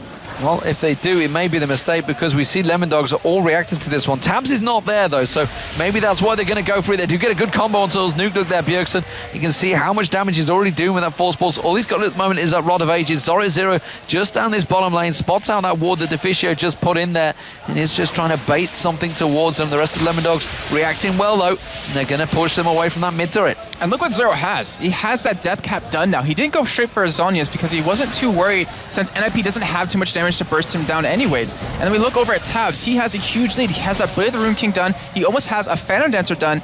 And the thing is, they're very similar on gold. He obviously has 1 kill over his opponent, but he also has a Twisted Fate passive to really give him that extra bit of gold, and that might be one thing that really kind of keeps NIP held back if Lemon Dogs do go for an engage anytime soon. One thing that Nuke Duck's got to start worrying about is the fact that Bjergsen is starting to do a lot more damage with his combos, and they're going to be also wary of that. He's going to have to get them possibly Zhonya's Hourglass built out. We'll see what he goes towards. And Ninja Pajamas, we know they were playing the farming game, but is it really playing into the hands of Lemon Dogs? The fact that Tabs is on Vayne is going to become so much stronger. We've seen Dexter, how strong he can be as well on Elise in the jungle. He's effectively the 3rd AP player right now for them. Yeah, so I'm trying to actually think about that specifically, is that Lemon Dogs, they're happy farming up, they're happy keeping their gold lead currently right now. And the thing is, they can force fights whenever they want to. It's just whenever, or it's going to depend on NIP and how they're going to react. But NIP, if they keep farming up, Bjergsen will get to that point where he can one-shot Tabs, and that pretty much eliminates a huge chunk of their damage. Then if they can survive that Zoro Zero ultimate, which they have an exhaust for, then the damage is not going to be really existent for Lemon Dogs. So I'd say NIP, they're kind of happy with this, but they have to stop losing objectives because then Lemon Dogs are really going to snowball here. Yeah, and in terms of gold, it's definitely piling towards Lemon Dogs. They're nearly 8,000 gold ahead now. And in fact, they are 8,000 gold ahead. There's no nearly in it. It's just ticked over. And that is a big lead in terms of gold at this stage of the game. 21 minutes gone. It's almost certainly the 10% mark that is always touted around there. I think it's 10 or 20, I can never remember which one it is, of the chance that they're never going to come back. But there's always a chance, of course, in League of Legends, no matter the stats, no matter how glim it's looking. But we do see NIP trying to go aggressive on Mithy. Was picked on yesterday fairly heavily by Gambit. This time, though, he does manage to slide himself away. He's already died once, but with that Oracle on, definitely didn't want to die a second time. He's got to be careful with Bjergsen around. He's definitely going to be a focus now with that big pink eye on him. Yeah, it's a very early Oracle out of him too, because it looks like they want to control the jungle of NIP, but Bjergsen's going to go in here and get a lot of damage on Mithy. Just as I pointed out, sure enough, that pink eye, it's almost just an aggressive target. It's like me playing an ARAM. Everybody focuses on me, and they're all compiling in. That's exactly what happened for Mithy. And Ninjas in Pajamas now, for the first time, are looking to try and take themselves a dragon. There's 4 members of Lemondogs going to come down the river, but yeah, I was going to say NIP, they've taken a bit of damage from this one. I'm not sure they're strong enough. Yeah, and I mean, we do have that Zoro ultimate on Kennen. When he already has that death cap, you see Bjergsen, he's trying to go in and harass them. He's just trying to stall them so they can't take this, but the whole point of stalling is that now we're going to have Mithy going to come back. He's going to be here for the fight. He's going to have Kashino available, but they're chipping them down just enough to get them to back off. Well, did they see whether Dexter backed off there? Dexter very low. He has that blue buff, and Bjergsen's looking to try and get that combo on. Of course, he's the one with the smite, although the amount of times we've seen teams fighting for Dragon these days, they don't even use smite for the Dragon. They just steal it with Piltover Peacemakers. Lemondogs instead, they're going for the sneaker route. They're going to go around the back, and Ninjas in Pajamas, they're desperately backing off. Lemondogs turn back around, though. They've realized that NIP have backed away in the same. Thanks, Free Dragon. That was a smart idea, though. They wanted to push that middle inhibitor turret, and what it did was it forced NIP to back off to defend it, and then, just like I said, gives them a free dragon, so they get that in the end. Bjergsen now up to 2 assists here, going to be stacking up that Rod Ages very soon. He's actually pushing up here in the lane here because he realized he's being chased, but they have a Twisted Fate. Yeah, and he immediately uses that Destiny. He's like, yeah, you're not going to walk away from this one. Instead, he's going to try and suicide on the turrets. But instead, we see he's going to riff walk around. Dexter manages to get the cocoon. Bjergsen will go down. It's simply a matter of who will take the kill. Can he riff walk one more time? No, he can't. It's going to be Dexter. And he's out of mana too, unfortunately for him. And luckily, he was able to get the turret, though. So it worked out in the end. He actually picked up Merc Treads with that depth. And right now, NIP, they cannot afford to fight. They need to back off. And you see pings going down. FaZe is like, I want that top farm. Let me go take it, guys. And he's going to head up there and try to secure a little bit of extra items. But then if he does that, the Lemondogs could go for hard engage on the inhibitor turret, or they could go for Baron, because currently there's no ward coverage. Well, blue buff back up once again. Lemondogs already in there, stealing that away from the Ninjas in Pajamas jungle. We do see Extinct just around the side. He's desperately trying to involve himself for this one. Actually going to try and steal it away instead. The smite was used by Dexter to make sure they secured it. Well, still, I mean, I'd say giving up a blue instead of giving up an inhibitor turret or giving up another inner turret, yeah, you'll take that trade pretty much any day. And Zoro's only getting stronger. He's heading down towards the bottom lane now. He has that Negatron cloak, so it looks like he's going to go for an Abyssal, but he's not going for his Zonies anytime soon. And I wonder if Bjergsen will have the damage mixed in with Freeze to burst him down, which, I don't know. I mean, with this, I'd say eventually they would, but at this moment, no. Well, it is a 9,000 gold lead now that Lemondogs have built themselves up. Let's take a look across the gold to see exactly how that stacks up across them. You can see it's a 2,000 gold lead in the top lane between, I say top lane is Noobdog to Extinct, so it's not really the top lane. That's kind of where they started. It's a 2,000 gold lead also for Maluno to Dexter. Dexter with a big advantage there, playing effectively as the third AP champion. Zoro 0 to Bjergsen, you can see that's even building up even bigger. It's almost 3,000 between them, which is surprising how much Bjergsen farmed out the other day. And the AD carries as well, that's almost at a 2,000 gold stretch. And even the supports, there's just a 200 gold lead for Mithy. Yeah, and that's I have to do to Diffusio pick it up at GP10, and Mithy unfortunately not doing that. And Mithy did invest that 400 gold, but he's still engaged on a nuke duck here with the Shen ultimate. The cocoon, the Cataclysm was enough. They are going to Shadow Dash onto him. They're putting a lot in there, a lot invested, but they're going to catch on towards Dexter. He's going to be able to repel around. Yes, he will, but Bjergsen follows him straight through, gets that Null Sphere on towards him, but Tabs comes around the side, gets the Condemn on Maluno, but a flash Shadow Dash from Extinct. Is it going to be enough to lock down Tabs? Has to use that barrier already, flashes away. We're going to see Maluno coming around the side. Will Bjergsen continue chasing? But no, Lemondog's forced to back away, and this just shows the fact that it's a 9,000 gold lead. Still, Ninjas in Pajamas are strong. Yeah, and you cannot get out of position against that lineup that NIP has. That was an amazing flash taunt out of Extinct to lock down Nuke Duck, and unfortunately for Bjergsen, he didn't get the kill because it was a Sunfire Cape off Extinct that picked that one up. But still, getting the extra assist, getting him killed, gives him a little bit more control, gives him a little bit more confidence, and now Bjergsen, he's up towards that top side, can be farming away and trying to close that gap.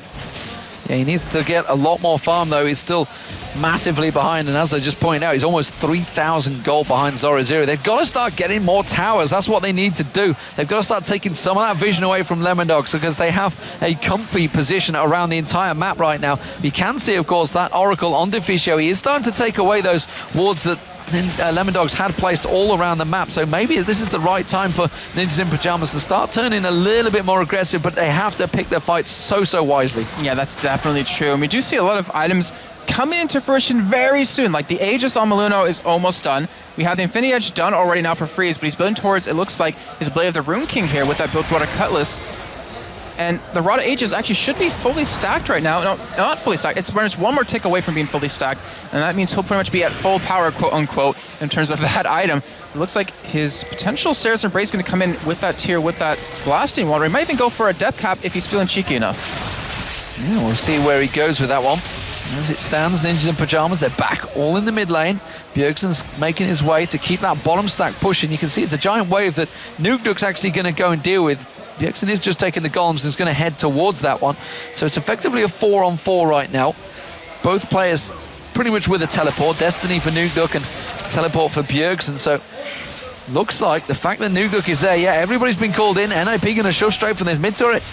And it looks like they should be able to take it here. Well, I don't know, it's still relatively healthy, and Mythy does have that Crescendo available, but do Lemondogs feel confident to engage us? And honestly, I think they're strong enough. They're just waiting for everyone to close in. Nukeduk coming around the side as well. He's running in. They tried to get that cocoon thrown out, but Ninjas in Pajamas were well aware of Dexter just stepping off to the side and trying to set that trap.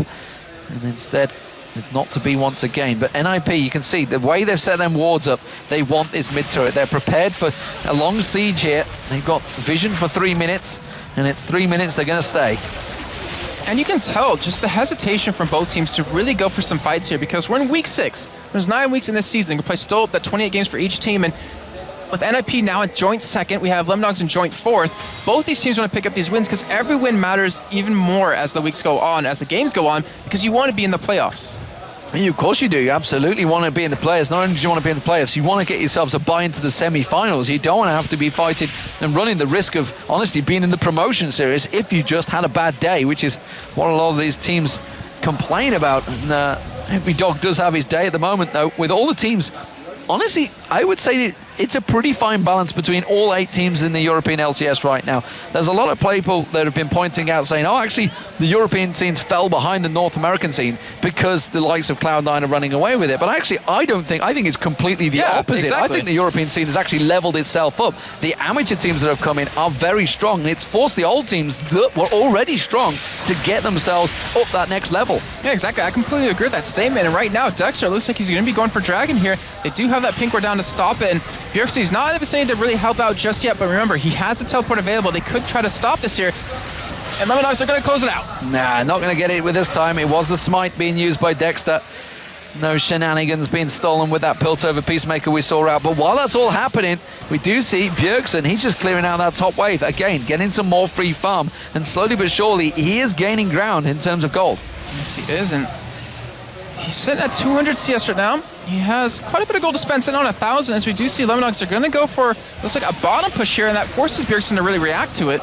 It's pretty much, if you group up and force an objective, Bjergsen's not allowed to split push. He has to come back and help out, because the wave clear NIP has without him is pretty much non-existent. Well, even with him, it's pretty much non-existent. Yeah, NIP are miles away from this one as well. Lemondogs really completely caught them out of position because they have no ward coverage. They just didn't see this one coming. All they saw was a simply one man down the bottom. Extinct getting caught out, condemned back away, actually pulling him out of the fight there, which kind of saving his life there. Tabs is going to be thankful for that one.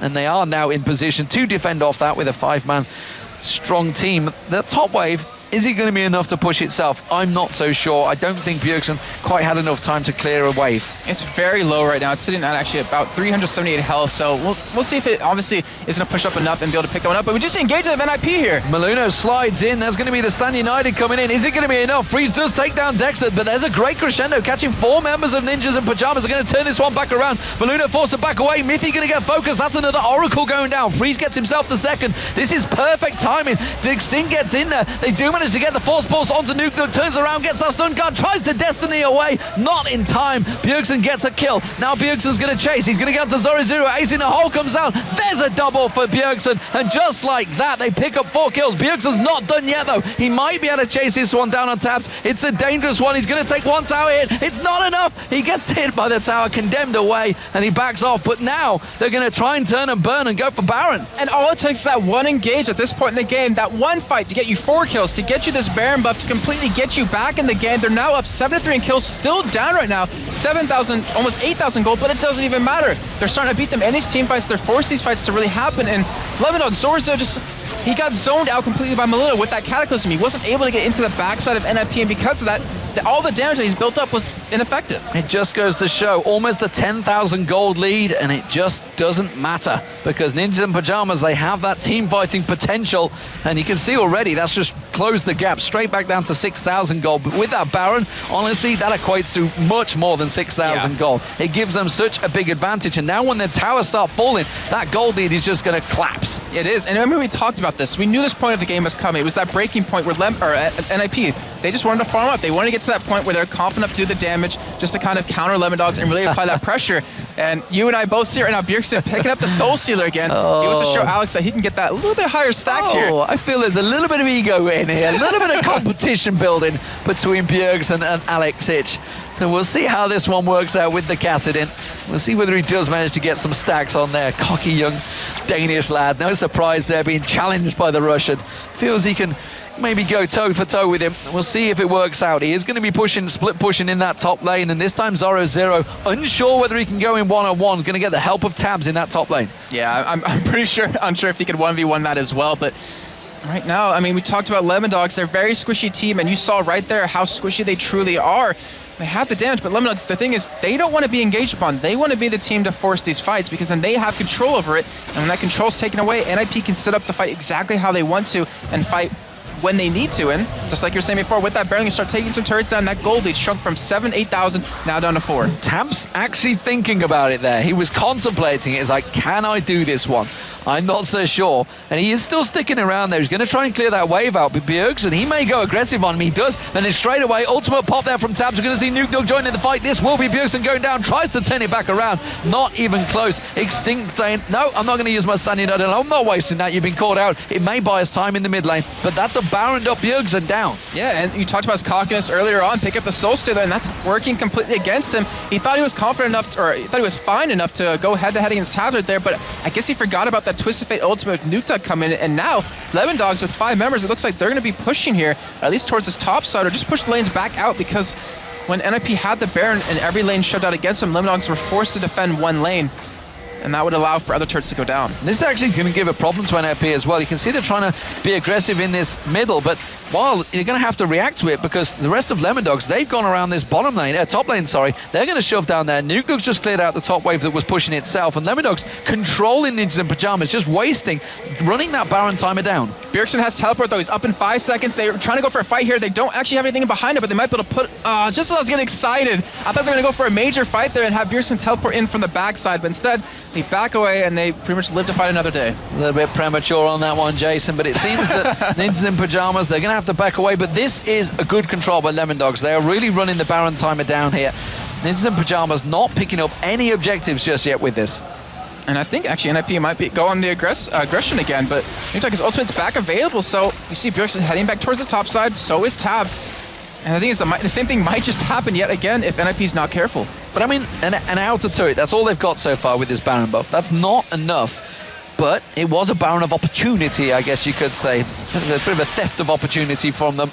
That's a great victory. Maybe they're just realizing we're not quite there yet, guys. We've still got to take our time on this one. They are still 6,000 gold behind. Lemondogs looking like they may try and defend out this one, but again, NIP, this time Melina trying to tank out the turret, buying time for Freeze to hit on this middle turret. This is an important turret for them to get down. It's taken them a long time, and Freeze wanted to stand around just a little bit longer, but wasn't quite allowed to take it. Yeah, better safe than sorry, especially at this position in the game when you have the Baron buff and when the game's really on a tilt right now where it can go heavily in favor of either team just depending on how this next team fight goes.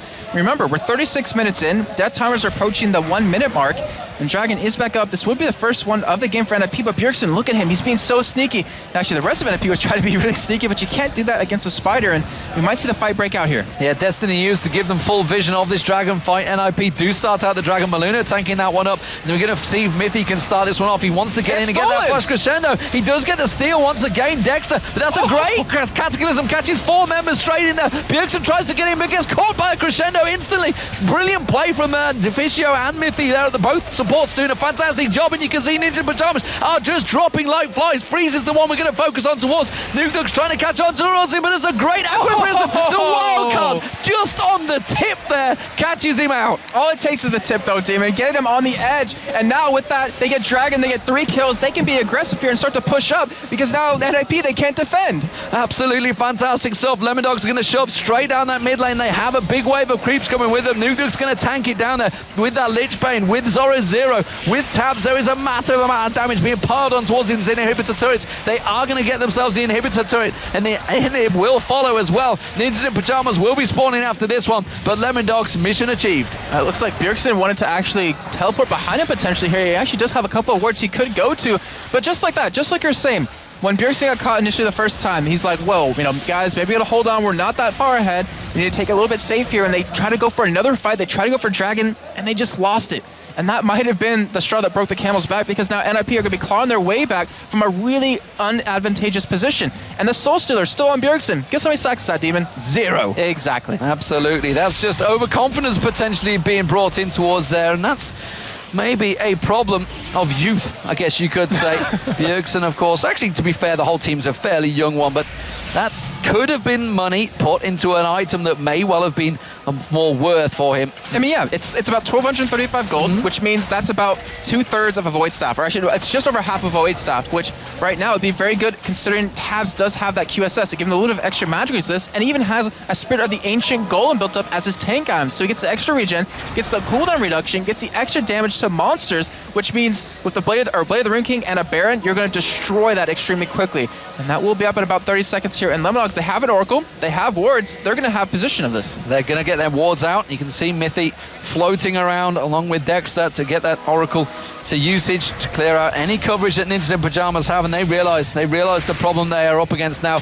Meanwhile, it's going to happen. Lemon Dogs are actually just going to go around and say, you know what, we've got positional advantage, let's just go straight up, tank this turret down, let's get it down, see if we can pick up any exit kills. Maluno thought about hovering in there, but instead they're backed away, and that's going to take even more vision away from Ninjas in Pajamas. Stretches the gold lead to 10,000 now for Lemon Dogs. Is that enough though for Ninjas in Pajamas to be thinking about going in? They are going to go aggressive. They have got an Oracle of themselves, so they're going to spot that ward, but you can see Lemon Dogs, they've already started this Baron. This is going down really fast here at NIP. I don't think they're really aware of it. It does go down before they can do anything, and now NIP has to run. Crescendo on towards Extinct and Maluno. Extinct goes straight in. He gets caught out though. Dexter's taken very low, but he can just repel straight away. They can see the slicing Maelstrom coming out from Zoro Zero. Maluno taken low as well. Bjergsen just off of the side, trying to do what he can. We see a Destiny coming out from Nukeduck. He's going to track down Bjergsen. He's going to riff walk away from that one. They don't care. They're going to go turn towers, go straight towards the base. It's inhibitors that they're after, not Bjergsen. And instead, it's just going to be Freeze and Deficio doing defensive duties. And with the Supermans pushing mid lane right now, I believe Lemon Dogs could just finish this game out with us 40 seconds of NIP on the main tanks, with just up to Bjergsen to pretty much defend against us, against a Baron up Lemon Dogs when they're already tanking up to deal with him, because he doesn't have some sort of extra oomph. Even with that Nisi large rod, they're going to lose a second inhibitor here. And Demon, I'm not sure they can hold on to this long enough to stall the game out. I'm not sure either. You can see the super minions. They're all up in this mid lane. The Nexus turrets will be the next focus targets. You see Nukeduck throwing out those cards in towards that inhibitor turret. The Nexus turrets as well, but Zoro Zero's backed off. The rest of the Lemon Dogs back away. They're playing it safe for this one. It's 9-7 in terms of kills, but it's 8-2 in terms of turrets. Lemon Dogs will be picking up a fantastic victory here over Ninjas in Pajamas. If they can get it, it would drag themselves into third place. And right now, with the amount of gold they have to spend when they back away, they have the opportunity to do it, because look at how these item builds have developed over time. We can look at Nukeduck. He has a Death Cap, has a Lich Bane, has a Void Staff, has a Spirit of the Ancient Golem himself.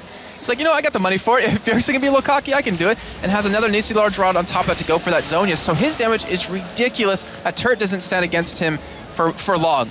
And you look over on the rest of the team, where on Zoro Zero, he previously had the Death Cap, the Abyssal Scepter, and the Haunting Guise, but he never really got into the middle of the fight. Now, with that Zonya's Hourglass done, he can be even more cocky, especially with his Baron. He doesn't have the flash available this time, though, and he will be able to do a lot of damage. And, you know, that last fight we saw Dragon. that was actually a great ultimate by Baluna to lock them up, but they just didn't have the follow-up. They were lacking a little bit of damage. Freeze wasn't able to get the targets he wanted to, and Lemondogs just out-tanked them. Well, Lemondogs are doing it by the numbers as well. Tutorial style, take down all the inhibitor turrets, secure the win. And why not? Because they got super minions in the top and bottom. And now it's going to be the final inhibitor turret with this Baron buff that they all have as well. Dexter happy to take a couple of those traps from Freeze, and look at that turret. It's already had a chunk taken off it. Just a couple more wildcards will do it. You see, actually wildcards won't do it because they go through it. But you know what I mean, with the hits from the Lich Bane of Nuke Duck, and of course Zoro Zero, as well as Dexter and Tabs, they're all throwing the range damage out towards it. Even Mithy's put a little poke in there as well. And it is just simply the last stand for Ninjas in Pajamas. We're going to see that fight break out. They had to defend this turret because the thing is, with those Super Minions pushing, the Nexus turret's already taking damage. If you lose this one, it's even worse, and we do see the engage. And do see them going in. Slicing Maelstrom will run there, but Ninjas in Pajamas are just dropping like flies. Maluno, Mithy throws out that crescendo on towards Bjergsen. Bjergsen's not even involved in this fight. You see Dexter getting in there. The turret will go down, and Lemondog's still yet to lose anyone. The Cocoon comes out. Nuke Dog uses the Destiny. Doesn't matter. One Nexus turret's gone down. The second will follow, and it's going to be the Nexus going down. It's Lemondogs that stop the spree of Ninjas in Pajamas, halt them in their tracks. The European LCS is wide open once again as Lemondogs climb into third place. And you saw Extinct in that last fight. He's their tankiest member, and he just got blown up right away because of the damage that Lemondogs had. And it was a good fight. It was a good entire game by NIP, but that just one little cocky move by Bjergsen going top lane, getting caught, it stopped their Baron push, and they just couldn't recover from that. Fantastic, fantastic performance. Regrouping required for Ninjas in Pajamas. Didn't quite work out how they planned. Management in the house as well, and you can see they're already diagnosing exactly what went wrong in that game. The look of shock on Bjergsen's face says it all, though, and Lemondogs, they're going to go over and shake hands, as we have seen pretty much regularly do. They're not forced to do this. This is just simple sportsmanship between the teams, and honestly, they all know each other so well. They all, honestly, they'll go down the beach together the next day as well. Yeah, or go out drinking. Either one, or maybe even both. I don't know, but I mean, yeah, it's definitely right. Is that the fact that they all enjoy this? I believe they actually started doing this without being told. Yes, of course they did. Yeah, absolutely. Sportsmanship is in the blood of everyone. We're going to go over towards our analysis to take us through exactly how Lemondogs picked up a almost historic victory over Ninjas in Pajamas there. And I think historic right now, if you look at the form from both of these teams, it could well be. I mean, it was a really, really close game there, Frank. Yes. I mean, there was, this time where the kills were level, I think, at 4-4. Lemondogs had a good gold lead, but it was still at that point where it was all down to that one big fight. Yeah, there was one really, really important team fight around the dragon. Dexter opens up by stealing the dragon away and then pulling off an amazing team fight right afterwards. The whole entire team does. And there's two factors that really help that. There's the very risky glass cannon build where he goes Death Cap on top of mass penetration, Sork Shoes, Haunting Guys, and Abyssal Scepter, and as well as the rest of the team actually building up a bunch of Spirit of the Ancient Golems, which basically let them tank through the initial burst from basically from Kassadin, get rid of the silence, get rid of the slow, and then continue the fight. And those kind of two things combined are enough to actually allow Lemondogs to win a fight. So let's have a look at the replay then and set the scene a little bit on that one. It's the big fight really that happened around that dragon area, 35 minutes in. Yeah, so it's a 7,000 gold lead for Lemondogs. They've been winning the early game. They're 4-2 up in turrets. And this is what's really, really important because NIP had just taken a Baron. That's timed out. Let's get the replay on your screen because it's right after Dexter steals away the dragon. And I want to point out again, the build for Kennen right here, he is full damage, and the Twisted Fate has the Ancient Golem for some tankiness. The Vayne has a Quicksilver Sash for an extra tankiness. Let's run the clip out and watch what happens. The battle begins, and here we go. The engage comes on, and here comes the AoE ultimates, and no one from Lemondogs drops right away. Crescendo is beautiful, catches Bjergsen, the stuns come out from Kennen as well, and nothing happens for NIP at the beginning, and now the only damage left, Freeze, he's stuck on the outside, trying to put damage in, can't do it, keeps taking burst down, and just has nowhere to go. The wildcard's barely tagging him at the end right there, but that's what happens when you have a mostly burst-based team, when you're mostly burst damage, and you don't get to burst anyone out. You run into a Kennen ultimate, you run into the Crescendo from Sona, you can't kill anyone because they all build a bunch of health and magic resist. Yeah. And then the persistent damage from Elise and Vayne show up and clean you up. That's really good mid-game itemization there. by the Lemon Dogs to win those team fights. Yeah, and as Demon said right at the end there, that kind of propels Lemon Dogs to a place which, alternate for us was a bit of a surprise that they'd managed to climb up there and be at the top of the leaderboard league, same thing, for such a long time. But I don't think anyone really expected Lemon Dogs actually to be that team that are now sat in 3rd position. They were really the big sleeper, but they came in 3-0 against All Authority as their qualifier match. That's how they got in. And they show up to Lemon Dogs and they play and they're sitting at the sort of middle mark for a while, and them showing up to top 3, they've got the individual talent. You've seen them make some incredibly good moves. We talk about Dexter a lot, and I think it's worth talking about because he made that amazing 23-minute win over Gambit happen. And Lemon Dogs now with their new identity of having really good early game, they won the laning phase against Ninjas in Pajamas, and very, very few teams win the laning phase against NIP. That speaks to a lot of talent in these players.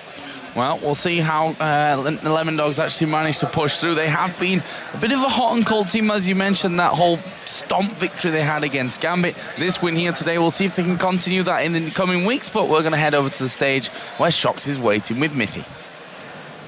Thank you very much. Mithy, congratulations on that victory. Tell us about the strategy going into that. Were you confident, even though being behind in kills, the TF passive, and securing the objectives would get you to win? Antes de nada, enhorabuena por ese maravilloso partido que les acaba de salir. Pregunta, habían estado en la partida un poquito por atrás, pero estaban, digamos, de alguna forma, ¿eran conscientes del hecho de que tenían la pasiva de Twisted Fate? ¿Les ayudó un poquito a remontar eso o cómo lo vieron? Oh, okay, sir. Basically, we've been losing every single game to Shen and to this combo of Shen and Kassadin. And when we found out they were going to play the same thing again, this time we were like, okay, this is the one last time we're going to try and play against this, and let's see how it figures out. And we decided to pick a hyper carry this time so that he can actually 1v1 the Shen, the hyper carry, and then and then have TF to assist with Kassadin TP, and then actually win the 2v2. It didn't turn out that way, and we won some other way, but yeah, that was the actual plan going into the game. Lo que decidimos hacer, nos vimos otra vez con la misma setup que juegan siempre contra nosotros y con la que hemos perdido siempre desde que estoy yo en el equipo, que es Shen y Kassadin. Y lo que decidimos hacer fue jugar una última vez. Dijimos que a la tercera va la vencida y nada, esta vez decidimos pillar una Vayne en vez de pillar a Caitlyn o Varus, que es lo que solemos jugar, y pusimos a la Vayne en una línea sola contra el Shen o el Kassadin. Y nada, eso nos sirvió para ganar la partida. Tell us about the Dragon fight at 36 minutes in, because it seemed like that really was a decider for the game. Háblanos un poco de la batalla que surgió en el minuto 36 en Dragón, que parece que eso fue lo que cambió la partida. Well, we got a good early game, and we snowballed very well from it. We then failed in one team fight, and then at the Dragon fight, I managed to finally hit one good ult. And yeah, that and other stuff, like we actually called focus, we peeled together, and yeah, we team fighted well. They didn't team fight too well, and yeah, that won us the game. En español. Lo que sacamos un buen early y después los troveamos en bot, y porque hicimos una team fight súper mal. Después hablamos sobre la team fight y después ellos cometieron un error de hacer una team fight mal, y yo por fin di un buen crescendo y gracias a eso pues ganamos la team fight. Okay, Mithy, you're from the Canary Islands yourself. It must be great to play here. How have you been enjoying your time here? I see your family's here. You got tons of fans. What did you like to say to them? Te preguntan que, bueno, eres de las Islas Canarias, para el que no lo sepa. ¿Te lo has pasado bien? ¿Cómo te lo estás pasando, mejor dicho, en lo que es tu casa, con tu familia? ¿Has pasado tiempo con ellos? ¿Cómo ha sido? Well, my family just arrived, so I haven't even been, I only have been able to say hello to them. But yeah, the time, I expected the venue to be way smaller. This is super, super big. It's really, really amazing. I didn't expect Comic-Con to be here. It's actually super nice. I'm enjoying my time. It's really great, and of course, it's super nice to be back home. You want to say hi to your family right now? They're right there. Hola, mamá. Hola, mamá. Thank you very much, Mithy, and congratulations.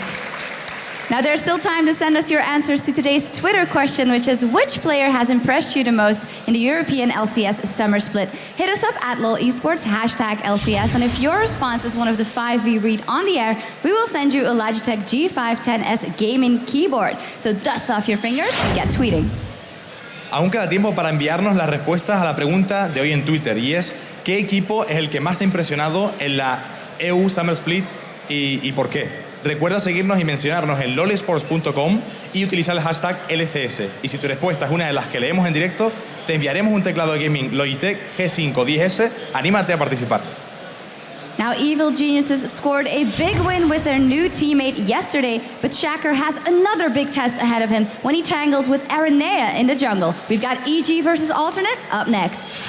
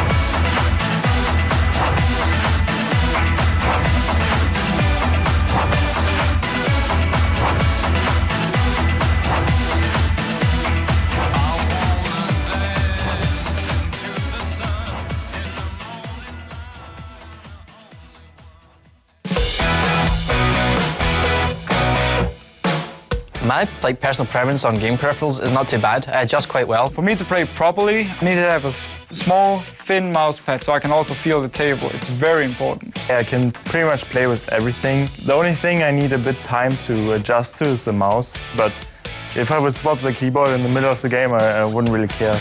I have thing with the mouse cable where I need to have my mouse so I can move around freely. If it gets stuck the slightest, it feels like it can really mess up my mind. Maybe not everybody needs that, but I'm really strict about that. The first time I met the character, how can you even play with this? I think I just broke my old mouse, so I just took the mouse from my father that was left over. Just started getting used to it and it felt easy and comfortable, so I just kept on using it. I just feel that it's the normal mouse to me.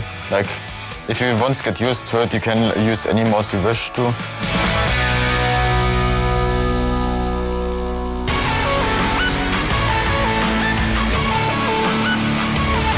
Welcome back to week 6 of the European LCS Summer Split here in Tenerife, where we've got plenty more excitement coming up.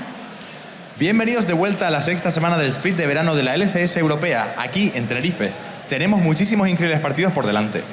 But before we get into the next match, we've got some special guests. So let me send you over to D-Man and Jason, who are sitting by with Snoopy, and on the Spanish stream, Ocho will have a chat with Ocelote. Thank you very much, Doc. So you can see we have Snoopy here. For once, I'm not the whitest person on the stream. We do have a Scot, of course, alongside an Englishman and a very, very burnt Californian. Just don't touch his arms, he hurts. Yeah, you did that earlier. Thanks for that. Still hurts, still feeling it. So we're going to go straight to the Twitter questions, I believe, is where we were going to start off. We will talk about the matches coming up and what we've had already today. But earlier on, we asked you guys which players impressed you the most in the European LCS Summer Split so far. I'm disappointed because we've seen these signs and not one of them said Snoopy, mate. I gotta be honest. First of all, it was Diamond. Well, he's a jungler. You can rate there. He is a jungler that's really come to shine lately. It's been a pleasure to watch his devastating Udyr and Jarvan. I'm not sure I agree with that.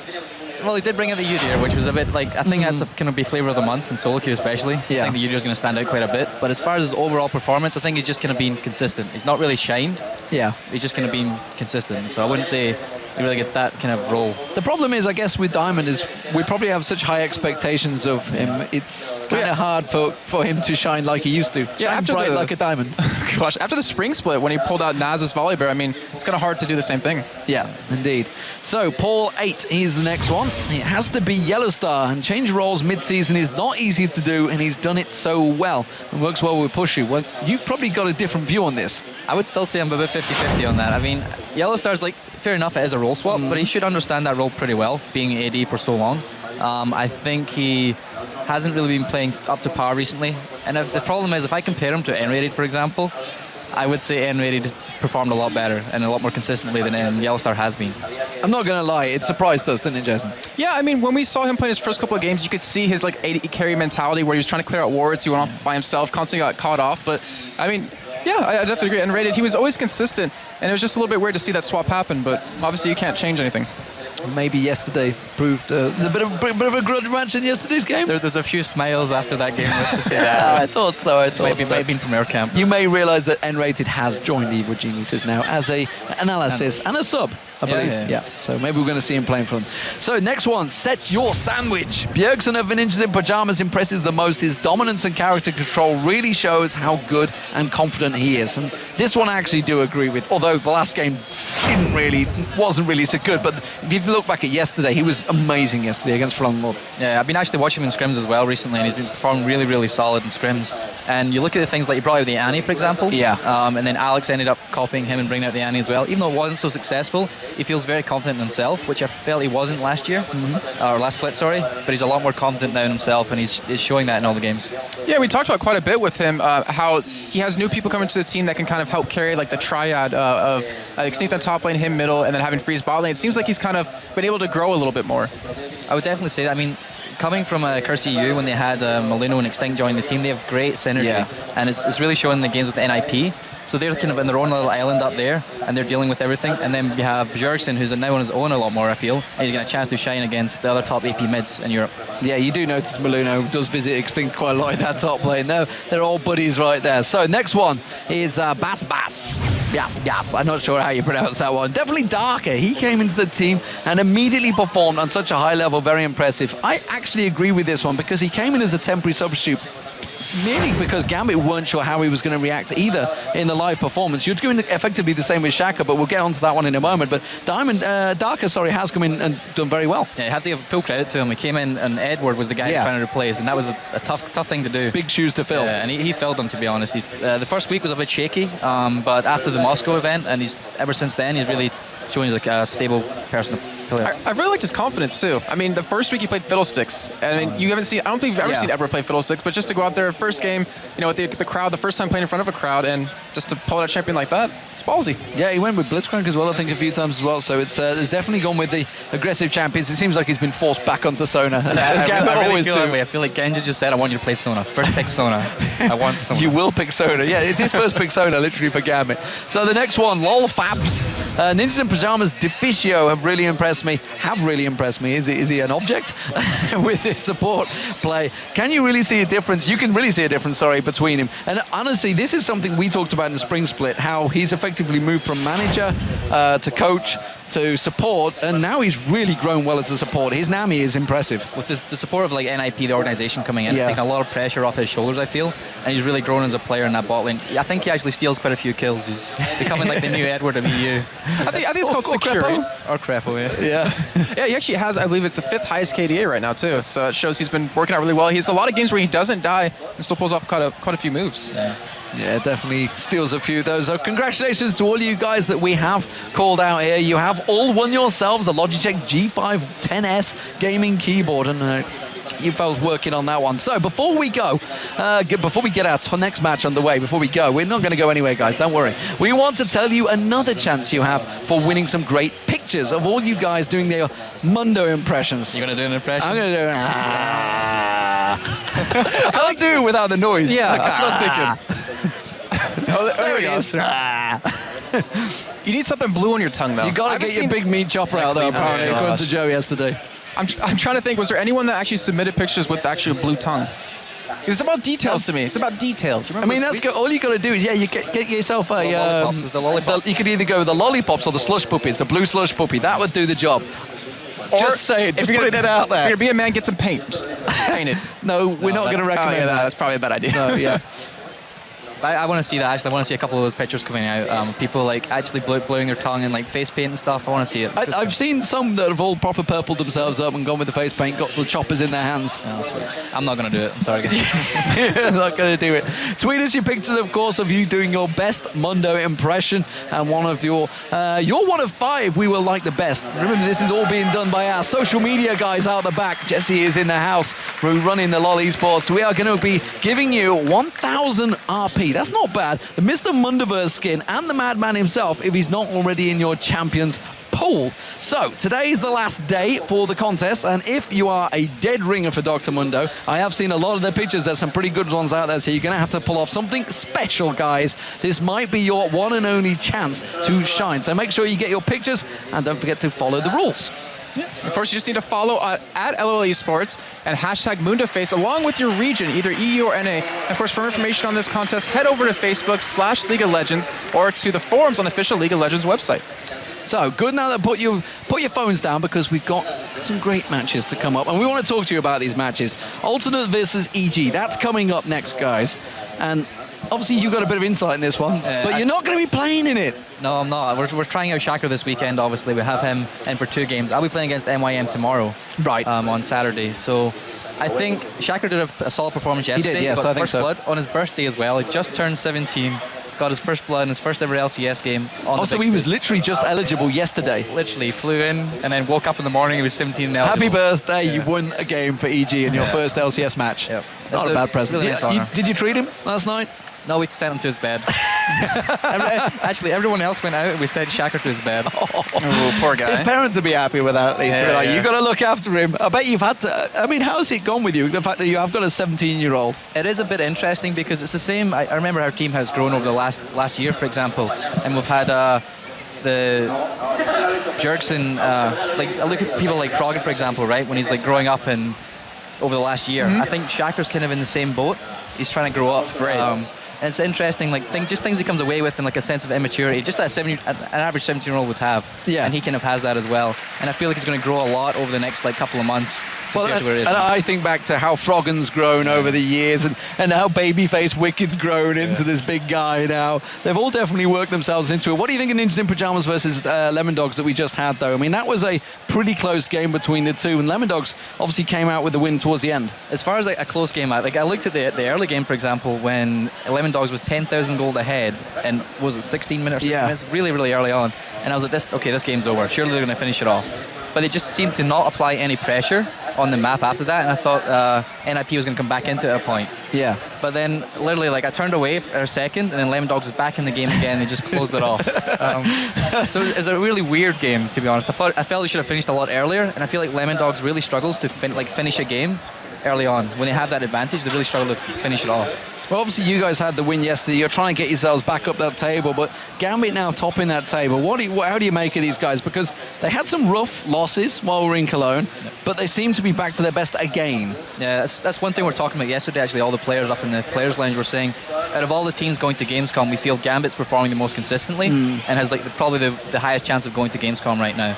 I'm not really sure if they're gonna win the game completely flat out. I feel it's going to be quite a slow game, and I'm hoping for that as well. I want to see some good games tonight. Yeah, and Alternate, of course, they are effectively on a bit of a slide that they're going to be up against, and it's not looking good for them. How would you approach it? The fact that your AD carry, obviously, say, think Yellow Pete broke his hand. He's like star of the show or something, breaks his hand. I mean, how do you approach that? Hopefully Pete don't break his hand, but as far as that is concerned, I feel without Cretan, they've kind of made it as an excuse to saying, okay, we don't have Cretan anymore, it's okay if we lose a couple right now. Right. But we have to realise we're 4 weeks from Gamescom right now, and they're losing quite a lot. The table's so close right now, they could slip to the bottom quite easily. And if they don't win some games now, I really feel they're going to struggle because when Cretan comes back in, say, 2 weeks' time when his hand's better, he's going to have to learn the game again, get fit into the team again, and that's a lot of pressure in so few weeks to the playoffs. I'm not sure if he's going to be able to do it. Yeah, and you heard Arne talk yesterday when he was on the desk about how, we asked him, do you feel like you're the top 3 team in Europe? And he said, not right now. And then we asked him, what about with Cretan? He's like, yeah, definitely. And do you think them having the mentality of that team against him is affecting his gameplay at all? I think it somewhat does. I mean, I spoke to the Alternate guys, and they kind of said, we don't really see, without Cretan, we don't really see a chance of winning. And I feel like it's the wrong mentality to have, especially when I'm saying it's so close to Gamescom. They need to take these wins now. Cretan was one of the guys that brought a lot to the team, like a positive energy and things like that. Not even in the game with the skill, but out of the game, had a lot of positive energy in the team. And I feel they're really missing that right now. Okay, well, of course, we are going to go over to Shox, who is going to be standing by with both the two teams. They will be coming up next. It is going to be, if I just look to the side and try and glimpse, and I can't remember who is playing next because I'm not casting that game. Alternate EG? Alternate EG. Well, of course it is. How can I forget? How can I forget? Alternate versus EG. Let's go over to Shox. Thank you very much, D-Man. As the guy said, don't forget to send in your Mundo faces, and I figured, Jason, if you just send in a normal picture of yourself, you might be eligible already. Anyway, our next matchup is just about to begin. First up, on the blue side, bringing the Spanish Fury in the jungle, Team Alternate!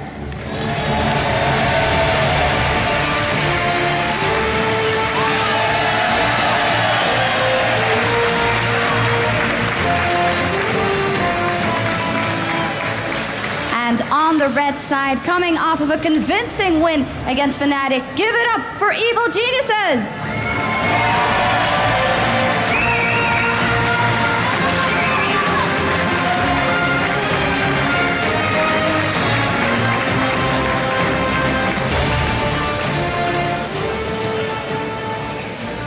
All right, the players are set. Let's head over to Joe and Freak for the English stream and Ocho and Gilligan for the Spanish.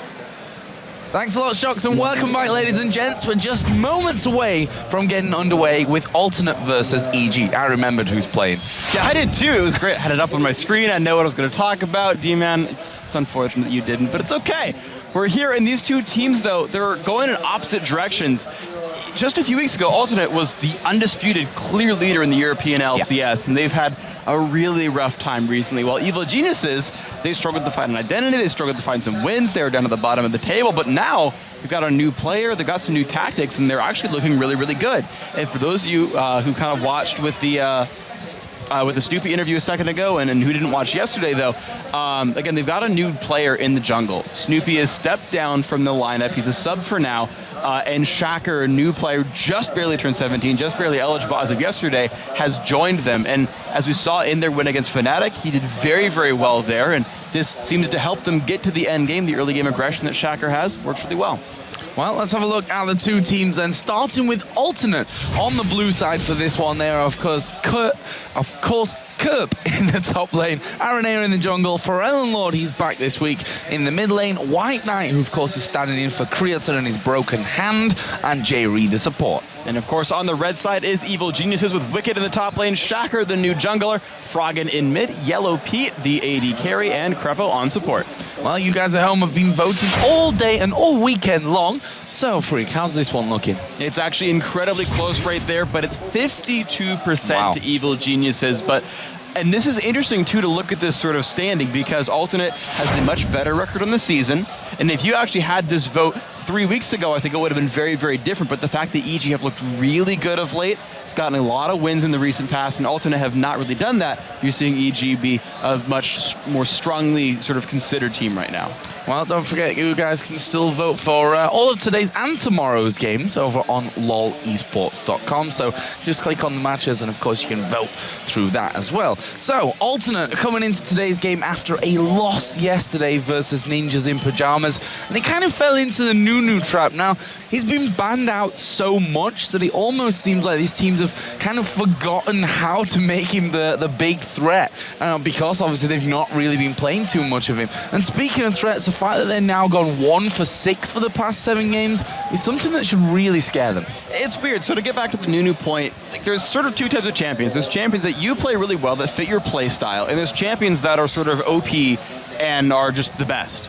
And the thing is, Aranea, he's great on champions like Lee Sin and Elise, who are fighters and do a lot of things early on. Now, granted, Nunu does counter jungle, Nunu can gank, but he's not one of those fighters who really gets in your face and can one-on-one people and crush in that way and actually brawl in the jungle. And I feel like he should kind of return to form here and play those champions he likes to play. I think it's worthwhile. And of course, the other thing to talk about is, as you said, Alternate having a rough time of late. It's not on White Knight. I really don't think it is. It's easy to point fingers and be like, it's the new guy, that's why they're not doing very well, but he's been holding up. He's been holding CS and kills with the other team's AD carry the entire time. In my opinion, it's actually Pharrell Lord who's having a really, really rough time. Yesterday, he got crushed in his lane. Last week, we saw him have a horrible time as Twisted Fate against Fnatic's Peke. And I think it's Pharrell Lord has to step up to get Alternate back to where they're supposed to be. Well, on the other side, Evil Genius has managed to take a victory against Fnatic yesterday, and it was a real baptism of fire for the new man on his birthday as well. Of course, is Shacker. And what better birthday present than getting a win over one of the best teams in European LCS history? And this guy is an aggressive jungler, right? Elise, Lee Sin, Evelyn, these are guys that get into fights early, put a lot of pressure on the team, and that makes a lot of sense for him. He got first blood early on ganking, and well, he ganked the duo lane that was actually in mid right there. But this early aggression allows EG to get to their late game that they're so familiar with. If you think back to Season 2 with Counterlogic Gaming Europe, which is 4 of the 5 same guys, they were always a late game team, and they know how to navigate that kind of situation. They know how to navigate the map when it's all stretched out and there's a lot of things on the table. Getting there because they have an amazing jungler is really good for them. Yeah, and I'm interested to see how he comes into it, because you can't really judge, the whole team performance and how Shaka's done from one game. Obviously, we are going to be seeing him in this one as well, so really interested to see how he does with that one. And that brings us nicely onto our featured matchup. Today we are, of course, comparing Shaka and Aranea. Shaka being the new face on EG, whose aggressive play does allow a little bit more potential, in my opinion, for Evil Geniuses. On the other side, you've got Aranea, a veteran in League of Legends. He jungles aggressively as well, but recently he's looked a little lost. He struggled to help out White Knight in that middle lane when he was in there for Pharrell Lord. His lackluster KDA at the moment of 3.65 is kind of telling, he needs to step things up a little bit. I mean, to compare it with Shaka, who's only played one game, which they won, is probably a little bit unfair, though. Yeah, he's got one of the highest GPMs of any jungler in there. Yeah, it's actually the highest KDA in the European LCS right now, but it's, as you say, it's a bit of an unfair fight. So I want to talk about these players a little bit, though, because we talked to Aranea yesterday. He was in our interview, just where you saw Snoopy a second ago, we had Aranea there, and he said, yeah, I've played against Shocker in solo queue. He is always aggressive, and sometimes to a fault. He might take fights that are not in his best interest, but take them anyway because that's his play style, and it makes him inconsistent sometime. And also when you kind of get into the game, into champion select, which we'll have in just a second, again, they share champion pools, Elise Sin, they're going to be things that these guys care about.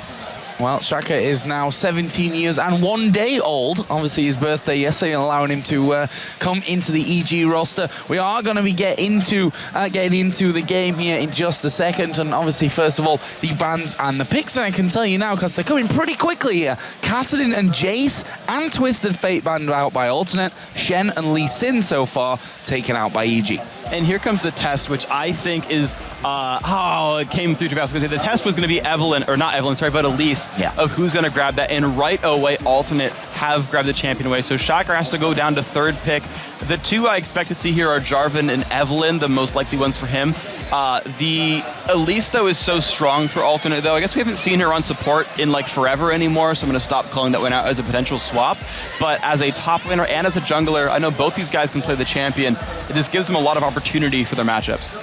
Well, we see that both Twitch and Nami going to be locked in here for Evil Geniuses. Now, this is not a normal matchup for EG, you know? Twitch, Nami? When was the last time we say that? I can't off the top of my head think of when that was. No, this is a mind game right here because they know Froggen played it in the mid lane last time. And it's one of a couple things, because on one side, you can just pick Malphite and just poop on Yellow Pete if that's a Yellow Pete champion. He's done well in the champion before. We've seen both Froggen and Pete play Twitch here.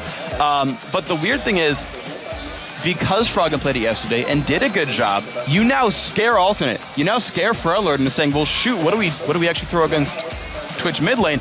And it might not even be Twitch mid lane. So it's them throwing out one card here that's an ambiguous card, and it'll screw with Alternate's champ select.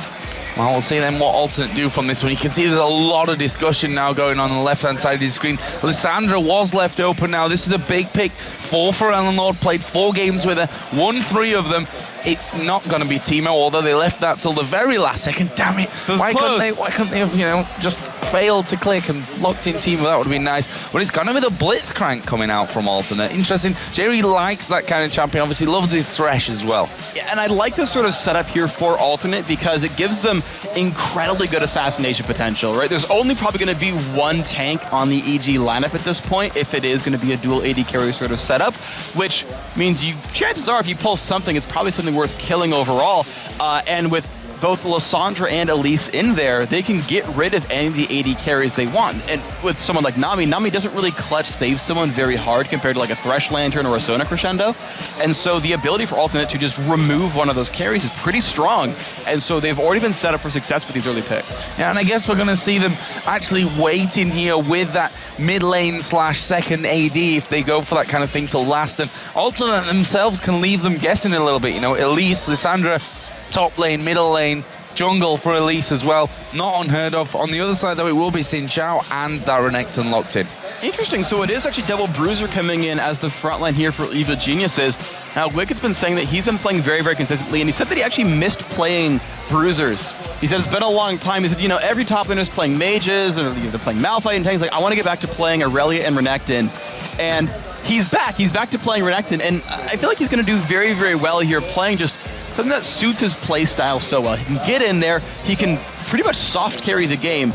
He has an amazing Renekton in general, and this is a good fit. It's interesting just because there's such limited peel now if they do run double AD carry at the very end of it all. But if they run something a little bit more well-rounded, it gives a lot more room for Wicked to run around and carry. Well, let's have a look here. We have the beauty of watching Wicked play against Ninjas in Pajamas earlier on in the scrim with Renekton. We can tell you he was pretty beastly in what we saw from that one before we had to move in to our first games of the day. But right now, Alternate going to be locking in the Malphite and the Varus, which almost certainly tells us that Elise is going to go to Aranea in the jungle. And there we go. The Malphite is so important here because Twitch has no innate escape tools for a Malphite, and he's so attack speed based, right?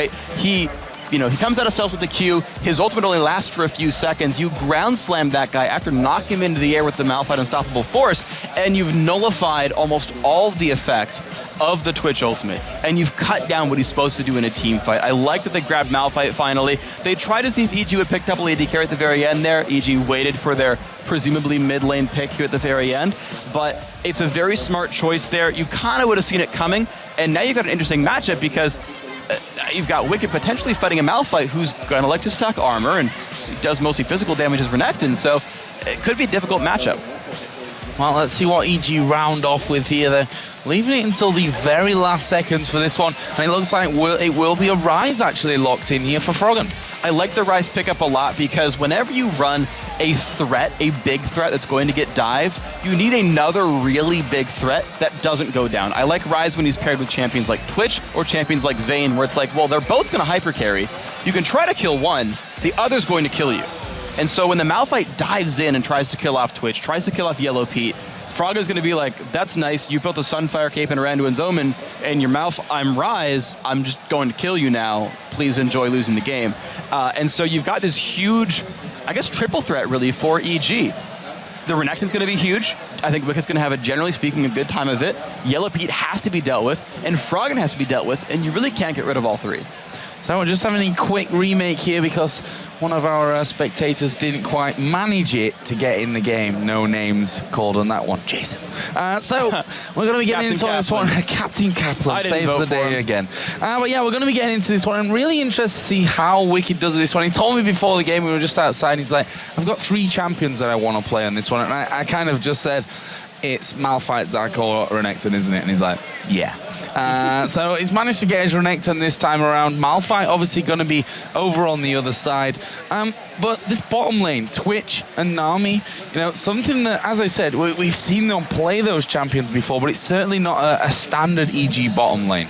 It's a matchup that I think favors Alternate a little bit because the sustain for the EG bottom lane is pretty low, and Varus can poke a lot. Normally when you face up against a Blitzcrank, you know that the all-in, the pick potential is very high. If a hook lands, you're going to be in kind of bad shape and it's going to be rough. So normally you like try to poke the Blitzcrank out. You play champions like Zyra who have really long-range threats and can punish Blitzcrank for trying to get in position for a hook. The problem is Nami's harass is not very high. When she gets in there, she's going to be in range of Varus to counterattack.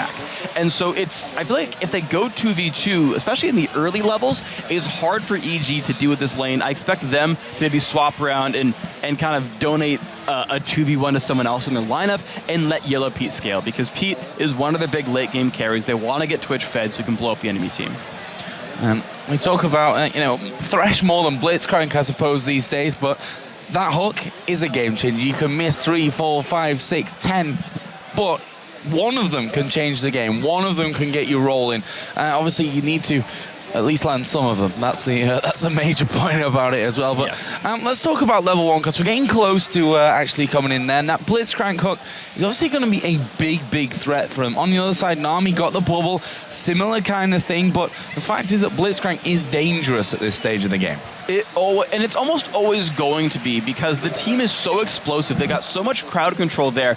Even if they pull in a tank, Pharrell Lord can actually go dive into the rest of the EG lineup, lock them down, and self-cast his ultimate, and then hold them there while they kill someone off. Then Pharrell could like Zhonya's and then wait for his team to clean up and then re-engage with the Kerp ultimate or something like that. So there's certainly a lot of synergy there that even if they don't hook the best target, Alternate can still salvage that team fight very well. Not to mention if they pick off a Twitch or something. So here we go then, in-game with Alternate versus Evil Geniuses. Earlier on in the season, Alternate were top of the table. EG were rooted to the bottom. Things have changed here, though, as we said earlier on, that both teams are almost headed in opposite directions at this point. EG was rooted to the bottom, but it seems that they've sprouted up and they've now grown new fruit, and they're growing now into the top side of the table. But right here, you know, it's interesting. So RNA is, of course, in the jungle here on Elise. It is going to be Kerp as the top laner. And it's EG looking for some early antics. They've all piled up here. And, of course, a lot of teams try to check this with a skill shot and see if someone's around. But there's not an easy way for Alternate to actually check this. They don't have easy skill shots to throw out there unless they go for like a blind hook. So EG won't get spotted trying this. I mean, if they went to Baron and threw that hook there, I mean, it's easy for us to say, of course, because I'm like, yeah, I definitely got a Baron and throw the hook through, and that'd land on Wicked, and then they kill it. But yeah, that's obviously not quite as easy when you're in the player's point of view. But looks like it's gonna be maybe a delayed invade at the most here from Evil Geniuses. That looks like the real situation here. They've got very good level 1 fighting overall, the Rune Prison, the Nami Bubble and whatnot, and they're trying to use that to snowball ahead. So Kerp, waiting in the side, will see them. He won't reveal himself, so EG doesn't know how much they're spotted, but it will let RNA know, oh, I'm just gonna run and steal your blue buff and we'll trade. Yeah, that's exactly what they're going for at this stage. Wicked actually coming around here to maybe run some disruption on that one. RNA, of course, is going to be coming in. Got his smite available if they need to get that one away quickly. Actually, Shaka here is going to be taking the blue buff for Evil Geniuses away from Alternate. Alternate, we should probably mention, they're finishing off the full camp. Shaka has done the same on the other side as well, so they both have the spawn times. And though the interesting thing is neither team has their own ward on their own buff, so they don't know the timers just yet. Only when the jungler shows up there and gets revealed, or reveals the camp and says, oh, it was cleared, then they can guess the 7-minute timer. Or I meant from the other side, you know, in case they want to invade on the second, on the second spot. Yeah, and they can go in for the 7 minutes. And actually, there's one small edge for Alternate because EG don't know if I don't think they know if Alternate went for their red buff or for the invade and the blue buff first. So EG doesn't quite know those two right-hand side buff timers. Right, so a bit of guesswork probably needed to get them through all of that. All right, now we are seeing a bit of a lane switch, so it's going to be Kerp in the top lane versus Twitch Nami, and bottom lane will be Wicked's Renekton versus Varus and Blitzcrank. Who has the better time in this one, Freak? Well, in general, Malphite at least can last hit, and he's a little bit more resistant to harass as well because of his passive. So you look at Wicked, and he's hiding behind his turret. He learned Slice and Dice at level 1. He actually recalled, by the way, for some extra health potions. He's got Longsword 5, but Shakra's getting caught up. Yeah, Shaka actually doing a lot of damage there to RNA, but RNA comes in onto Shaka, turns around. RNA is going to go down. First blood comes in for Shaka, and there is Frogan coming around the side. He gets himself the double buffs, and EG will love that, and that is the aggressive. It's funny because it was RNA talking about that yesterday, and that's exactly what's happened. Xin Zhao's early damage output is absolutely massive. He's definitely got a few points in the offense tree. It looks like 921-0, but just enough to just belt damage out right there. Incredibly impressive play right there. And of course, the bus being transferred to Frog is going to give him a pretty easy lane against Pharrell Lord. Has Kurt been bubbled up in the top lane. Took a little bit of harassment from Yellow Pete and Crepo. Here we see Aranea coming around. Actually, he's going to walk straight into Froggen, who's not going to have seen him coming there because he came just out of the bush just as Aranea actually rounded the corner. So they know that Froggen's going for this top lane. Are they going to try and intercept this one? It might be too late for it. You know, Kerp's going to get himself under the turret, flashes away from the bubble. Who's going to pull the aggro? That's going to be Crepo first of all. Kerp going very low. It's going to be the finisher there from Yellow Pete as Aranea comes in, says, I want my blue buff back. But is he going to be able to escape from this one? Pharrell Lord's coming around the side. He does a lot of damage on towards Crepo, who flashes away. Now Arenea's moving in himself, but I think that may just be the end of this one. Or Yellow Pete could go super aggressive, going right in there himself, and now Arenea's chasing, gets hit with the cocoon, can't dodge that one, uses the barrier. Aranea is now low. Expunge being used. Here comes Kurt with the teleport to the top lane. This is a never-ending fight as more damage comes from Pharrell Lord. Yellow Pete gets under the turret. The fight stops. Aranea got his buffs back, and that's what he was looking to do. And even if they kept on chasing down, Froggen could have teleported back into the fight and made other crazy things happen right here. So that could have been all kinds of scary if Alternate chased out here. So now here comes the fun part, because the lanes have been thrown around a lot, but the teleport advantage is now here for Froggen. So theoretically, EG can make more moves out of this and can keep forcing the issue with their new sort of trademark early aggression. And the funny thing is, this is Alternate style of game, you know, a crazy, chaotic matchup. They love these kind of games, and I think it's harder for EG, you know, as having that new man in there, Shaka, albeit as a jungler, you know. I think it's going to be harder for them to actually deal with that in this scenario because they have less training together as a team. Oh, and you got to look at this. Shaker keeps throwing things out of the works. He gets cocooned out, though. Here comes Aranea. Down to half HP already. That red buff, of course, on him. There is the jump over, and Shaker is a dead man. Now they may be able to tie down Froggen as well. For Eleanor putting in good damage there. Another couple of hits not going to come in there as Aranea gets hit by the turret, but that's another one picked up here, and it puts for Eleanor at 2-1-0. Let's not forget his amazing Lissandra play, or when we look back towards, the likes of DreamHack, where Alternate were on fire and went 5-0 in our first weekend. And Frellenlord doing an amazing job right here. Froggen taking a bunch of damage. Ooh, good repel, get him out of that one. And this is what Aranea talked about yesterday when he said that Shaker was sort of over-aggressive to a fault. Basically, Ara planned for this one and more or less got a counter gank. Just walked up, cocooned him in the face and said, okay, 2-on-1, easy kill, thank you very much. And that's the kind of things that Alternate can turn around. You notice that despite EG's crazy sort of level 2, get a bunch of kills, double buffs on Froggen, holy crap, 3-3 equal gold. Frellenlord's actually gone in for that early blasting one here as well, so he wants that initial power in the lane and probably going to be trying to dominate Froggen, who's got that tier stacking up, got the mana crystal in there as well, so we'll see how that one all goes down. Frellenlord is 5 now, so he's not going to be too far away from that ulti level as Wicked here. Going to go in on towards White Knight. Jerry going to walk around the side as well. They noticed that Shaka was going to get involved in that one and they decided they didn't want any part of it. It was a good time for EG to pick a fight because the lane was starting to get pushed down and they didn't want to get frozen out of it when. So Wicked came in on a White Knight, tried to bait cooldowns because Shaker was coming to support him. That was a well-executed attempt right there by EG, but Alternate just didn't want to fight that one, backed out and said, look, we're still going to try to freeze this. So there's that second spawn of the blue buff that we were talking about earlier on. Aranea wanted to hold it for Frellenlord, but he was scared that Shaka would come around there and be able to steal that one away, which didn't happen in the end. The creeps are, the camp is actually still alive in that one, so they need to be careful as we are going to see the pull straight down the middle from from J-Ree, and nicely dodged by EG. Nicely done right there. So Aranea going to get the other blue buff though for his own team, and that is exactly what these guys wanted. Aranea getting that good counter gank in the mid lane actually snowballed him ahead of what Shaker can do. You can see a level advantage for Ara there. Of course, kind of a little bit of home field advantage, not only being in Spain, but playing his namesake as well. So a little bit OP synergy there, and just that gank happening allowed them to steal away the blue, then get their own, and they've got this really big mid-game lead. I talked about teleport being big for Froggen, but now they've got a level advantage and a buff advantage, which is big for Alternate. So let's have a look down some of the items coming in. I already talked about that mid lane, but since then Froggen has added that catalyst in there as well. See that Malphite is double CS of Wicked's Renekton right now, got Chain Vest, Door and Shield, compared to that longsword right now that Wicked is actually sat on. I think that was actually what he came into the game with there right at the start. Both junglers got a Spirit Stone and the Boots of Speed. AD carries Yellow Pete behind in CS, has already gone back for the Vamp Scepter.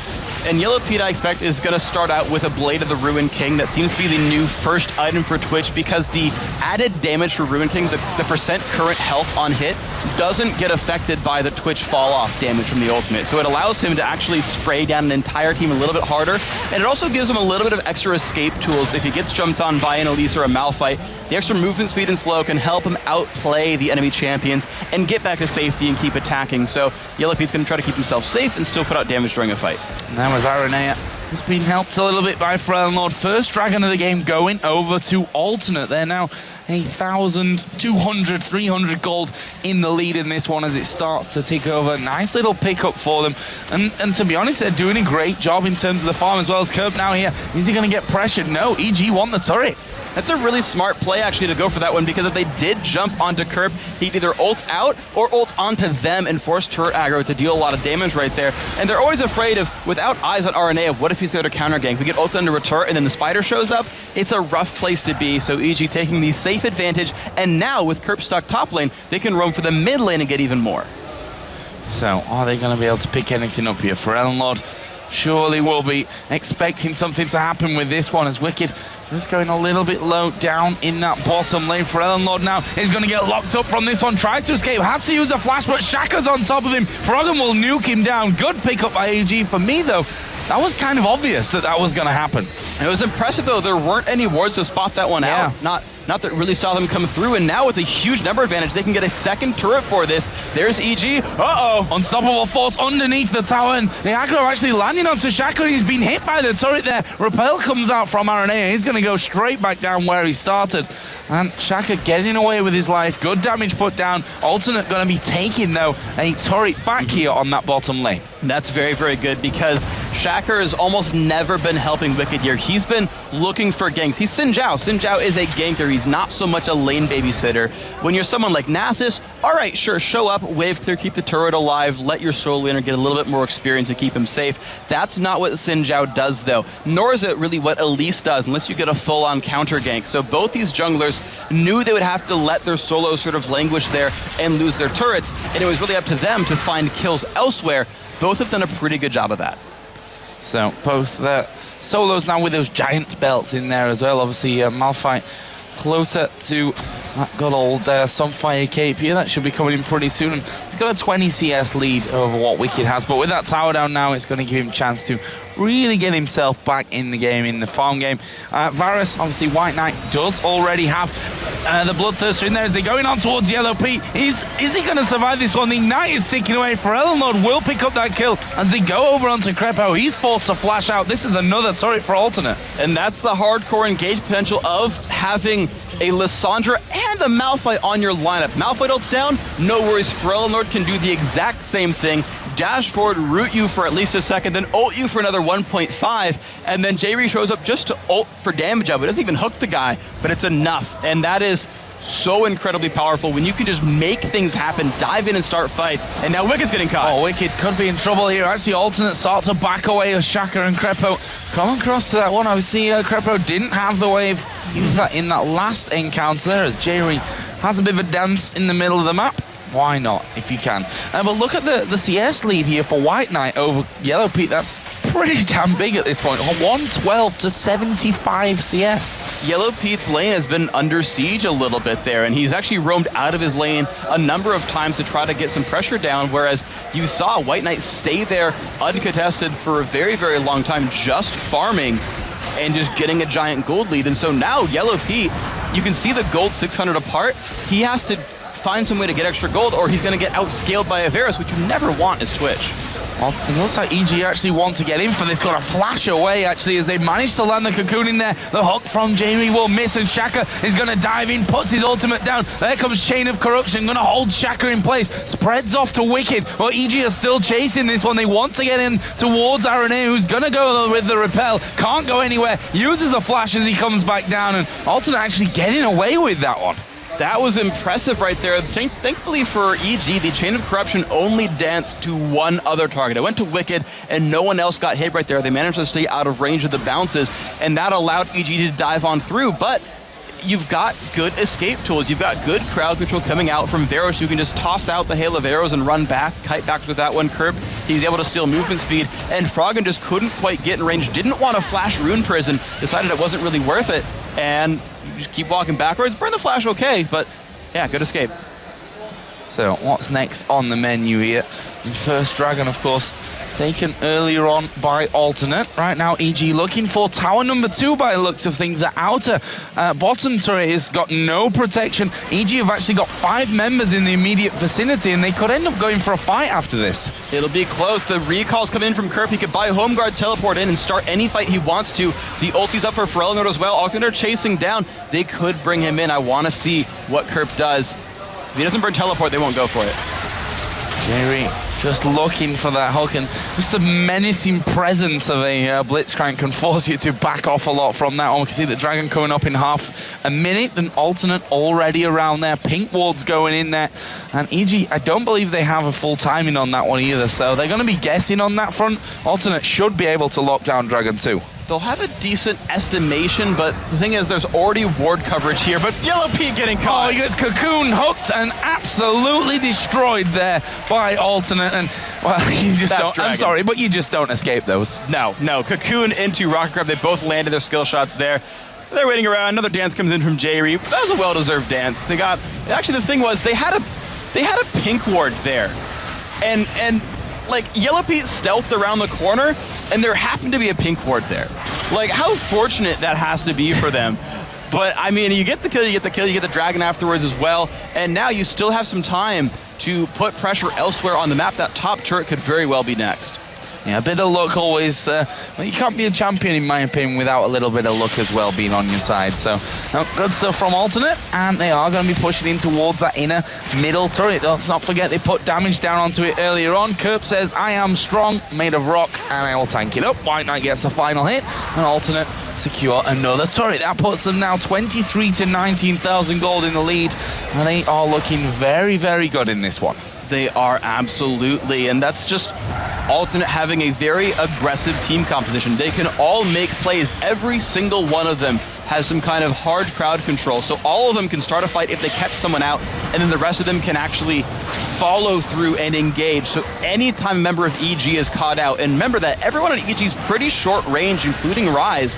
They don't have very large spheres of influence, but the fight might start here. Here we go with a new wave coming over, and that's brilliant from Krepo. He's probably sealed them 2 kills here as they pull Froggen in. He flashes away from that one. Shaka takes the turret here. They don't care. They're diving this one. Wicked's in there. Kerp's going to go down. Wicked's going to escape from this as Forellenlord is on the backside, and they just walk back from this one. A 3-0 for EG. Absolutely impressive by Krepo. His engage landed. Shaka a little alone here. Yeah, J-Ree missed the hook there. He completely timed that wrong. Forellenlord puts the ultimate on himself. Can't get away from that. Pete picks it up, and then he's 4 kills for nothing. Wow. Yeah, I guess being alone versus 2 champions, one of whom being the support, not that scary, and just brought his team back down from that prior fight. So EG is turning that around. Krepo landing the ult into the bubble right there for the double knockup, and then everyone following through. Wicked and Shacker got there. Froggen got there. Yellow Pete just started throwing arrows out there, because why not? That was amazing. Getting 2 free kills off of that. You can't turn that fight around. Alternate should have just turned tail and ran. They let up 2 extra kills because they didn't.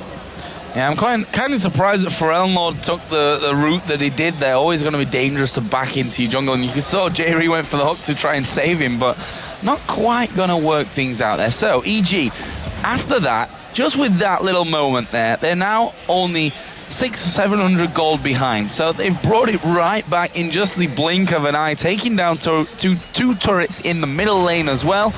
And that's how quickly these games can swing.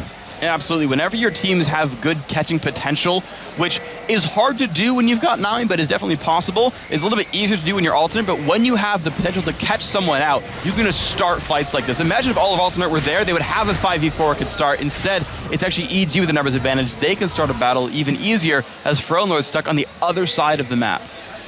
Yeah, he's going to be pushing that one up as much as he can. He didn't match Froggen and go with a teleport for this one, so he's not going to have that one available to him. And look at that. Bit of a kill squad set up from Alternate inside of that brush. They're going to have Renekton and Nami coming in. Arane are just trying to bait them out here as he hangs.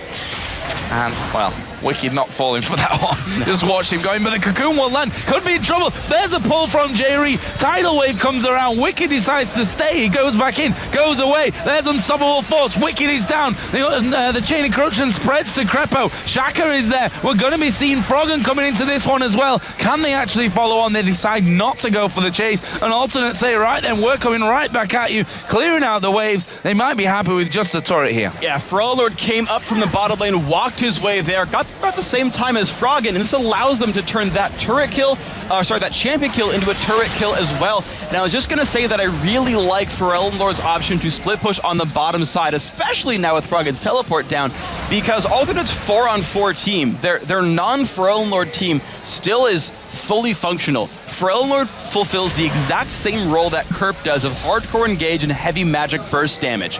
If Forellenlord leaves that team fight, they still have that same role there on the team. They've got everything else that they still need. Whereas if Froggen is gone, it's one of their primary carries. They no longer have magic damage output. They no longer have a carry that's not Twitch. And when you've got a team that likes to dive and assassinate people, which you do when you have Malphite and Elise, when Yellow Pete dies, there's no cleanup potential for EG, which you actually saw there. Pete wasn't in the fight, Froggen wasn't in the fight. They burned all their ults just to kill Wicked, and nothing happened to them.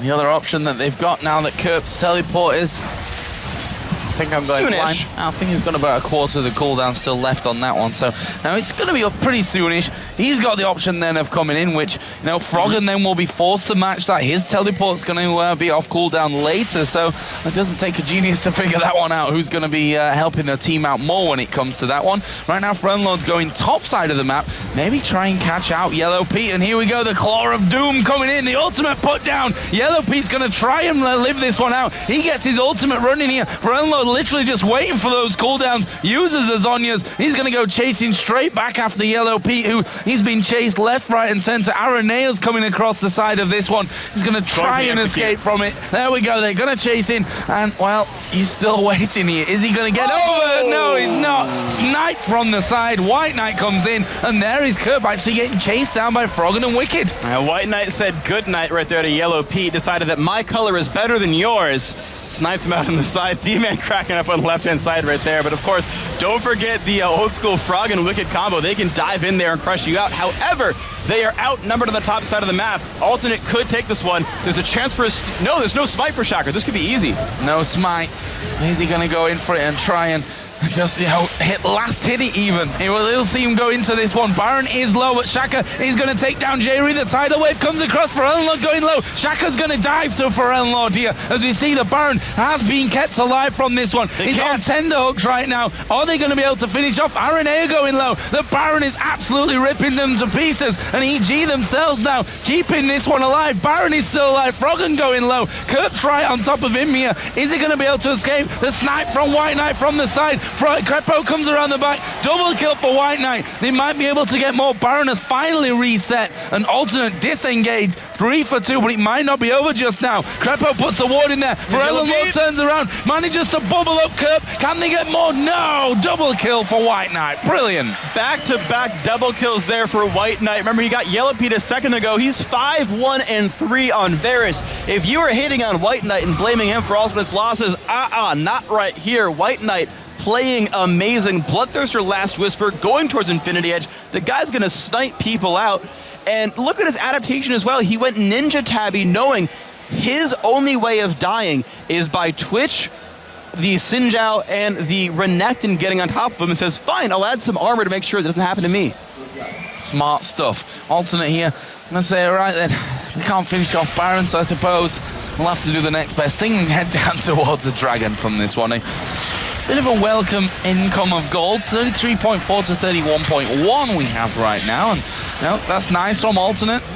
Being helped out a lot by White Knight, as you said there, back-to-back double kills, now set up at 5-1-3. He's also got a solid 35 CS lead as Jerry goes up there. Yellow Pete stealthing up to get away from that one, didn't want to get hooked into the pack, and Alternate here going to go for another inner turret. And they've got the potential to do this because Froggen has no teleport for the next few seconds and is in the top side of the map right here. So this turret will be theirs, and now we're going to see if they can outpush Froggen. Rise is not a very fast split pusher, but he does have his teleport back now, and he's recalling to defend the base. Yeah, going to recall from this one. We'll see if Alternate realizes that he's gone out of that lane to actually pull his recall off, but Alternate may actually be able to take down this in-him turret before he can get around. They've got to be careful to dive this, though, because they know Froggen's coming back. They know Yellow Pete could explode them. If they don't catch Pete, it's going to have a really rough team fight for Alternate. Turret down to half HP. Kerb rocking backwards and forth. They managed to pull Froggen through. Here comes a fight. There's the Zonya's used by Pharrell. He's getting focused down though. He's a dead man, and look at Pete. He's blasting through the entire team, but he's not got the damage. Aranea will take down the Twitch. Crepo going low. Double kill coming out for White Knight, and they are going to be able to take down this in-him turret. Again, it's a 4-for-1. It was actually a triple kill for White Knight in the end, and that is inhibitor number 1. What an amazing team fight by these guys. Frelnord pulled so much aggro. Zonya's ulti, all that stuff still went down, but pulled a lot of attention, whereas White Knight was untouched. This might be enough to take down the base. Yeah. Can Shaker hold? They're going for it. Shaker's going to have to come up big here for Evil Geniuses. He's not been in this position with a team before. We see Alternate take down one Nexus turret and decide that is going to be enough right now. All of EG up in less than 10 seconds from that point. They're going to back straight away from this one and recall themselves back to safety. 50-50, but what a great play out of Alternate. Picking up the team fight, getting the inhibitor, getting a Nexus turret as well. And J-Ree making the hook, man. That is the reason that you get team fights like that. You could have engaged into the turrets, you could have dived, but it would have been risky, so instead, Alternate kept fishing, they kept fishing, they landed the hook. That's big. Are they going Baron here, or are they going to set up a trap? They're going around for this blue buff. They've got a ward on top of it, and Frelenlord now might be in a little bit of trouble as they do go in for that one. Shaka did get the blue buff. Ultimate used by Frelenlord on himself. He is a dead man in a second. Sonya's up there last second, but Shaka will finish that one off, and they're going to turn around. It's a 5v4. Yellow Pete's very low, though they need to be really careful here. Kerp has his ultimate, but Yellow Pete has a lot of lifesteal. He has Vamp Scepter into Infinity Edge, actually, so every crit will so you're seeing 21 to 40 health each time. Kerp has his ulti, but I don't think they can win this easily. Here comes Alternate. There comes the wave out. Yellow Pete going low. Is he going to die? He flashes away. He's still alive, and he can still do damage. Wicked is going low. There's a kill for Froggen. We see Wicked still alive somehow there at the back. Kerp going to be dropping very low. He tries to escape, but it's a double for Froggen. Meanwhile, Crepo is chasing J-Ree around the map for this one. J-Ree turns around. Crepo finishes him off, and that will be a 4-for-1. I've said those numbers before, but this time, it's EG. 3-for-1 to stop Baron is okay, I suppose. I mean, you don't want to go -2 in a team fight, but going -2 instead of losing Baron is probably worth it right here. And because EG got hurt enough, Yellow Pete had almost no health right there. The tanks were for the most part gone. Shacker lost some HP as well, and they knew the rest of the team was respawning. EG says, all right, we'll just mop up our base. And this game, it's just freaking crazy. I gotta say, this game is absolutely ludicrous. The battles go back and forth. It's 17 kills apiece. The turrets are only 3 apart. You're seeing the buffs get stolen back and forth as well. So let's take stock of where we are. Let's get back and realize what's going on. I want to fight. Oh, we are. And I might get interrupted by Svenskeran or someone else, but for now, they're not fighting just yet. So the tanks, the junglers are becoming tanks. Shaker's going for Aegis. Aranea has Aegis. He also got the Locket of Iron Solari as well, so they are beefy guys in the front line. Kerp and Wicked are fulfilling the same role. You're seeing Wicked get an early Sunflare Cape, Mercury Treads, adding a Last Whisper, interestingly enough, because he wants to actually deal damage to the back line along with Shaker. So not the tankiest React in the middle, do okay. And of course, Kerp is going to be very disruptive in the back line with Frozen Heart plus being Malphite. So backline's a little hard to deal with, a lot of frontline damage to them. Alternate though, they've got ward control and they're trying to control Baron. Oh, they're setting up a trap. The hook misses though. Crepo just an inch or so away from being pulled into that Baron pit of death, I think it would have been for him if he'd have gone in there. Doesn't have flash available. In fact, summoners across the board for EG are pretty much down. It looks like they want to play the positional game here. They know that Alternate are by Baron. They're going to go down middle, and Alternate have a decision to make, which looks to be coming back. They don't really want to fight.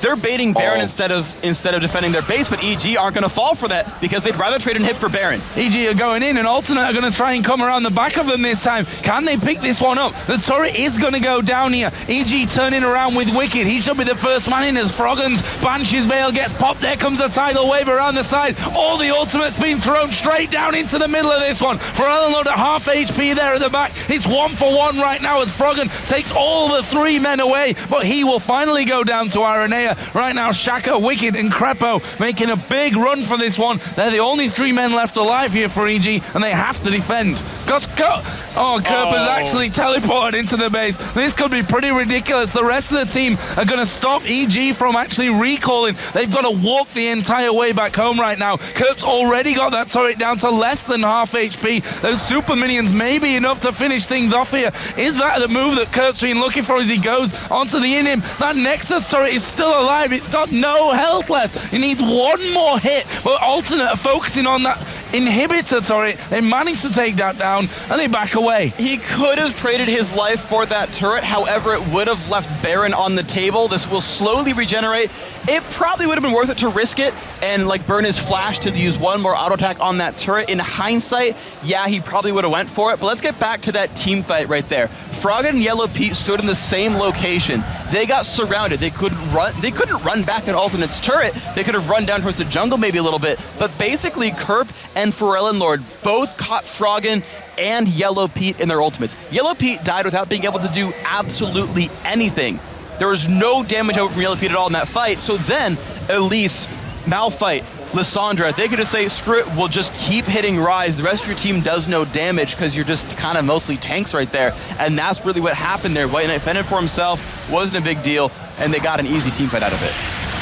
So, Dragon here, going to be picked up by Alternate. We're half an hour into this game and it's seen so much action, it's ridiculous. And for those of you on Reddit that were complaining about EG's playstyle, apparently it took a 17-year-old to come in here and completely throw that one into the mixer. Because now this is an action-packed encounter to say the least. That inhibitor in the bottom lane has now respawned. They've still got a wave of super minions coming up here, so they may try and use that to wedge themselves in there and take that inhibitor out once again. The Banshee's Veil of Froggen has gone down. Alternate is starting to move in. There's a bubble on towards Frellenlord. We've got Kerb right in the middle as the tidal wave comes out. Frellenlord taking a lot of damage. Where are they going? It's Froggen that gets pulled out, but no one's focusing him. White Knight going to get exploded in this one. Frellenlord's low. He has to use his Zhonya. There is Wicked trying to back away on towards the fountain as Froggen is very low here as well. A flash in from Kerb will secure them that kill, and right now EG only have 2 men left. It's the support and it's Wicked on Renekton. This inhib's down. This could be the game. He's got home guard though, he's got full health and mana. They can re-engage for this one, but the minions might be too much. It's gonna be close. Oh, there's a bubble coming in onto 2 of them. Wicked goes in the back. That's 1 kill. Can they get a second? Yes, they can. Crepo gets that one. In fact, it's a double kill for Crepo. The Nexus turret has gone down though, but Crepo and Wicked have managed to hold on to this game for 1 little bit longer. They're not done just yet. Flash away from Aranea, and Wicked decides to back off. Insane. Here comes the big difficulty though, because there's no turrets left in the base at, wait, there's 10 turret kills. What turret am I missing right there? Oh yeah, the mid lane hasn't gone down, of course. So there's actually only 1 inhibitor. Like, I assume that with Nexus turrets dead, there must not be a middle turret left, but there is. So 10 turrets down, the top inhib's alive, the middle inhib's alive. EG has enough time because of the respawn timers to rush down Baron. Hope to God that Kerb doesn't stop them here, because we've seen Baron kill teams 7 times this game so far. And then if they can hold that, they can hold their base and get a ton of farm from the inhib death.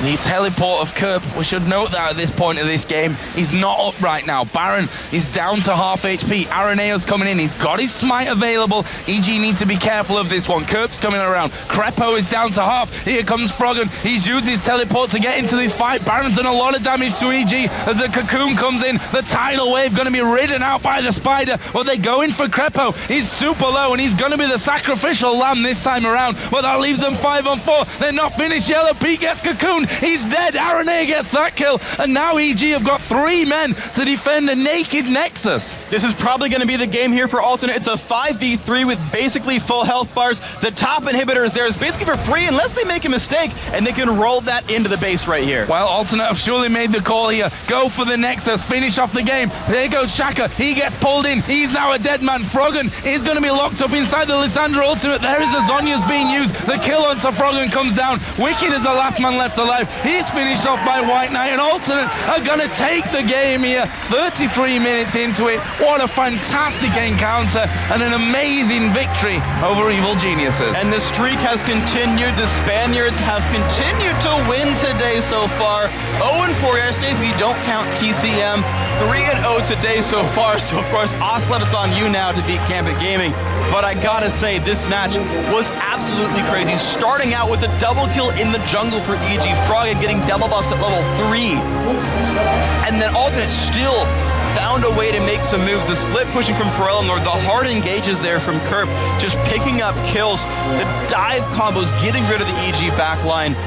Very amazing play by Alternate. And there's Alternate crossing the stage, going to shake hands with Evil Geniuses, and rightly so, because that game, as hard as it is probably to stomach right now for EG and their fans, it was a fantastic one to watch overall. We're going to head over towards Jason and Demon, who are going to have a tough task, I think, of breaking down that amazing game. Thank you very much, Joe and Freak. What a game, holy hell. We had a slow one with NIP Lemon Dogs. We thought that was going to be entertaining, but 49 kills in just around about 35 minutes. It was bonkers back and forth action, crazy, crazy match. And you can see it in the faces of Alternate there, how much they enjoyed that. The discussions going back and forth. We just saw it as EG as well. They were already discussing it. They were shell-shocked. But honestly, that game could have gone anyway. It was so back and forth. I wasn't sure we were actually watching Evil Geniuses right there. because of the aggression that we saw to them, and not to mention Alternate finally being aggressive after their first couple of weeks when they were at the top of the tables, and maybe they realized, you know, we're not number one anymore, maybe we need to change something up, be aggressive, and the throws back and forth, it was like they're playing catch, Steven. Absolutely, you could say throws back and forth. They definitely went aggressive, and like you mentioned, the fact that they had been knocked off their perch, Gambit are now top of the league. Over to Gambit to see if they can win their next match, but of course that's going to be up against SK Gaming, which is going to be a pressure situation for SK themselves. But let's talk about this game. Let's go through these replays because we've got a couple of them.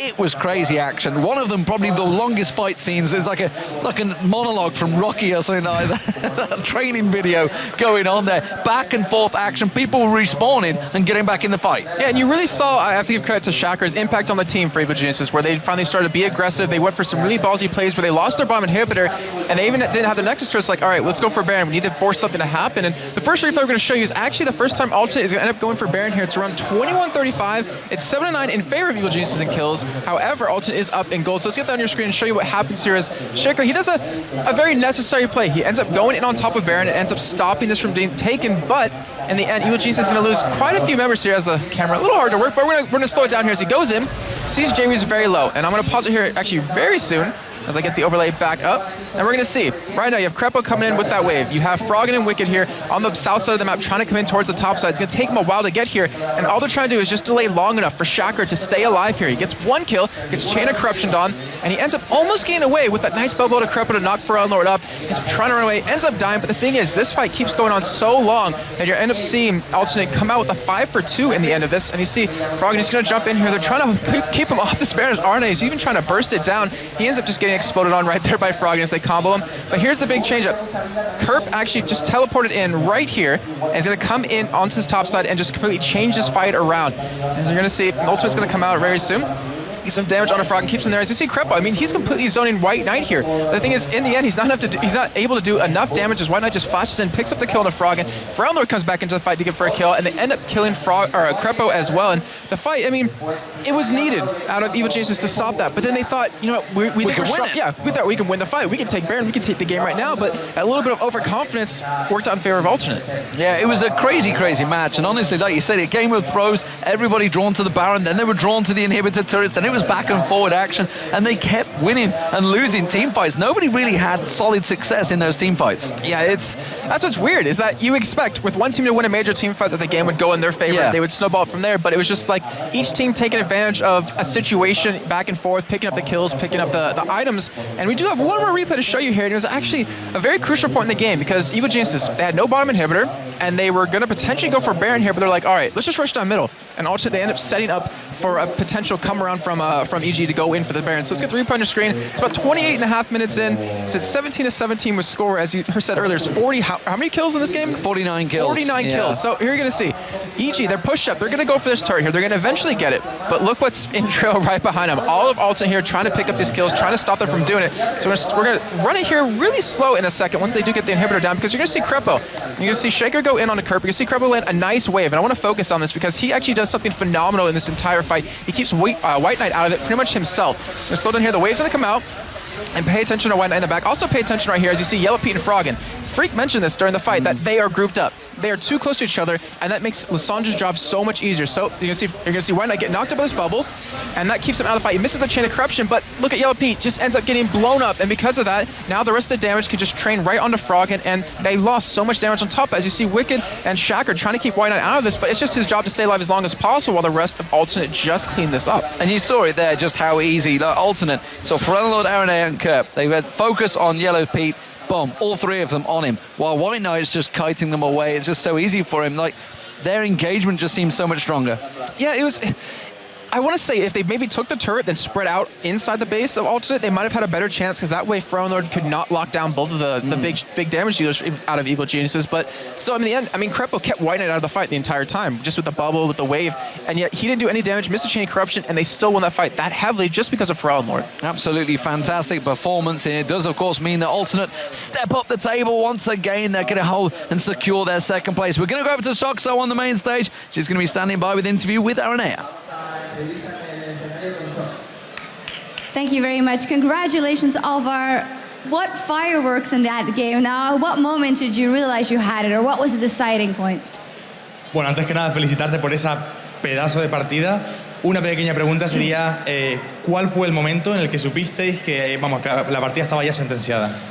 Well, I think the games against EG, we never know like when we got the game because they always focus on that late game. But we always try to pull something like we got the control of every Drake, we got always control of every early tower. So that small advantage every time was keeping us ahead in the game. Bueno, simplemente nunca sabemos contra EG cuándo vamos por encima de ellos. Ellos se basan en el late game, son buenísimos en ese estilo. Y nosotros lo que íbamos intentando es forzar pequeños objetivos. Hemos conseguido todos los dragones y hemos intentado tirar todas las torres iniciales lo más rápido posible. Of course, it was also the second game from EG with Shaker. Yesterday, he really impressed. You took his Elise this time around. What are your general impressions of him? Te pregunta por la opinión de Shaker, que es bueno, como jungla que eres también, ¿qué opinión tienes de él? Además, le has cogido esa Elise. ¿Qué nos podrías decir de este jugador? I think Shaker, I mean, I think I'm a really aggressive jungle, but if I'm like this aggressive, Shaker is like 10 times more. And that's really, really risky. He sometimes just carry so many games by early aggressions, but sometimes he just fall behind by that. In this game, he did really good level 3 gank, like he bait me and he killed me. It was pretty much my fail, but then he tried again and again and again and he started falling behind. Bueno, lo que digo es que yo me considero un jungla muy agresivo por este nivel, pero es que Shaker me duplica el nivel de agresión. Es un jungla muy agresivo y eso puede ser bueno o malo. Hay partidas que las puede cargar el solo en early game y otras que no tan bien. O sea, en esta partida, por ejemplo, el nivel 3 me ha matado en los lobos, ha sido un fallo mío más que nada, pero después ha seguido siendo agresivo y eso les ha perjudicado porque ha muerto varias veces. Okay, now Alvar, es la primera LCS en España. ¿Cómo te lo estás pasando aquí?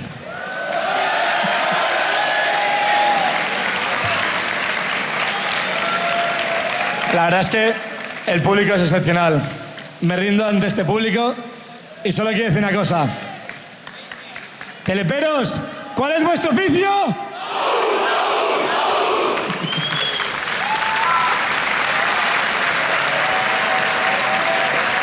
Gracias, Alvar.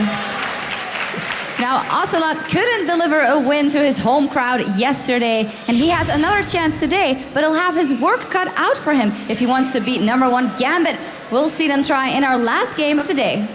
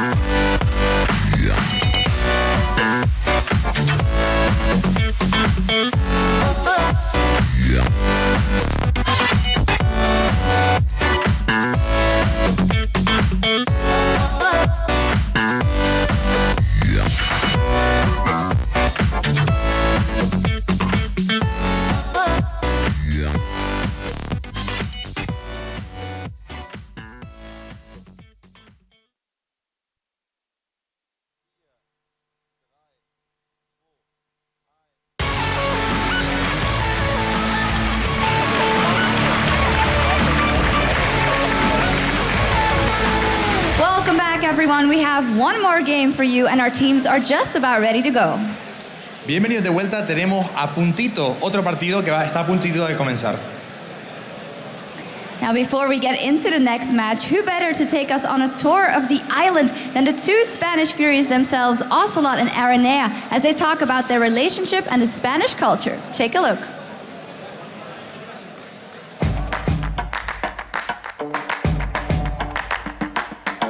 I knew him in LoL. Actually, it was some Spanish friends, and he was actually like a solo player with a really high skill, and he was destroying everyone.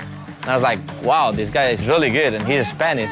He pretty much like joined with some Spanish guys, and we're actually the top one Spanish team, and probably one of the top European teams since like on the beta. It was a really long time ago. We were playing better and better every day. We actually didn't put that much training into the table, like maybe, how much was it, like 1 hour and a half a day, 1 hour a day? Literally nothing. I was still in my football team, you know, I was still playing football by then. I think whenever we knew that we would be in IM Grand Finals, we realized that we had to spend more time in this. Spanish people is like more social, you know? Like we tend to go outside more, we like the tapas, we like to go out, take some beers and, you know, just live the life happy. In a way, that's very good because we actually live happier probably. But in another way, the work ethic is kind of different, you know? I think we have like something really good in Spain, all of us, is a competitive spirit. Like we are all really competitive, like really competitive.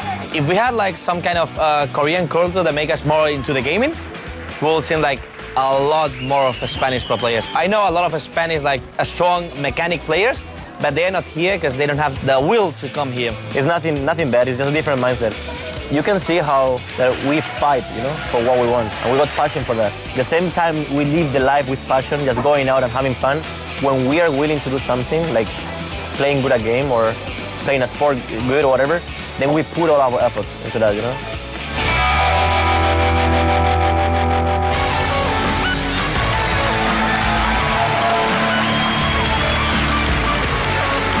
It is time to get our next match on the way. First up, on the blue side, you know them, you love them, make some noise and keep it going for SK Gaming!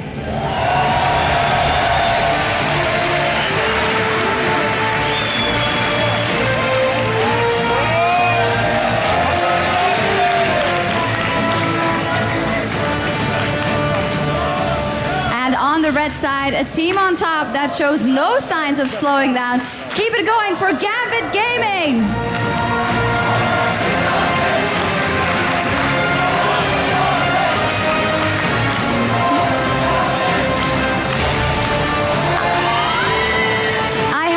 Our crowd is a bit biased.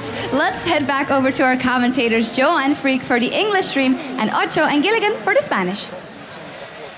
Thanks a lot, Shocks, and welcome back to the Castles for our final game of the day as SK take on Gambit. And these teams, unfortunately for the SK fans out here, are on really opposite sides of the standings. Gambit look absolutely amazing, and they really have since back Moscow 5 days at IEM Kiev. They've always been at sort of the top of the European sort of scene there.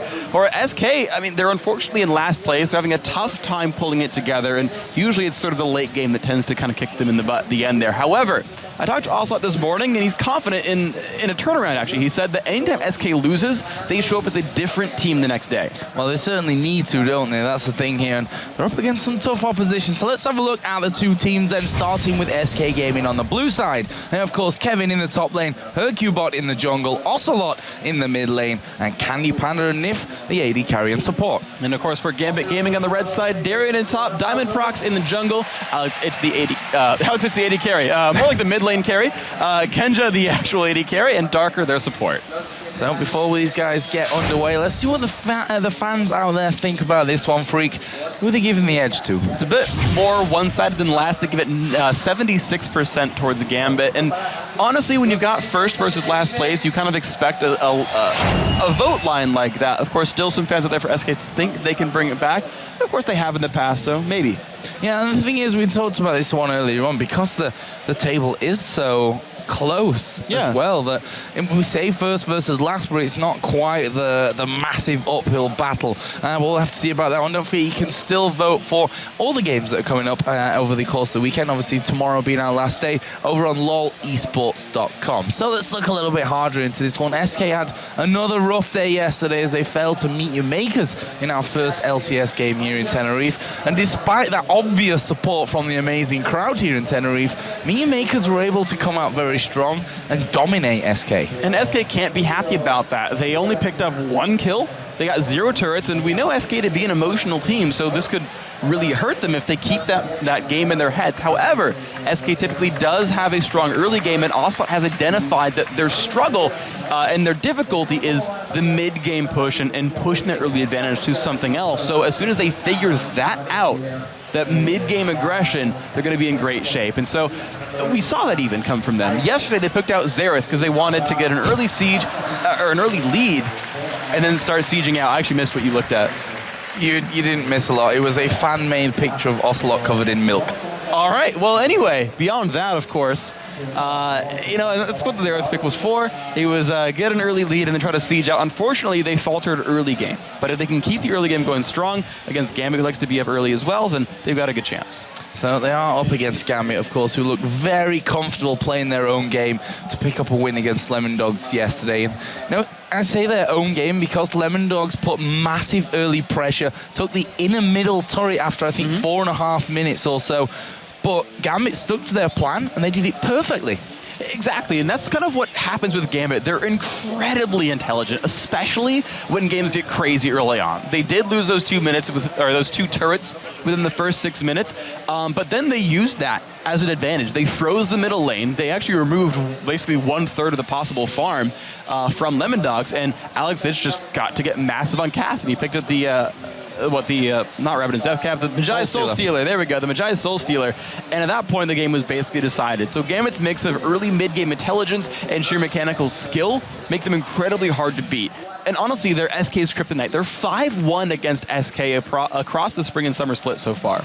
But that one may be the thing that they cling on to for this one. We'll have to see. As we said, it's first place versus last place right now. And SK could really do with a confidence booster at this stage. So we are going to be getting into game. You can see Ocelot there just having a quiet moment. It's probably his last quiet moment, though, on this stage, especially if things go SK's way, because this crowd, they've been warming up all day to this one. I think, we've got Xpeke, we've got Araneo, we've got Mythy, we've got Ocelot. I think Ocelot is the crowd favorite here in Spain, and we saw him out there yesterday warming up the crowd himself. I don't think we really need anyone on stage other than Ocelot here in Spain, because he certainly knows how to get his fans going for this one. But they're not going to be that loud if SK aren't doing well in this game. And it's this funny thing too, because if he wants to get the crowd going, all he has to do is wink like that, or just stand up and be like, guys, and then they'll start cheering. But you get into a game, you pick up a kill, you pick up kills against Gambit, you win a game against Gambit, against the #1 team in Europe right now, and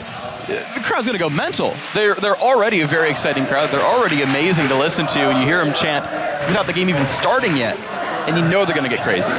And you see there instantly, SK Gaming and his fans, and you can see the concentration on his face from that. And now he's similar to Araneo in a way that he loves to shout when things are going well, and you heard how Araneo's voice was almost failing him during that last interview. So we'll see how that one goes. We are going to get into the bans and the picks here. What can we expect, Freak? Well, we are going to see a lot of the standard bands coming out, the Cassidon, any of the big playmakers there. Alex Itch, I think he's sort of well-deserved the title of main carry for Gambit. He tends to pick up most of the farm. He's the major split pusher, and he tends to be these high-impact champions who carry games. So the Cassidon getting throwing that one away. The Udyr also is good because it's a one-sided ban. It's not a champion that Hercubot plays much, if at all, and so you remove that from Diamond, you make him go to maybe a second-string jungler, and these are all smart. Meanwhile, the Nunu and TF there, big favorites there in Gambit, can play without the global pressure, without the jungle counter-jungling. So let's see if Shen gets taken away. Elise is going to be dropped out. Both Kevin and Darian, of course, do play Elise from that one, so we don't want that to be going over to Darian, and the final ban there from Gambit will be Shen. Yeah, so no shenanigans in this game whatsoever. SK is going to have to play it without that split push. We prepared that one. We love you, Freak. That's why we love having you here. We did practice that one earlier though. Just an insight. Been thinking of them all day. Took us 4 hours to come up with that one, so enjoy it while you've got it. First pick coming out here is going to be Thresh, possibly. I'm assuming it's going to be Thresh here. This is, though, a champion that NIF up until now has played 5 times, and they've only won 1 game with Thresh. And that's a rough statistic because you can't always look at it and be like, oh, for sure, you know, it's Thresh's fault, because they've not had the best luck all season anyway. But it is one thing they are going to let get through. And as well, Diamond's Evelyn, of course, I forgot to mention this one as well. That's the one he's gone to. I know last week it was 100% pick ban for a game. It was either stolen away, banned away, or insta-locked by Gambit here. And it just fits that play style so well for Gambit. Of an early lead, you can't ward against him very well. And the thing is, they don't have to rush for her because it's not a champion Hercubot plays much, if at all, either. So they can take that bottom lane, the Sona that they love to play with. Never mind. Oh no. Still going to be Evelyn. Right. The early game advantage there. Darien with the Varus is going to have a good time in lane and has high utility for that Alex carry later on in team fights. And I'm assuming it will be Sona later on there as well. I mean, Darien, his most played champion so far is that Varus, so no real surprise to see that one coming back in. But a quick picks here for SK Gaming. We're going to be seeing that Xin Xiao and a Vayne here for Candy Pan. And now that Vayne has proved also a key element in those late game matchups where SK have traditionally struggled to close out.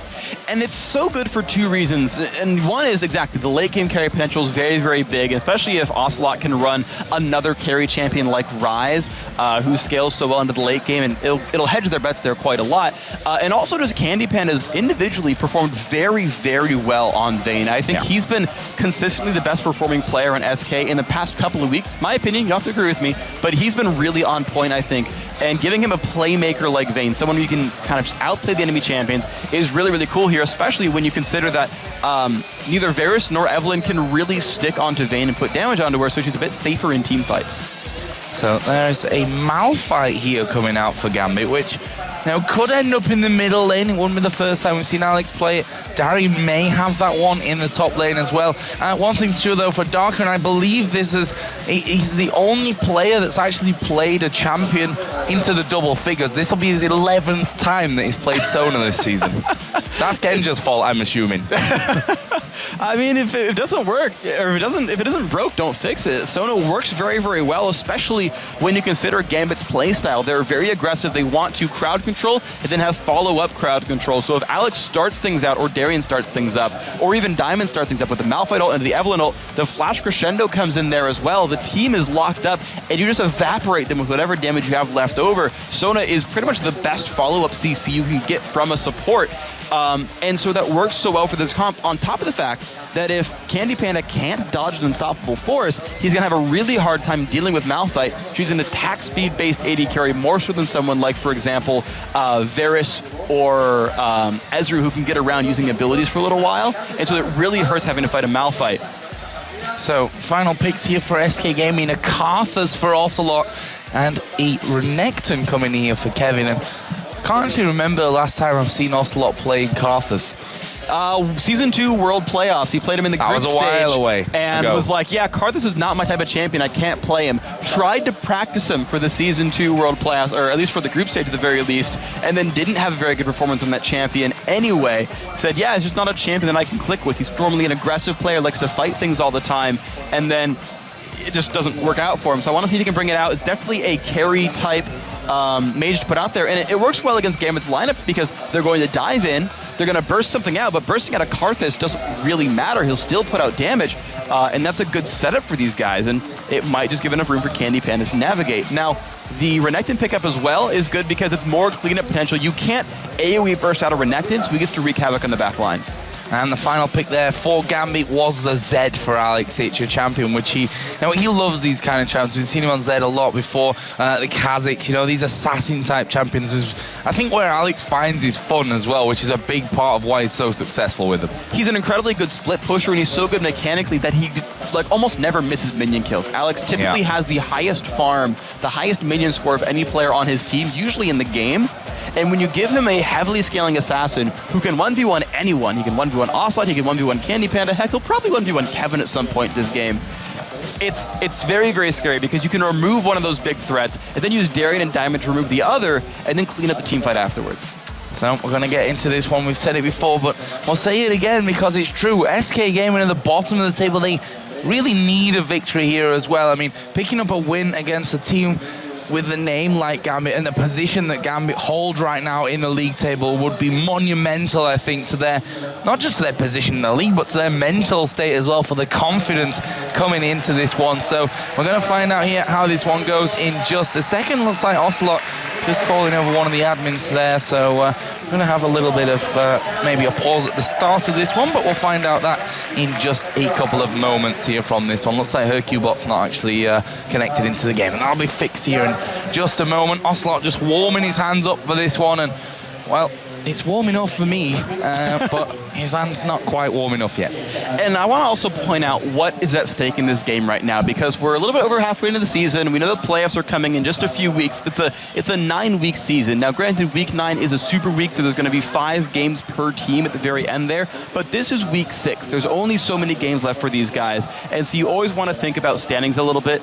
Gambit, if they lose this one, they are tied with alternate first place. They no longer get sole control of first, and if SK wins, they're back in that 3-way tie with EG and MYM, and they can move on to tomorrow and try to get above them at the end right here. And again, even still, they're only a couple games behind that first, second, third, fourth. Basically, if SK win here, we're back to the standings that we had at the beginning of the week, where it's the tie for first, 1 game behind is 3 more, and then 2 games behind that is 3 more. So SK with a win here, go back. They're within 3 games of first place, and they can kind of reclaim that throne later on. The great thing is we can't even make guesses when it comes to the Season 3 World Championships, because, well, quite frankly, who knows how this is going to end right now? It's switching around on a game-by-game basis. Wow, that was a quick switch over to Genja there. Almost fell off my chair when that one happened. But apparently, we are going to get things back underway. HercuBot is back in the game. So here we go then. SK Gaming versus Gambit in-game. Free level 1. We've got a hook for Nif. Are we going to see any action, though? SK... It's interesting because SK pretty much can't get caught out here because they can brush check so well with Ocelot's Karthus here. Yeah. And because of that, I don't expect them to ever get caught unaware by anything Gambit throws at them. Gambit's crowd control is actually really, really meager at level 1. I can't see SK losing a level 1 fight without a severe misplay, but because they can brush check so well, they can force a lot of things. You're seeing Kevin here in the tri-brush trying to see if a ward comes down from Gambit so he can start things out. The rest of SK poised to follow up as well. I think SK will go for something, and Gambit probably won't trifle with them. Well, we're going to find out here as SK all in the tri-bush. There's no ward down there at the bottom. Here's Darian has... Oh, he's going to spot Kevin now as he starts to move up there, and there's the ping coming in. But does he know that there's more than Kevin in there? That's the question. One so far. He only saw one, but you can assume there's more of an invade. He didn't want to get any closer because he didn't want to get like flash stunned into... Actually, I guess flash stun into a thrush hook might be enough to knock down Darian, so he has to be afraid. He has still not seen anyone else so far here, as of course the rest of SK is hiding in the brush. So honestly, a lack of information for Gambit right now. They don't know if SK is mind gaming them and going somewhere else.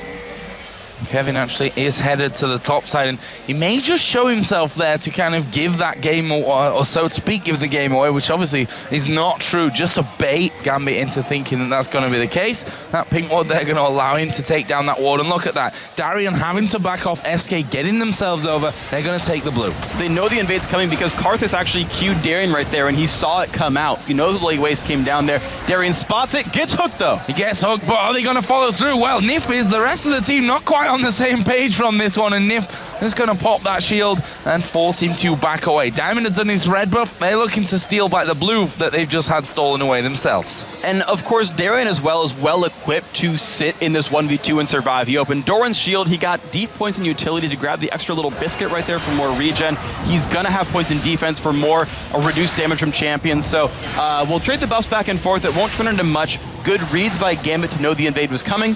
And I feel like Darian, he got hooked again. He did get hooked in this one, but he's not got the damage to get through. A Malphite starting out there with that Doran shield. It's going to force him to break through his pots, though, and make him very, very cautious about this lane. If caution is a thing that Darian has, he's a very entertaining player to watch on that front, because I think he has a play style that we just don't see from any other players. He's pretty hardcore. He's pretty reckless, he goes pretty ham, and the guy gets caught out sometimes, He actually opens up with a sight stone every once in a while just to help cover that play style a little bit. And then if it works out, and sometimes, unfortunately, he has a rough time of it.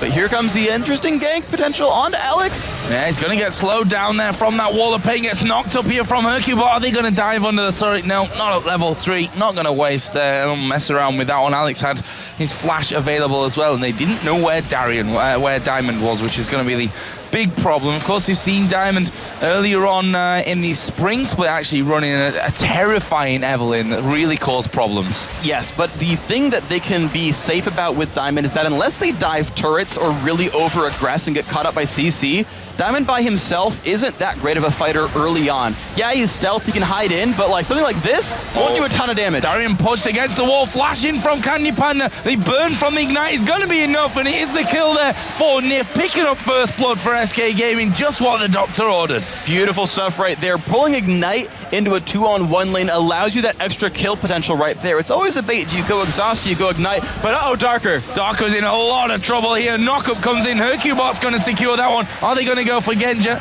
No, not quite yet. And there's a brilliant statistic from Nif. #1 kill participation in the EU LCS right now, being involved in 80% of the kills that SK have brought down. Well, the stat just went down because SK got a kill in the top lane that Nif wasn't there for. But what you saw right there was... True story. Yeah, I mean, technically Nif just got his stats hurt. Good job, SK, way to hurt your teammates. But that's the difference between the junglers right here. Hercubot has a dash, a slow, and a knock-up by level 3. Even by level 2, heck, if he wants it. Whereas Diamond is invisible and throws damage at you. And so he can't turn around ganks very hard unless you dive a turret. That is always an important risk to consider. Yeah, he can stick to you though. You're obviously getting that speed out from him, but it's definitely not the same as a knock-up and a slow. You can't compare that one for sure. So we'll see what Diamond can do when he tries to get involved. Alex Ich going for a second Doran's Blade. Ocelot opening up double cloth armor towards that Seeker's Arm Guard. He knows that he's going to get harassed out by Alex Ich and wants to turn it into a farm lane. He can go tier, he can go Catalyst later on. Wants to make sure there's no all-in potential. Oh, Darian getting hooked. He's going to get flayed back. Gets knocked, not quite against the wall, so the stun didn't come out. Nif there, I'm not sure why he didn't flay him instantly, to be honest. I think they were expecting the Condemned to stun him up. Yeah, I don't know if they could have aimed for a wall a little bit better right there, but yeah, I mean, I guess he wanted to maximize crowd control or something. Either way, they got as much damage as they could have. The flay didn't ultimately hurt them in any real way anyway. But that's kind of what you're seeing, though, is this lane matchup, despite Malphite having been well equipped for this setup. He's got a flask, he's got the Doran's shield, he's got masteries and runes and whatnot. It's still a really rough lane because the 2-on-1 fight worked so well. Flay, or Thresh hook into Condemn into constant damage output works. Alex going in here on towards Ocelot. He's going to get knocked up as Hercubot is there. Flash has been burnt all around as Diamond comes in. It's Alex, though, that is able to get that kill. The question is, how can they finish off? There's the flayback. Nif picks up his second. Diamond in all kinds of trouble. He gets knocked up from that one. There's a lantern to give Hercubot the shield. Flasher's coming in. Can they finish this one off? He's a tough little sucker to get a hold of, and Hercubot goes underneath the turret. And in the end, Diamond's done enough to at least get one kill back from that. And so Diamond's got a lot of gold for himself, opens up with an early Doran's Ring, gets a pink ward as well to set up for some of his other ganks. So Diamond will do pretty well in this game, but you've got to consider just how massive Nif and Hercubot are. Now Nif with 2 kills, early Philosopher's Stone, sitting on 750 gold, so he can get an early Sight Stone as well. It is a guy who's going to be very scary on Thresh. Very smart roam by Nif to consider getting into that fight. Yeah, the timing on it was impeccable, to be honest. Right place at the right time. Right now, though, he has left, of course, Candy Panda down in this bottom lane on his own. Darker at level 4, Genja at level 5, so they've not got that big CC that they're going to be relying on to lock Candy Panda into place, although Genja probably not going to be far off from getting that chain of corruption. But look at this, Hercubot is coming to the bottom again. Oh, almost lands the hook. That's not going to be anything here, so no kill picked up. But I gotta say, this lane swap here that Gambit has pulled is very, very smart. Diamond, I like getting the blue buff as well, because he can farm out, get a bunch of gold, and snowball his gold lead. He's got Spirit Stone, he's got some extra AP from the Doran's Ring. He can scale up really hard and try to carry the mid game, but Gambit facing this bottom lane 2-on-2 should be a good matchup for Genja and Darker.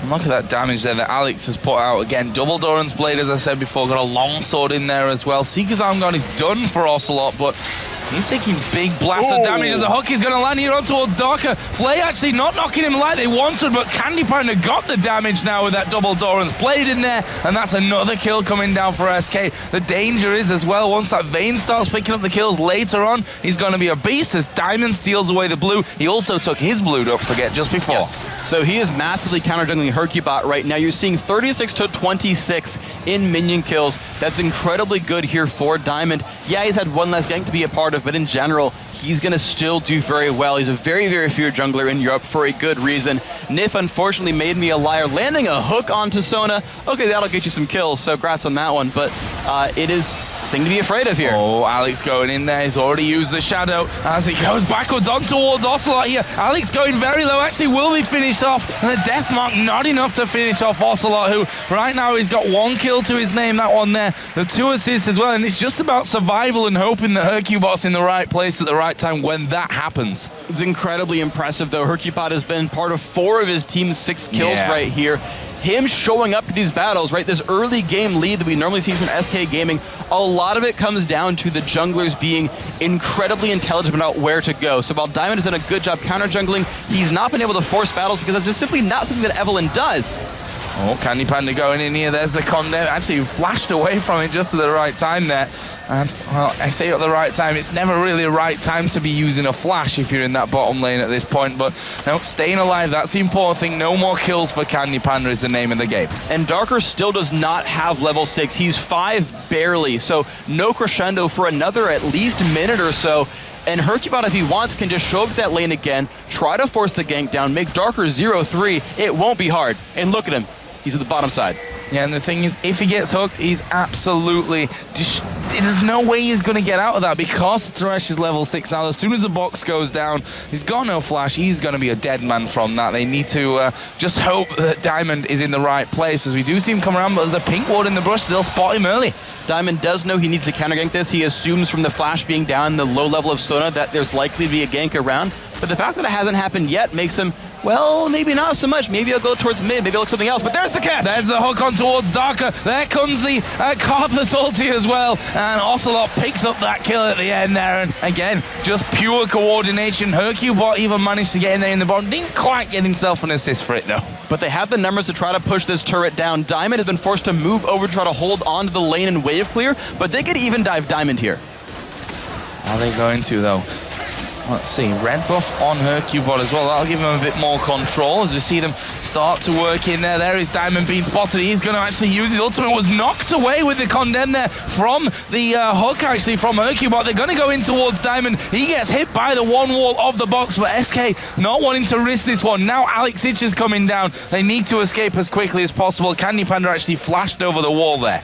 That was really well played by Diamond. Popped his ult down, slowed the team, said, look, if you start aggroing on me, I'm going to outrun you, you'll take turret aggro, and he put so much pressure on Nif. The rest of the team dived in. Candy Panda and Hercubot wanted the kill. They actually went on to Genja, who flashed away, and Diamond forced Nif out, said, oh shoot, now it's a 2v2 under turret, we can't do that anymore, and actually forced Candy Panda as well to flash over the wall. Oh, Dragon has been started. Hercubot and Candy are coming around the side. Both junglers have the smite available, and I think wisely there, Gambit decide not to continue, although Alex Itch did start to come down. That's 2 pink wards actually put in position there from Gambit. Not quite sure that they wanted to really set that up, how it's gone.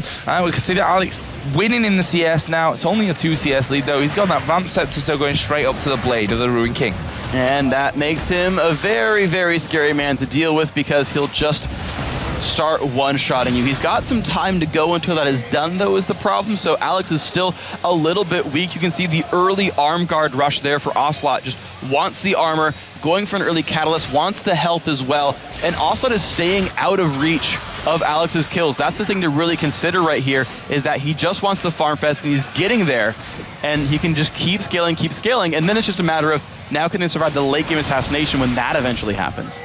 which, you know, he'll almost be not too bothered about because of the fact that he is Karthus, and a death in the middle of the team means that he's technically doing his job in there as well and bring the Requiem down at the right time. So we'll have to see where Alex is going. You'd have to imagine that Vayne is going to be the big primary target here, especially as we go later in. This time around, blue buff is going to be given over to Gambit. Obviously to Gambit, but to Alex.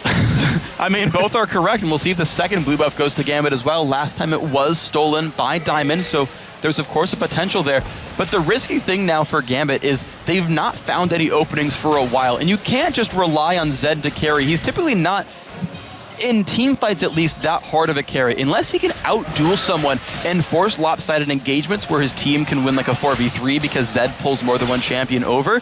You don't get to just force battles right here. So there's a long road ahead for Gambit Gaming if they want to pull this one out. They're still down almost 4,000 gold. Alex will keep trying to farm, and he'll do a pretty good job of this one, but if SK finds this mid-game stride where they actually force engagements, they're in a great place to close the game out.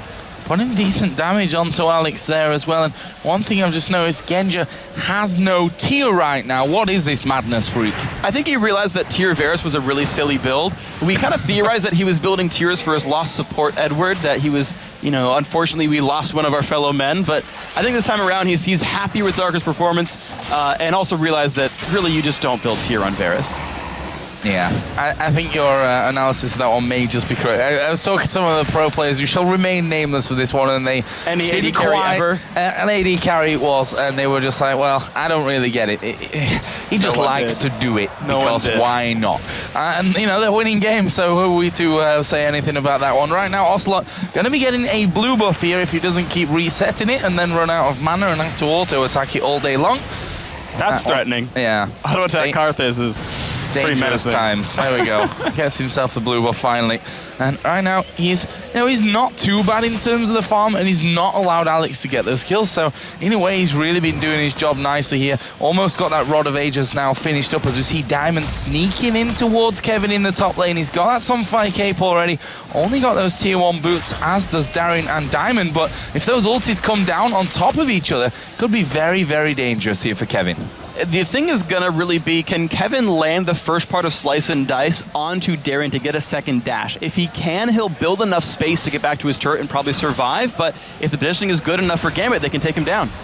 Oh, you see, bit of damage being exchanged here. Kevin, he's going to be going into this one. Here we go. Ultimate comes out from Diamond. Are you going to see him put down the unstoppable force from this one? He's holding on, and there is the flash away. Darian's right underneath the turret. Where is the unstoppable force? Not really doing as much as he wants to. And here comes Ocelot from this one. He's going to get himself 2 kills there. Evelyn was underneath the turret. An incredible stuff there. I can't believe that just happened. He flashed it. He flashed it. I didn't even notice that he'd done that. It was too fast for my eyes even. And then Ocelot turning things around for a double kill at the end. Fantastic. Brilliant. Amazing. Absolutely phenomenal. You can't throw enough superlatives at the play right there from Kevin. He couldn't get the second dash, which meant that he was definitely available to be unstoppable force, but he basically mind gamed it. Said, all right, Darian's gonna go for it when the slow wears off. Now, and just they moved equal distances, got far enough away, used the empowered stun actually to manage to lock Darien under the turret and said, look, you didn't finish your Sunfire Cape yet, you didn't eat your Wheaties this morning, you're not tanky enough to deal with the turret. And then the Karthus ult came down. It was absolutely beautiful, and of course with the power play, they got the bottom lane, they got the dragon. Can't say enough nice things about SK there. And that's the thing, we were talking about Ocelot, you know, plodding along in that middle lane. Little bit behind in farm, not really anything to talk about in kills.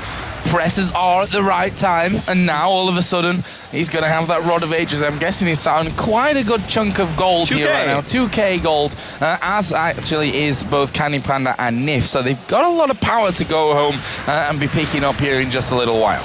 Yeah, so basically the matchup that Ocelot wanted was one that was just sit there and farm. Sure, Alex Itch built a little bit of a minion kill lead because he's just that good. He kept pushing Ocelot to his turret the entire time. And when you get pushed to your turret the entire lane, you'll miss a couple of minions once in a while. It just will happen. But Ocelot can help his other lanes by pressing R.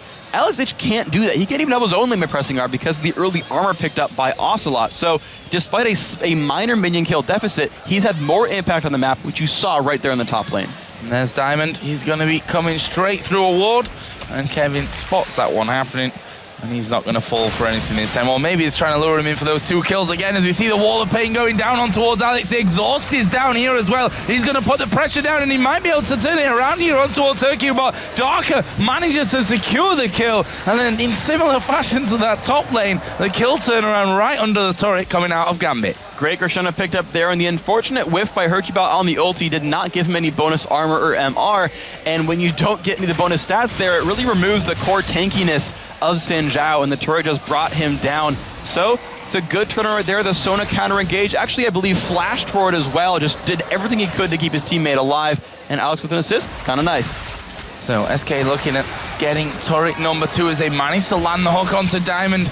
Not going to go under the turret for it. Diamond does have his ultimate available as Candy goes flying back on the Dark Passage, and they'll be safe for now. And I want to point out what Candy Panda has done is, after Blade of the Ruin King, he rushed a Negatron Cloak. He's trying to get away from the burst combo of Diamond and Darien, and potentially even the Quicksilver Sash to drop out the heavy crowd control this Gambit team has. It's interesting because he's kind of sacrificing potential damage output to do this, but considering how rough of a lane Genja and Darker have had, he's still keeping up pretty well. So Kevin in the top lane, he's got pink wards all around him. Don't think that he knows that Diamond's there, or he could be just baiting him out. I'm not sure if he walked over one of those pink wards earlier on, as Diamond there will get spotted. So they know that the Evelyn is inside of the brush, and he just said, oh look, Hercubot's here. They were trying to lure us in for that one. And that would have been such a good counter gank as well, because the crowd control was there, and even without flash available for the SK top laner, it just would have been enough for them. So SK though, they're trying to find their footing at the very least in pushing together the mid game right here. 19 minutes in, this is the time that SK normally has a rough time really making things happen, and they're slowly pushing turrets in. They're keeping the gold lead at 4,000, but you've got to be careful of Gambit potentially turning things around with their hardcore engage composition.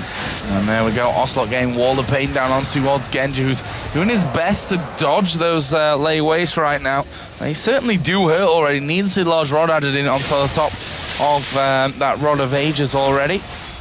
Plus that bit of AP from the Seeker's Arm Guard as well, we should not forget. And there is Kevin clearing out another wall. So now Diamond finally realizes why he's been so obviously there this entire time, because he had one not only in that top bush, but in the tri-bush as well. There's been a pretty heavy investment of pink wards by SK Gaming. That is one thing to consider as well, that even though you're seeing this 4,000 gold lead, don't forget how many pink wards these guys have actually bought so far. Yeah. Now, some of that got helped because Nif did go early Philosopher's Stone. He can afford more of these pink wards overall, but part of that gold lead will start to diminish because the only reason Diamond hasn't gotten more ganks is because of the early gold investment on Vision wards. Yeah, really working out a bit of a long-term investment. If you look down SK, you can see that they've got 3 pink wards on them, and I think that was the second one just being picked up there as well by Nif. And as I say that, another 2 pop up as well, by loads of pink wards. I think they're going to be sold out at some point during this game. Hercubot comes down to cover this bottom turret. Alex actually going at him under the turret here, that death mark coming in, and Alex going to pick up the kill, and right there is the danger of Zed. Even though he hasn't been in a lot of battles, he was able to free farm 213 minutes, 421 minutes, and when you've got rank 2 death mark, you've got Blade of the Ruin King and a Brutalizer, that is enough to kill someone who hasn't bought much armor. Sure, Hercubot does have a Ninja Tabby now, he's got some stuff, but when you combine all the damage that Alex gets to put out there at level 14, it's too much for him. And there we see Diamond diving in on towards Ocelot. Exhaust goes down. Ocelot going to try and follow in through this one. He does have Requiem available. Diamond, though, pops his W and speeds off into the night.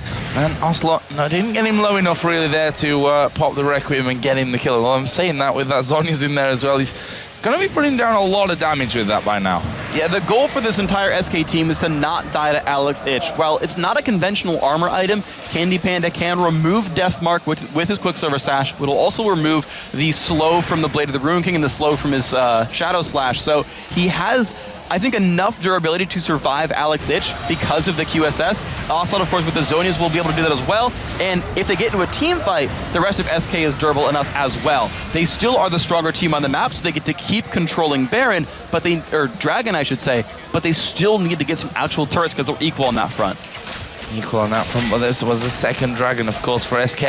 They have 3,700 gold. Now, we've talked about this one before here. The whole SK having problems at closing out games. It's been a recurring theme for them. This time around, though, got that Karthus in, who as long as the game goes on, he's just going to be building up more and more and more damage. Vayne is a similar scenario. I mean, they've got a great composition when it comes to that late game. Yeah, it's this interesting stopgap solution where they identified the problem and they're trying to hedge their bets just with champion picks. They still don't know the playstyle properly. This isn't like a, I'm trying to think of like, Lemon Dogs of old or old CLG EU where they're just like, yeah, we really don't want to push. We just know we will win at 65 minutes in. That's not really SK's thought process. However, Candy Panda, he's super surrounded. He's going to have Evelyn coming in. There's Alex going to go into him. The Condemn coming down. Blade of the Ruin King going to be using. Good damage coming out of Candy Panda, but here comes Diamond. He's going to chase off Alex. Is he going to die to this one? His timing was perfectly there between the Requiem. He got invulnerable for that split second. What timing coming out, and that will be a 2-for-1, where all right, Alex should be a dead man. That is sick. That was beautiful. That was absolutely amazing by Alex H. Amazing stuff. I got to hand it to Candy Panda as well for being surrounded and still turning something around and almost setting up the kill, but man, I mean, impressive. So SK Gaming, unfortunately, they're letting the game start leaking. They're letting the game start leak away. They finally equalized back on turrets, but they were the winning team. They were down 2-1 on turrets a minute ago. They're losing 2-for-1 engagements. They're starting to slip the champion kill lead. This is a very risky proposition for SK Gaming. What will they actually do to push ahead? Because there's Darien. Oh, look, another outer turret's going down. Gambit again with a turret lead. Here comes Ocelot. Let's see what he can actually do to Darien, who is just going to be dodging for a little while. And Ocelot realizing that probably can't kill him from that one. He had unstoppable force available if he really needed to get away. Flash was up as well, so probably no way that he was going to actually kill Darien in that one. Who got that Sunfire Cape, picked himself up a second Giant's Belt from this one. We're going to be seeing Zonya's coming out for Diamond as well. He's got that Seeker's Arm Guard in, got his Haunting Guy as well. There's a Hex Drinker finish now as well for Alex Ich. Yeah, he realizes that as he dives in, Ocelot will be doing a lot of damage to him, and he wants to survive that initial engagement and get out after assassinating. It's very efficient durability for him. It adds basically 250 health. It adds a good amount of magic resist and still improves his damage, so he can finally try to outscale the health from the Rod of Ages and the armor from the Zonya's Hourglass. Oh, this could be dangerous for him, though. They know that he's going to be here from this one as Wall of Pain goes down. He's going to be in all kinds of trouble from this. There are 4 men there from SK Gaming. Hercubot in the end picks up the kill, and that's all about vision there. And they could potentially risk a Baron once they realize Darren's the bottom lane. They should know he had teleported for this one.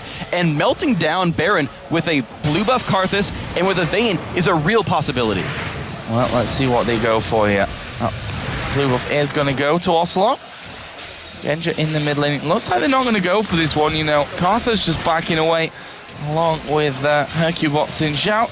Gambit in the meantime starting to push this middle lane out once again. Of course, that mid outer turret is down already. It's Kevin and Darien pretty much just butt heads in this bottom lane. These are really just immovable objects and unstoppable forces in this lane. These guys are not going to fall over. You've got so much armor from Darien that he just won't get scratched by Kevin. And Kevin having the Warmogs as well as the Cold and Meek heal, he's just going to outreach on anything. These guys will farm for a while. Only if a jungler or maybe someone else on top of that shows up will these guys die. Well, Diamond is headed down right now. There's no pink wards to keep Kevin safe.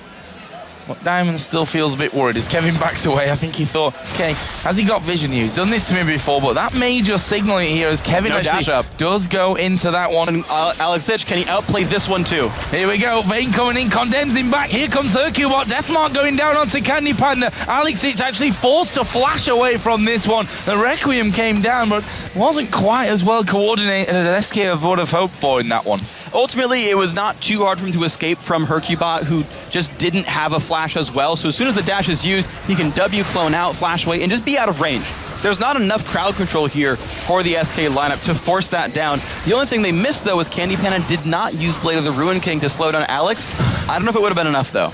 Throws the lantern down on top of Alex. So took a little bit of time to actually realize what was happening there. He's like, what's that? Oh, it's a lantern from Thresh. Okay, I'm going to walk away from that. But this inner turret in the top lane is going to be taken here by SK. That puts us back to 3-3 in turrets. And the thing is, I don't know if See, here's why I don't think Nif realized it, because lanterns are known to cast shadows, and he didn't know if that was really Zed or not.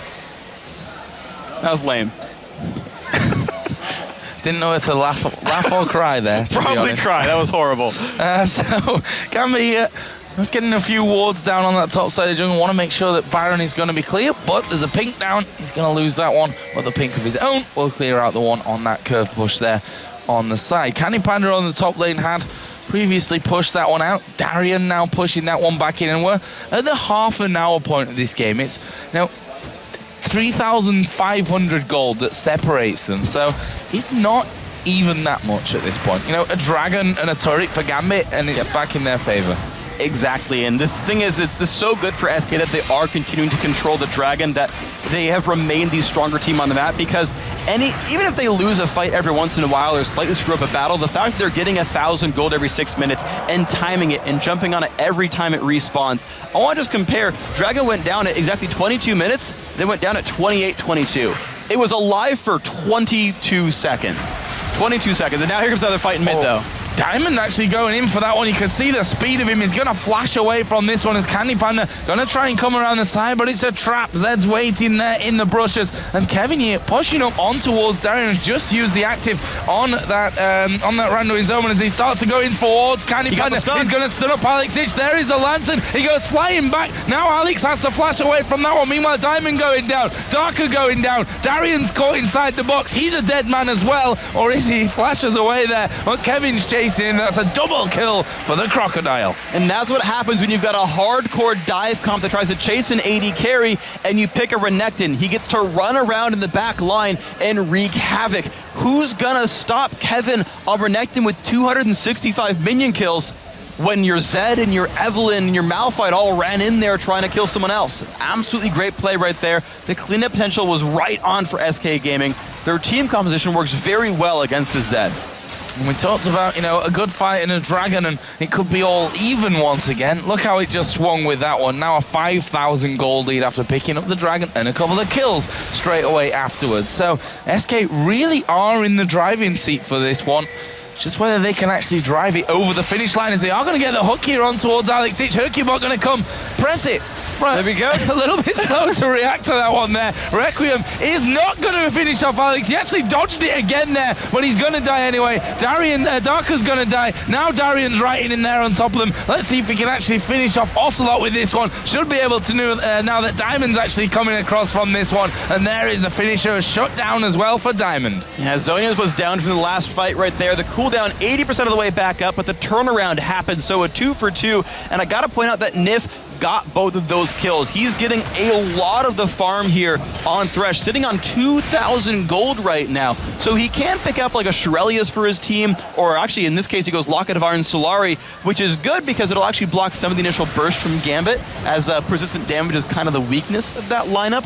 But you'd still almost prefer that you just got a tankier Xin Zhao who can dive into fights better, have lower cooldowns for that. So, he's putting it to use, but you kind of prefer the gold with somewhere else. Yeah, I mean, that Shirelius, if they went in for that, Ocelot in the top of them, Hercubot and Kevin all in the middle of the team is what they ideally want from this one, but that's his choice from this one, and we'll see how that affects his team fights later on. If we look at the AD carries right now, Blade of the Ruin King, Phantom Dancer, and that Quicksilver Sash here for Vayne, compare that over to BF Sword with the Bloodthirster and a Last Whisper for Genja. Yeah, so the build is getting there really for this Varus. The piercing arrow, the sniping potential is absolutely there. He's doing the burst build, the burst Varus build, which we've seen a lot more in recent history there. Less Blade of the Ruin King, more Bloodthirster, bursting people out, which again works with his team composition for Gambit. They want to get in there, drop someone in 1 second flat, and then just try to follow up with whatever damage they have left over. Problem is, they get that so rarely, especially when you consider Zhonya's double runic bulwark, Candy Panda tumbling invisibility, Quicksilver sashing away CCs and death marks. It's hard for them to drop members of SK. And if they're just throwing that lantern, which basically plonked Darker on the head as he went over the top, and now Alex Ich actually coming down on towards Kevin. The question is, can he kill him? Probably not at this stage with that Warmog, Sunflare Cape, and a Runic Bulwark on top of it. Kevin's too big, and it's a really smart choice to use him there. Ocelot's in rough shape, though. Yeah, he's in rough shape from this one. Actually, will use the Zhonya's there to avoid the piercing arrow, and that's got him away from this one. Candy Panda actually condemning him back, which I'm not sure Hercubot will be too happy about. He probably thought he could go for that one, as Alex has thrown everything there at Kevin in this bottom lane. He's going to have to recall, but he's crucially not dead. Diamond here just waiting in the wings, but needs to be a little bit careful with that as well. And the thing is, Kevin burned nothing for that. Alex ulted and ignited and used Blade of the Ruin King, and Kevin walked away and sat at 1/3 health. So no, Alex cannot 1v1 him, but he can chunk Kevin a little bit low. So Kevin's like, great, I'll add more armor. He gets a cloth armor that's probably going towards Randu and Zoman. He'll be even more difficult to deal with.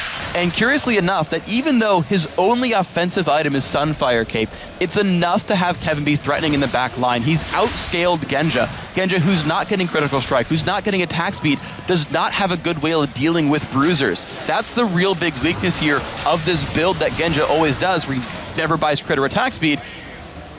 It's so hard for him to kill Kevin. So I have to ask you this question right now, because this is what we're seeing from SK Gaming. They've had this goal lead for a while, but what have they done with it? Kept it. They've kept it. They've made a little bit of headway on turrets. They're up to 4. They're pushing forward. And the thing to remember is they do technically outscale. So as long as they don't make any mistakes, their 6-item team fight is better. Mistakes like this, as Nif going to get caught out from this one. Ocelot actually coming around the back there, as we are going to see the unstoppable force coming down on towards Ocelot. He's in all kinds of trouble, has to use his Zhonya's. That'll save him from a little bit of damage, but Alex Ich will finish that one off, as Kevin now diving in there. Requiem going to come down. Diamond's at half HP, well, Zhonya's away from that one. Alex going half back into the fight. Here comes Candy Panda from the side, though. Barrier used by Genja. Candy Panda's not been focused fast enough here. They're going to clean house. It's a double kill for Kevin, a triple kill for Kevin. Can they finish off here onto Darian? They almost certainly can, as a knockup comes down. Darian running for dear life. He's going to get finished off. It's the ace from SK Gaming. Just as I said, what have they done with it? Nif got caught out of position, and SK turned it around. And that's what happens when you run multiple threats on a team. Gambit spent so much effort getting rid of Ocelot, and he's like, if you're going to kill anyone on the team, it might as well be Karthus if you're an SK fan right here. Candy Panda came in from the side heroically, threw 4 people of the enemy team. I literally was like 1v4ing at a certain point there, and Kevin was too big to deal with, just wore them down with his Sunfire Cape. On fire crocodiles are hard to deal with. SK, the late game team fight is theirs. Yep, and they're going to go home with another big bunch of cash to spend. Let's have a look at that one. 2,000 for Candy Panda, 1,000 for Kevin, 1,000 for Nif, who's now 4-1-11. Incredible scoreline coming out. And if, as we said earlier on, maybe should have been going to other people, but they got the kills, and that's the important thing, I suppose we can say here. And it's allowed him to pick up more items. I mean, compare him over with the support on the other side there with Darker, and now those boots and mobility in there. Darker going for the Ninja Tabi, which not that big a thing, got enchantment on them as well, but that Locket of the Iron Slurry, just that alone, we saw it used actually, crucially, when Nif and Ocelot were pretty much caught out. He used that Locket a little bit earlier on, and that saved a lot of damage onto them. Yeah, and actually most importantly, he's also been able to wear Oracles for a while. I want to share a random statistic. The Philosopher's Stone gold accrued 936 for Nif, versus 26 just now picked up for Darker. So Nif actually snowballed part of his early game lead by getting the early GP10, and it's enough money now, right? 900 something gold to afford him a lot of those pink wards and a number of Oracle's elixirs. Now his is just timed out, so he's got to get a new one once he gets enough money for it, which he does have if he needs. But because he's got so much money, he's able to play the ward sweep game a lot better, blind Gambit a little bit more, and allow his team to find more engagements in the darkness. So SK, again, they've got Baron on here, but you can see they're not making a big push in any one area. They're looking for those catches. They're looking to pick someone out. And I think that the thought behind this is that SK are going to continue to scale up, continue to get item after item, and at some point they'll be able to crack Gambit. That's a dangerous game at the same time, though. It's difficult. Gambit knows how to play stretched out games. I mean, consider their biggest opponent during Season 2 was CLG EU, who they had to learn it. They had to learn it, right? And they went about it by buying a bunch of Guardian Angels and just turret diving. But the problem is they're doing this one without a gold lead. Normally it's like, well, we got ahead, but we can't kill your base, so we'll buy GAs and do it anyway. This time, they've got to hold on to this one, channel their inner CLG EU, and turtle out until they can get a little bit more of an equal standing. Problem is, with SK holding Baron, they can siege this pretty easily. Yeah, and those minions going to come in for this one. Are Gambit going to give this one up? They're not a team that likes to give anything up, actually. You'll never see them surrendering. And they are still hanging around for this one. Candy Panda getting up close, tanks a hit or two from the turret. And they wait for more minion waves to come in. This is going to be a real test of SK's character. The finisher of this game and how they manage to do it is Candy Panda taking another couple of big hits there. And that will probably scare him off for a while. Yep, he's going off. He's going to try and heal from the wolves. He'll be able to do that pretty easily right here. He's got enough attack damage to get most of his full health bar back. But here comes the engage 5v4. Yeah, 5v4. This could be dangerous. Diamond actually going into that one. Yeah, 4v4 because Darian is up in that top lane. Now it'll be a 5v4 as Candy Panda comes back into it. There is the teleport on Darian, don't forget, as Candy Panda just tanks up the turret, dodges the piercing arrow. If he can do that, they're going to have this turret away within the next, maybe the next wave even, or certainly the one that will come through after that one. If they don't dive in this wave, they're going to have to give it the turret. You're seeing them walk back. The wall of pain is there. Does Darian start this? No. No, he's going to try and back away. Kevin might start it, though. Hercubot coming in as well. Randuin was used there by Darian, and that stops them chasing in for now, but this is fine for SK Game. If they make baby steps like this, at some point, they're going to win the game. At some point, they'll get all the way across the finish line with those steps, and of course, Gambit have bought enough time to bring the Baron buff down to 10-15 seconds remaining, so they managed to hold on to one tier 2 turret. The mid lane tier 2 turret is still alive right here, so Gambit at least hold on to that one despite losing Baron, despite losing a couple team fights, so they do control the map still decently. Yes, they're behind, but they seem to know how to play from behind pretty well. They've got the potential to, again, just get catches. Their team are so good at hardcore engaging fights that they can always make that happen. And don't forget that Alex is still a very good duelist. With the Hex Drinker, with a bunch of armor pen in his build, he can burst someone out. If he gets the split pushing, he'll require a lot of effort to get rid of. We've just seen a couple of pickups coming in here. Giant's Belt now added in. Headed up towards the Randuins is Kevin. And at that point, with that Warmogs and that Sunfire Cape in there, he becomes a very difficult target for Alex, for Genja, to really be bursting down from that front. So, well, the Elixir coming in as well for Ocelot. So that's going to indicate that they might want to get involved here soon, as Alex just dodging away for Candy Panda. He doesn't want to fight head-to-head with him now.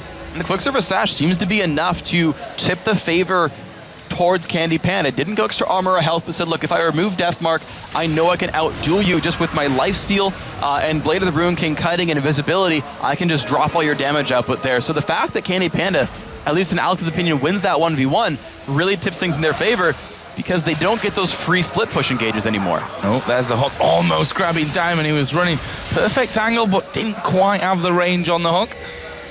Now we see Candy Panda headed up from the bottom side, and that was Gambit's push-out play to try and get some wards down and get a bit of control back of this jungle. So they've got a little bit of vision here, but the problem is Nif is still happily wearing the Oracles, and he's got another 4 minutes left on it so far, or 3 to 4 minutes left on it so far. So, yeah, Gambit got some ward control right there, and that's fine, but it'll go away as soon as SK turns aggressive again. So, with Candy Panda down on that bottom lane, Gambit, will they try and force something here? Are they going to go for this inner turret? They've not got Genja there with them, who would certainly help out when it comes to taking down turrets, and for now they're just happy to push out those lanes even further, just to keep SK as much as possible on their side of the map from this one. And that's smart by them, because with Baron down, you still have to be aware and respectful of Gambit's composition, because it's a very, very good team fight comp. And anytime they spot Candy Panda actually in a side lane split pushing, that's an opening for Gambit to go for a hardcore engage. If Genja were actually with the team, they could have forced that 5v4. If you weren't there grabbing the blue buff, they could have just jumped onto someone. Hercubot, Ocelot, doesn't even matter. Candy Panda would have been 25 seconds away, and it's enough to burst someone out. And with Baron up that close, getting one kill is enough to control that and potentially swing the game around. The red buff pickup coming in. We're going to see a bit of a battle for the pink wards there as Nif actually catching Darian here, and they might actually go for him. The box goes down. Crescendo comes across. Hercubot though is on towards Darker. He flashes away, and look at that. Darian using the unstoppable force to get away, but he's going to be finished off by Ocelot, and this surely opens the floodgates up now to SK Gaming. They've got two of them down. Alex Ich is going to be in trouble. He's forced to flash away from that one as Candy Panda gets locked up, hit with a piercing arrow, but this should be a turret coming in there as the chain of corruption spreading through the SK team. They've got 2 kills, but they're very, very low from this one. That shield helping out. Alex and Diamond actually chasing in as Alex is going to go right on top of them, but SK turn around. Loads of damage coming out there. Alex is going to go down. Now they can maybe get in onto Diamond. Here comes a Requiem. That'll be enough to finish off Diamond. If he didn't, Zhonya's are the perfect time for him. Only a matter of time before he does go down though, and SK should now be able to take the turret with only Genja left alive. And that all came from Nif landing a hook, protecting his own ward. That's one thing you can do with these long-range, high-potential supports is you guard your own ward. Say, if you sweep this,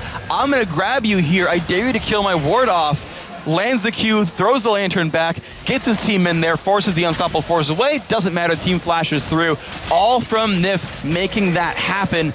They've got the damage output that if they can force the engage, right? If they can actually make these battles start, they're in great shape. Oh, Darian actually, he's right back in there. He's teleported onto the ward, and, well, I'm not sure that he's going to be able to survive this one either. I mean, he's pretty damn tanky. It took 5 of them to take him down. Hercubot being hit there by the piercing arrow, but they do see a target, so the likes of Darker and Genja, and Darker going to get absolutely shredded. Darian's a dead man for the second time in as many minutes from that one as he respawns back in.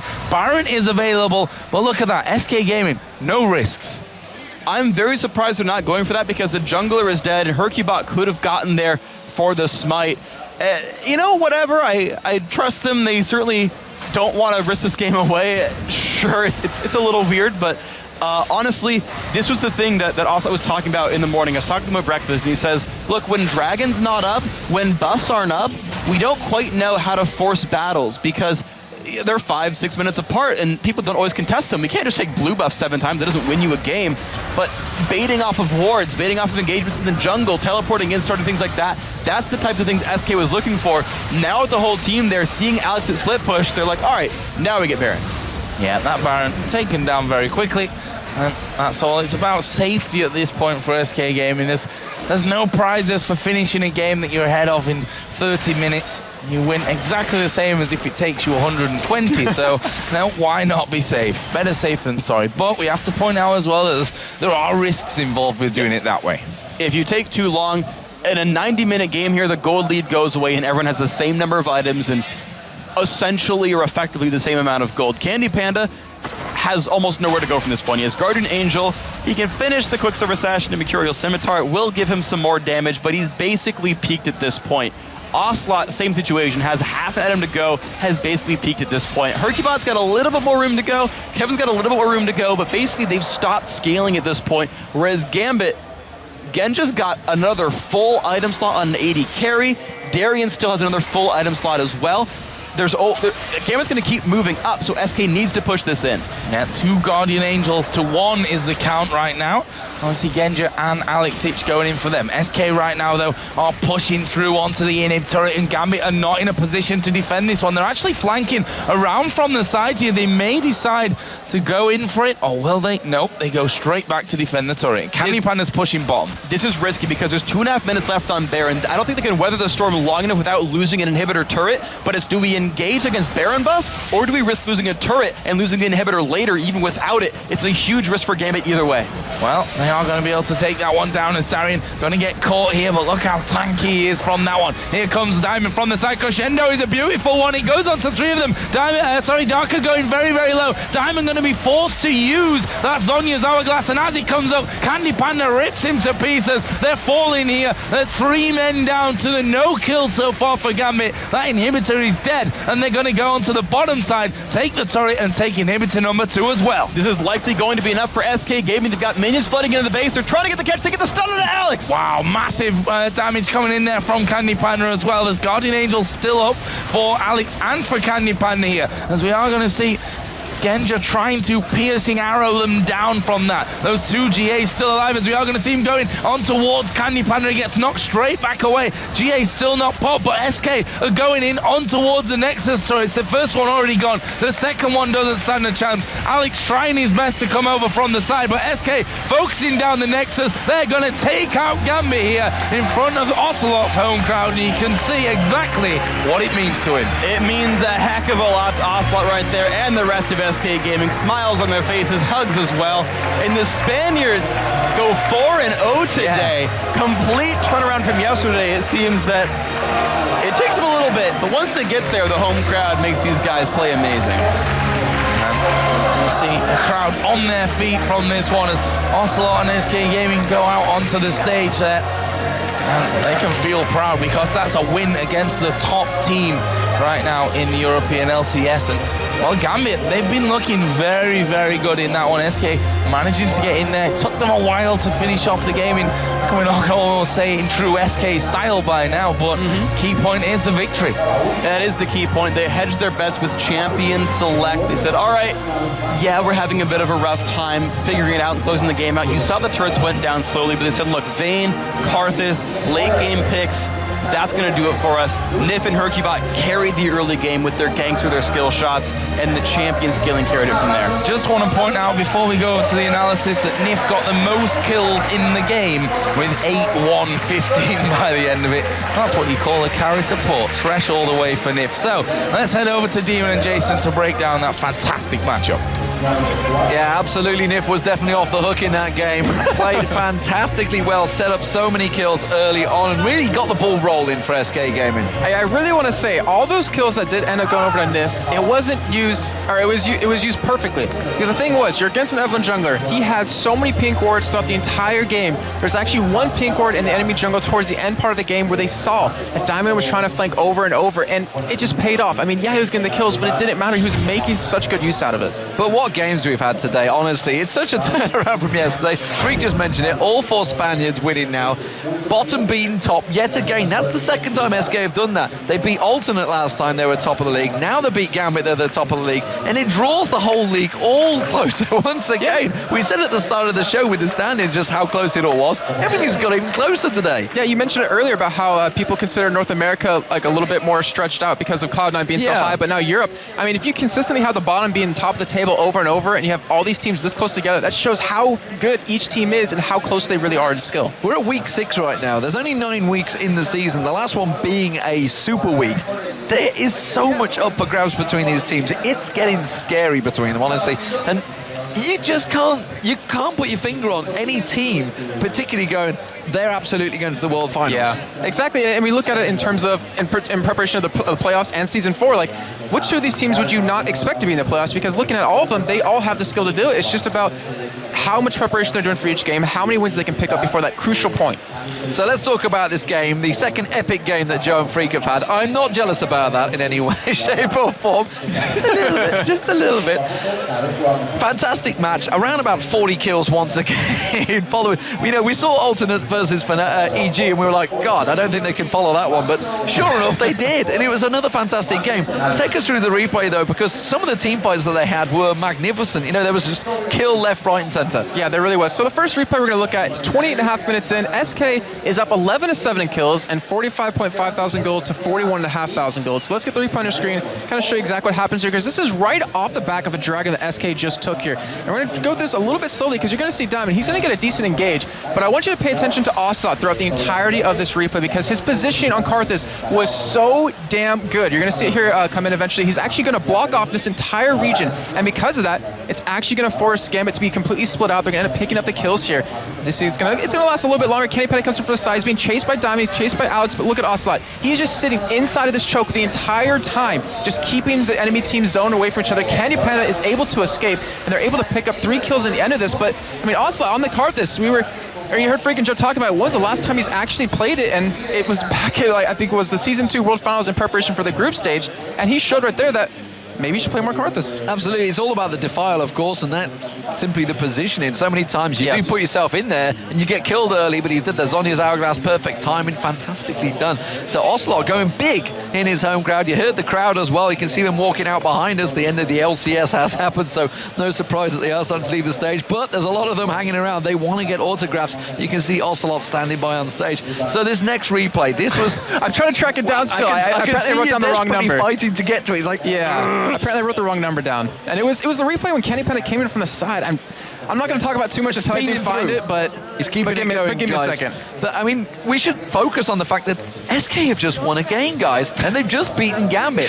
How many weeks running have Gambit looked unstoppable one of the days? Day 2 comes around, and they just suddenly crumble again. Yeah, the thing is, they seem to have those moments where they just bounce back. Or actually, no, where they lose games where you think they shouldn't, like the Lemon Dogs, the 23-minute win that Lemon Dogs had over them. I don't want to take anything away from that, but to lose those games, then to kind of do amazing the next game, then to have the same problem happen again, it's a little confusing. I don't want you to miss your point, by the way. I'm trying to find it. What I want really to talk about is Genja, the fact that he was at 0-0-0 at 30 minutes in that game.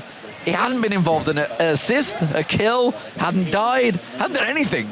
And this is what we've talked about before. Sometimes he would just go into his own little mind and he'd be off on the sidelines farming. Yeah, he had good farm, but if you're not helping out the team when it counts, 30 minutes in, you haven't even been involved in anything? Yeah, that's a problem. It is. You know what? I'm going to give it on the replay. I cannot seem to find it here. It's just...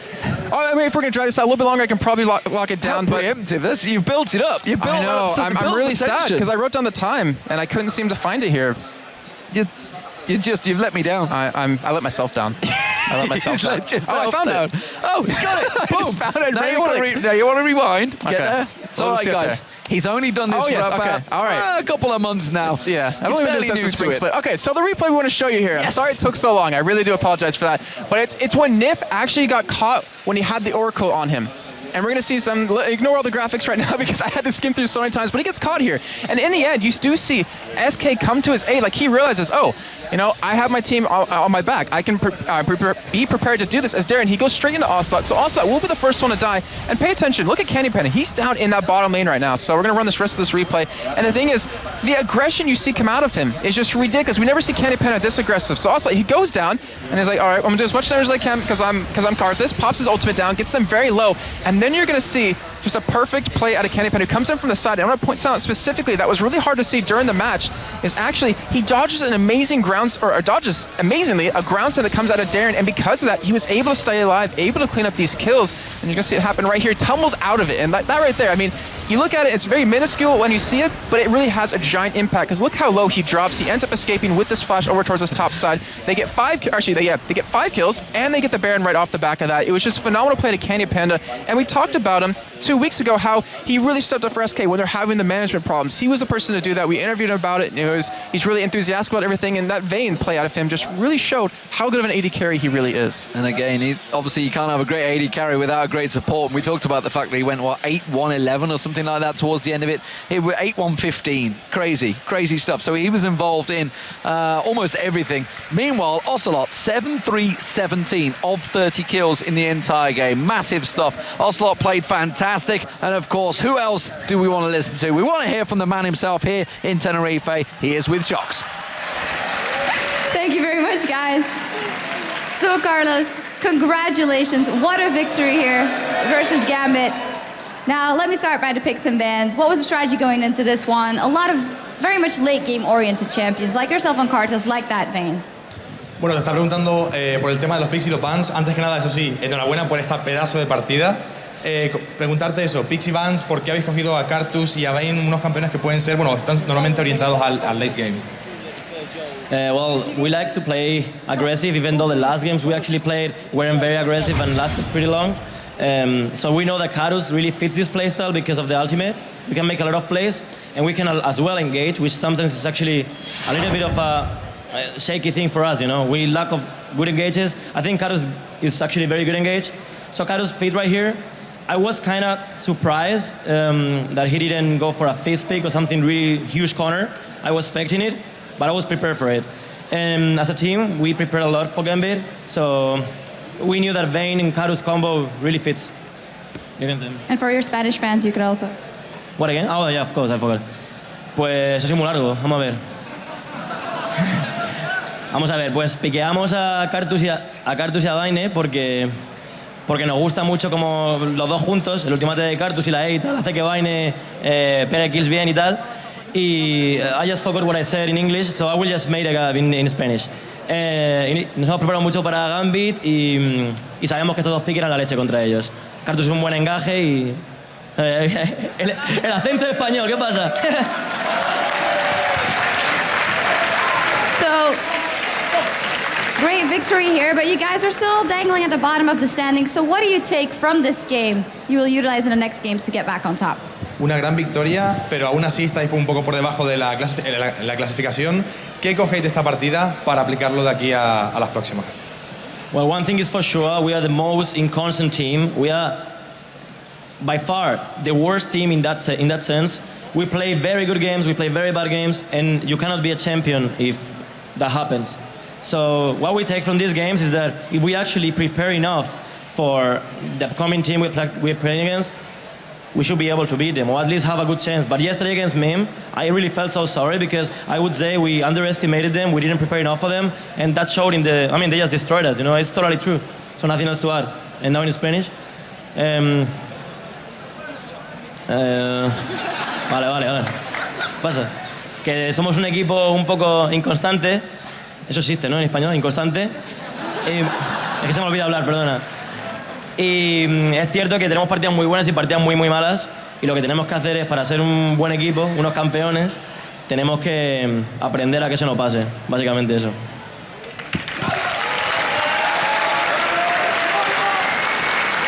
Finally, Ocelot, how much fuel did you take from the sea of Spanish people that came here to support you? And of course you can answer that in Spanish. En términos generales, ¿cómo de respaldado te has visto con este pedazo de público aquí en Tenerife? Pues la verdad es que hemos estado, por suerte, gracias a Riot, hemos estado en muchos sitios del mundo, hemos estado en Los Ángeles, hemos estado en todos lados, en Polonia, en todos lados. Y he de decir que España somos los que más huevos tienen.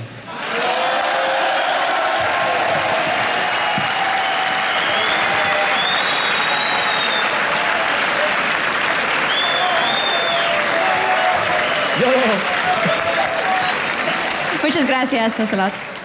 Now let's go over to our commentators, Joe and Freak, one last time for a look back at today's matches and results. Thanks a lot, Sharks, and a brilliant, amazing day of games that we've had here. I know Demon was complaining that we got the best 2 games of the day, and I think that was true. Those last 2 were absolutely fantastic. Just crazy, amazing games. You saw an absolute slugfest between Alternate and Evil Geniuses. Yeah. And Alternate coming through with it, kills back and forth over and over, incredible jungle invades, right? That's the first one that we got to cast. We just saw SK with a, I don't want to say miraculous, but it's an unexpected win over Gambit. You saw the crowd voting like 3/4 on one side, and most people would have thought that, right? Gambit was 5-1 up on SK so far this year, and you're like, yeah, that's probably going to happen again, but the early game came out, the Nif hooks, the Hercubot ganks, amazing. And of course, to start off the day, we saw Fnatic taking down Meet Your Makers, and also the Lemon Dogs picking up a victory against what is right now a very solid Nip lineup. And it was crazy too to talk about that second game right there, because it's, you know, Lemon Dogs were considered, you know, a bit weaker, NIP were on an absolute tear, but Lemon Dogs just crushed the early game. Every lane they won, the ganks they won those, got a huge lead early on, took a bunch of turrets down, took dragon control, all of that, and then like had this weird mid-game scare where they couldn't quite close it out, and NIP got a couple of team fights their way, and then bam, and Lemon Dogs turned it on again in the team fights and made that one happen. Of course, the Fnatic MYM game, another great one. It made the you know, Team Spain go 4-0 on the day. You gotta say, it's an impressive mark. A turnaround completely from what we saw yesterday. But let's have a look at the standings, because they're the real important things right now. And, well, unsurprisingly, it's absolutely crazy still. Alternate and Gambit are tied at the top, 10 wins, 7 losses. They're followed by 3 teams tied: Fnatic, Lemon Dogs, Ninjas in Pajamas, all at 9 and 8. And of course, Meet Your Makers, Evil Geniuses, and SK Gaming all right below them. Basically, every team went 1-1 so far this weekend. So tomorrow is the real day to look for to see how these teams can shake up their futures in the last, 3.5 weeks of LCS. Yeah, and of course we'll be kicking off tomorrow with the grand final of the Challenger Circuit with TCM taking on the Copenhagen Wolves. So make sure you tune in for that. Then we'll be following with the last 4 LCS games of this weekend. It's going to be absolutely fantastic. That's it from me and Freak here on the caster desk, and from Jason and Demon over on the analysis. We're going to head over to Shocks for some final thoughts. Fantastic day here, day 2 in Tenerife, where, in contrary to yesterday, all 3 of the Spanish players and their teams were able to pick up a win. But there's more League of Legends action coming, as the North American LCS will kick off at 12 a.m. Central European Summer Time. That is 3 p.m. Pacific, with Team Coast versus TSM.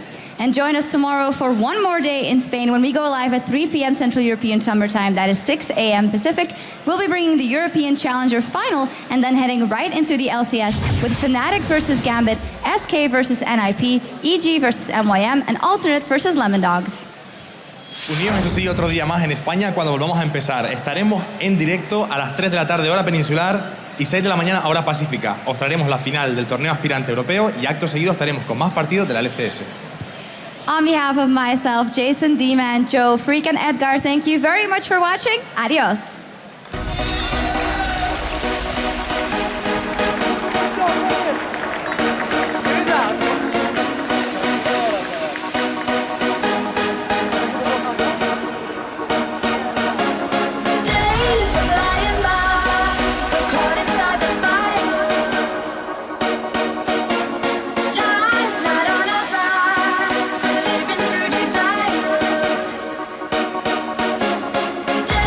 Flying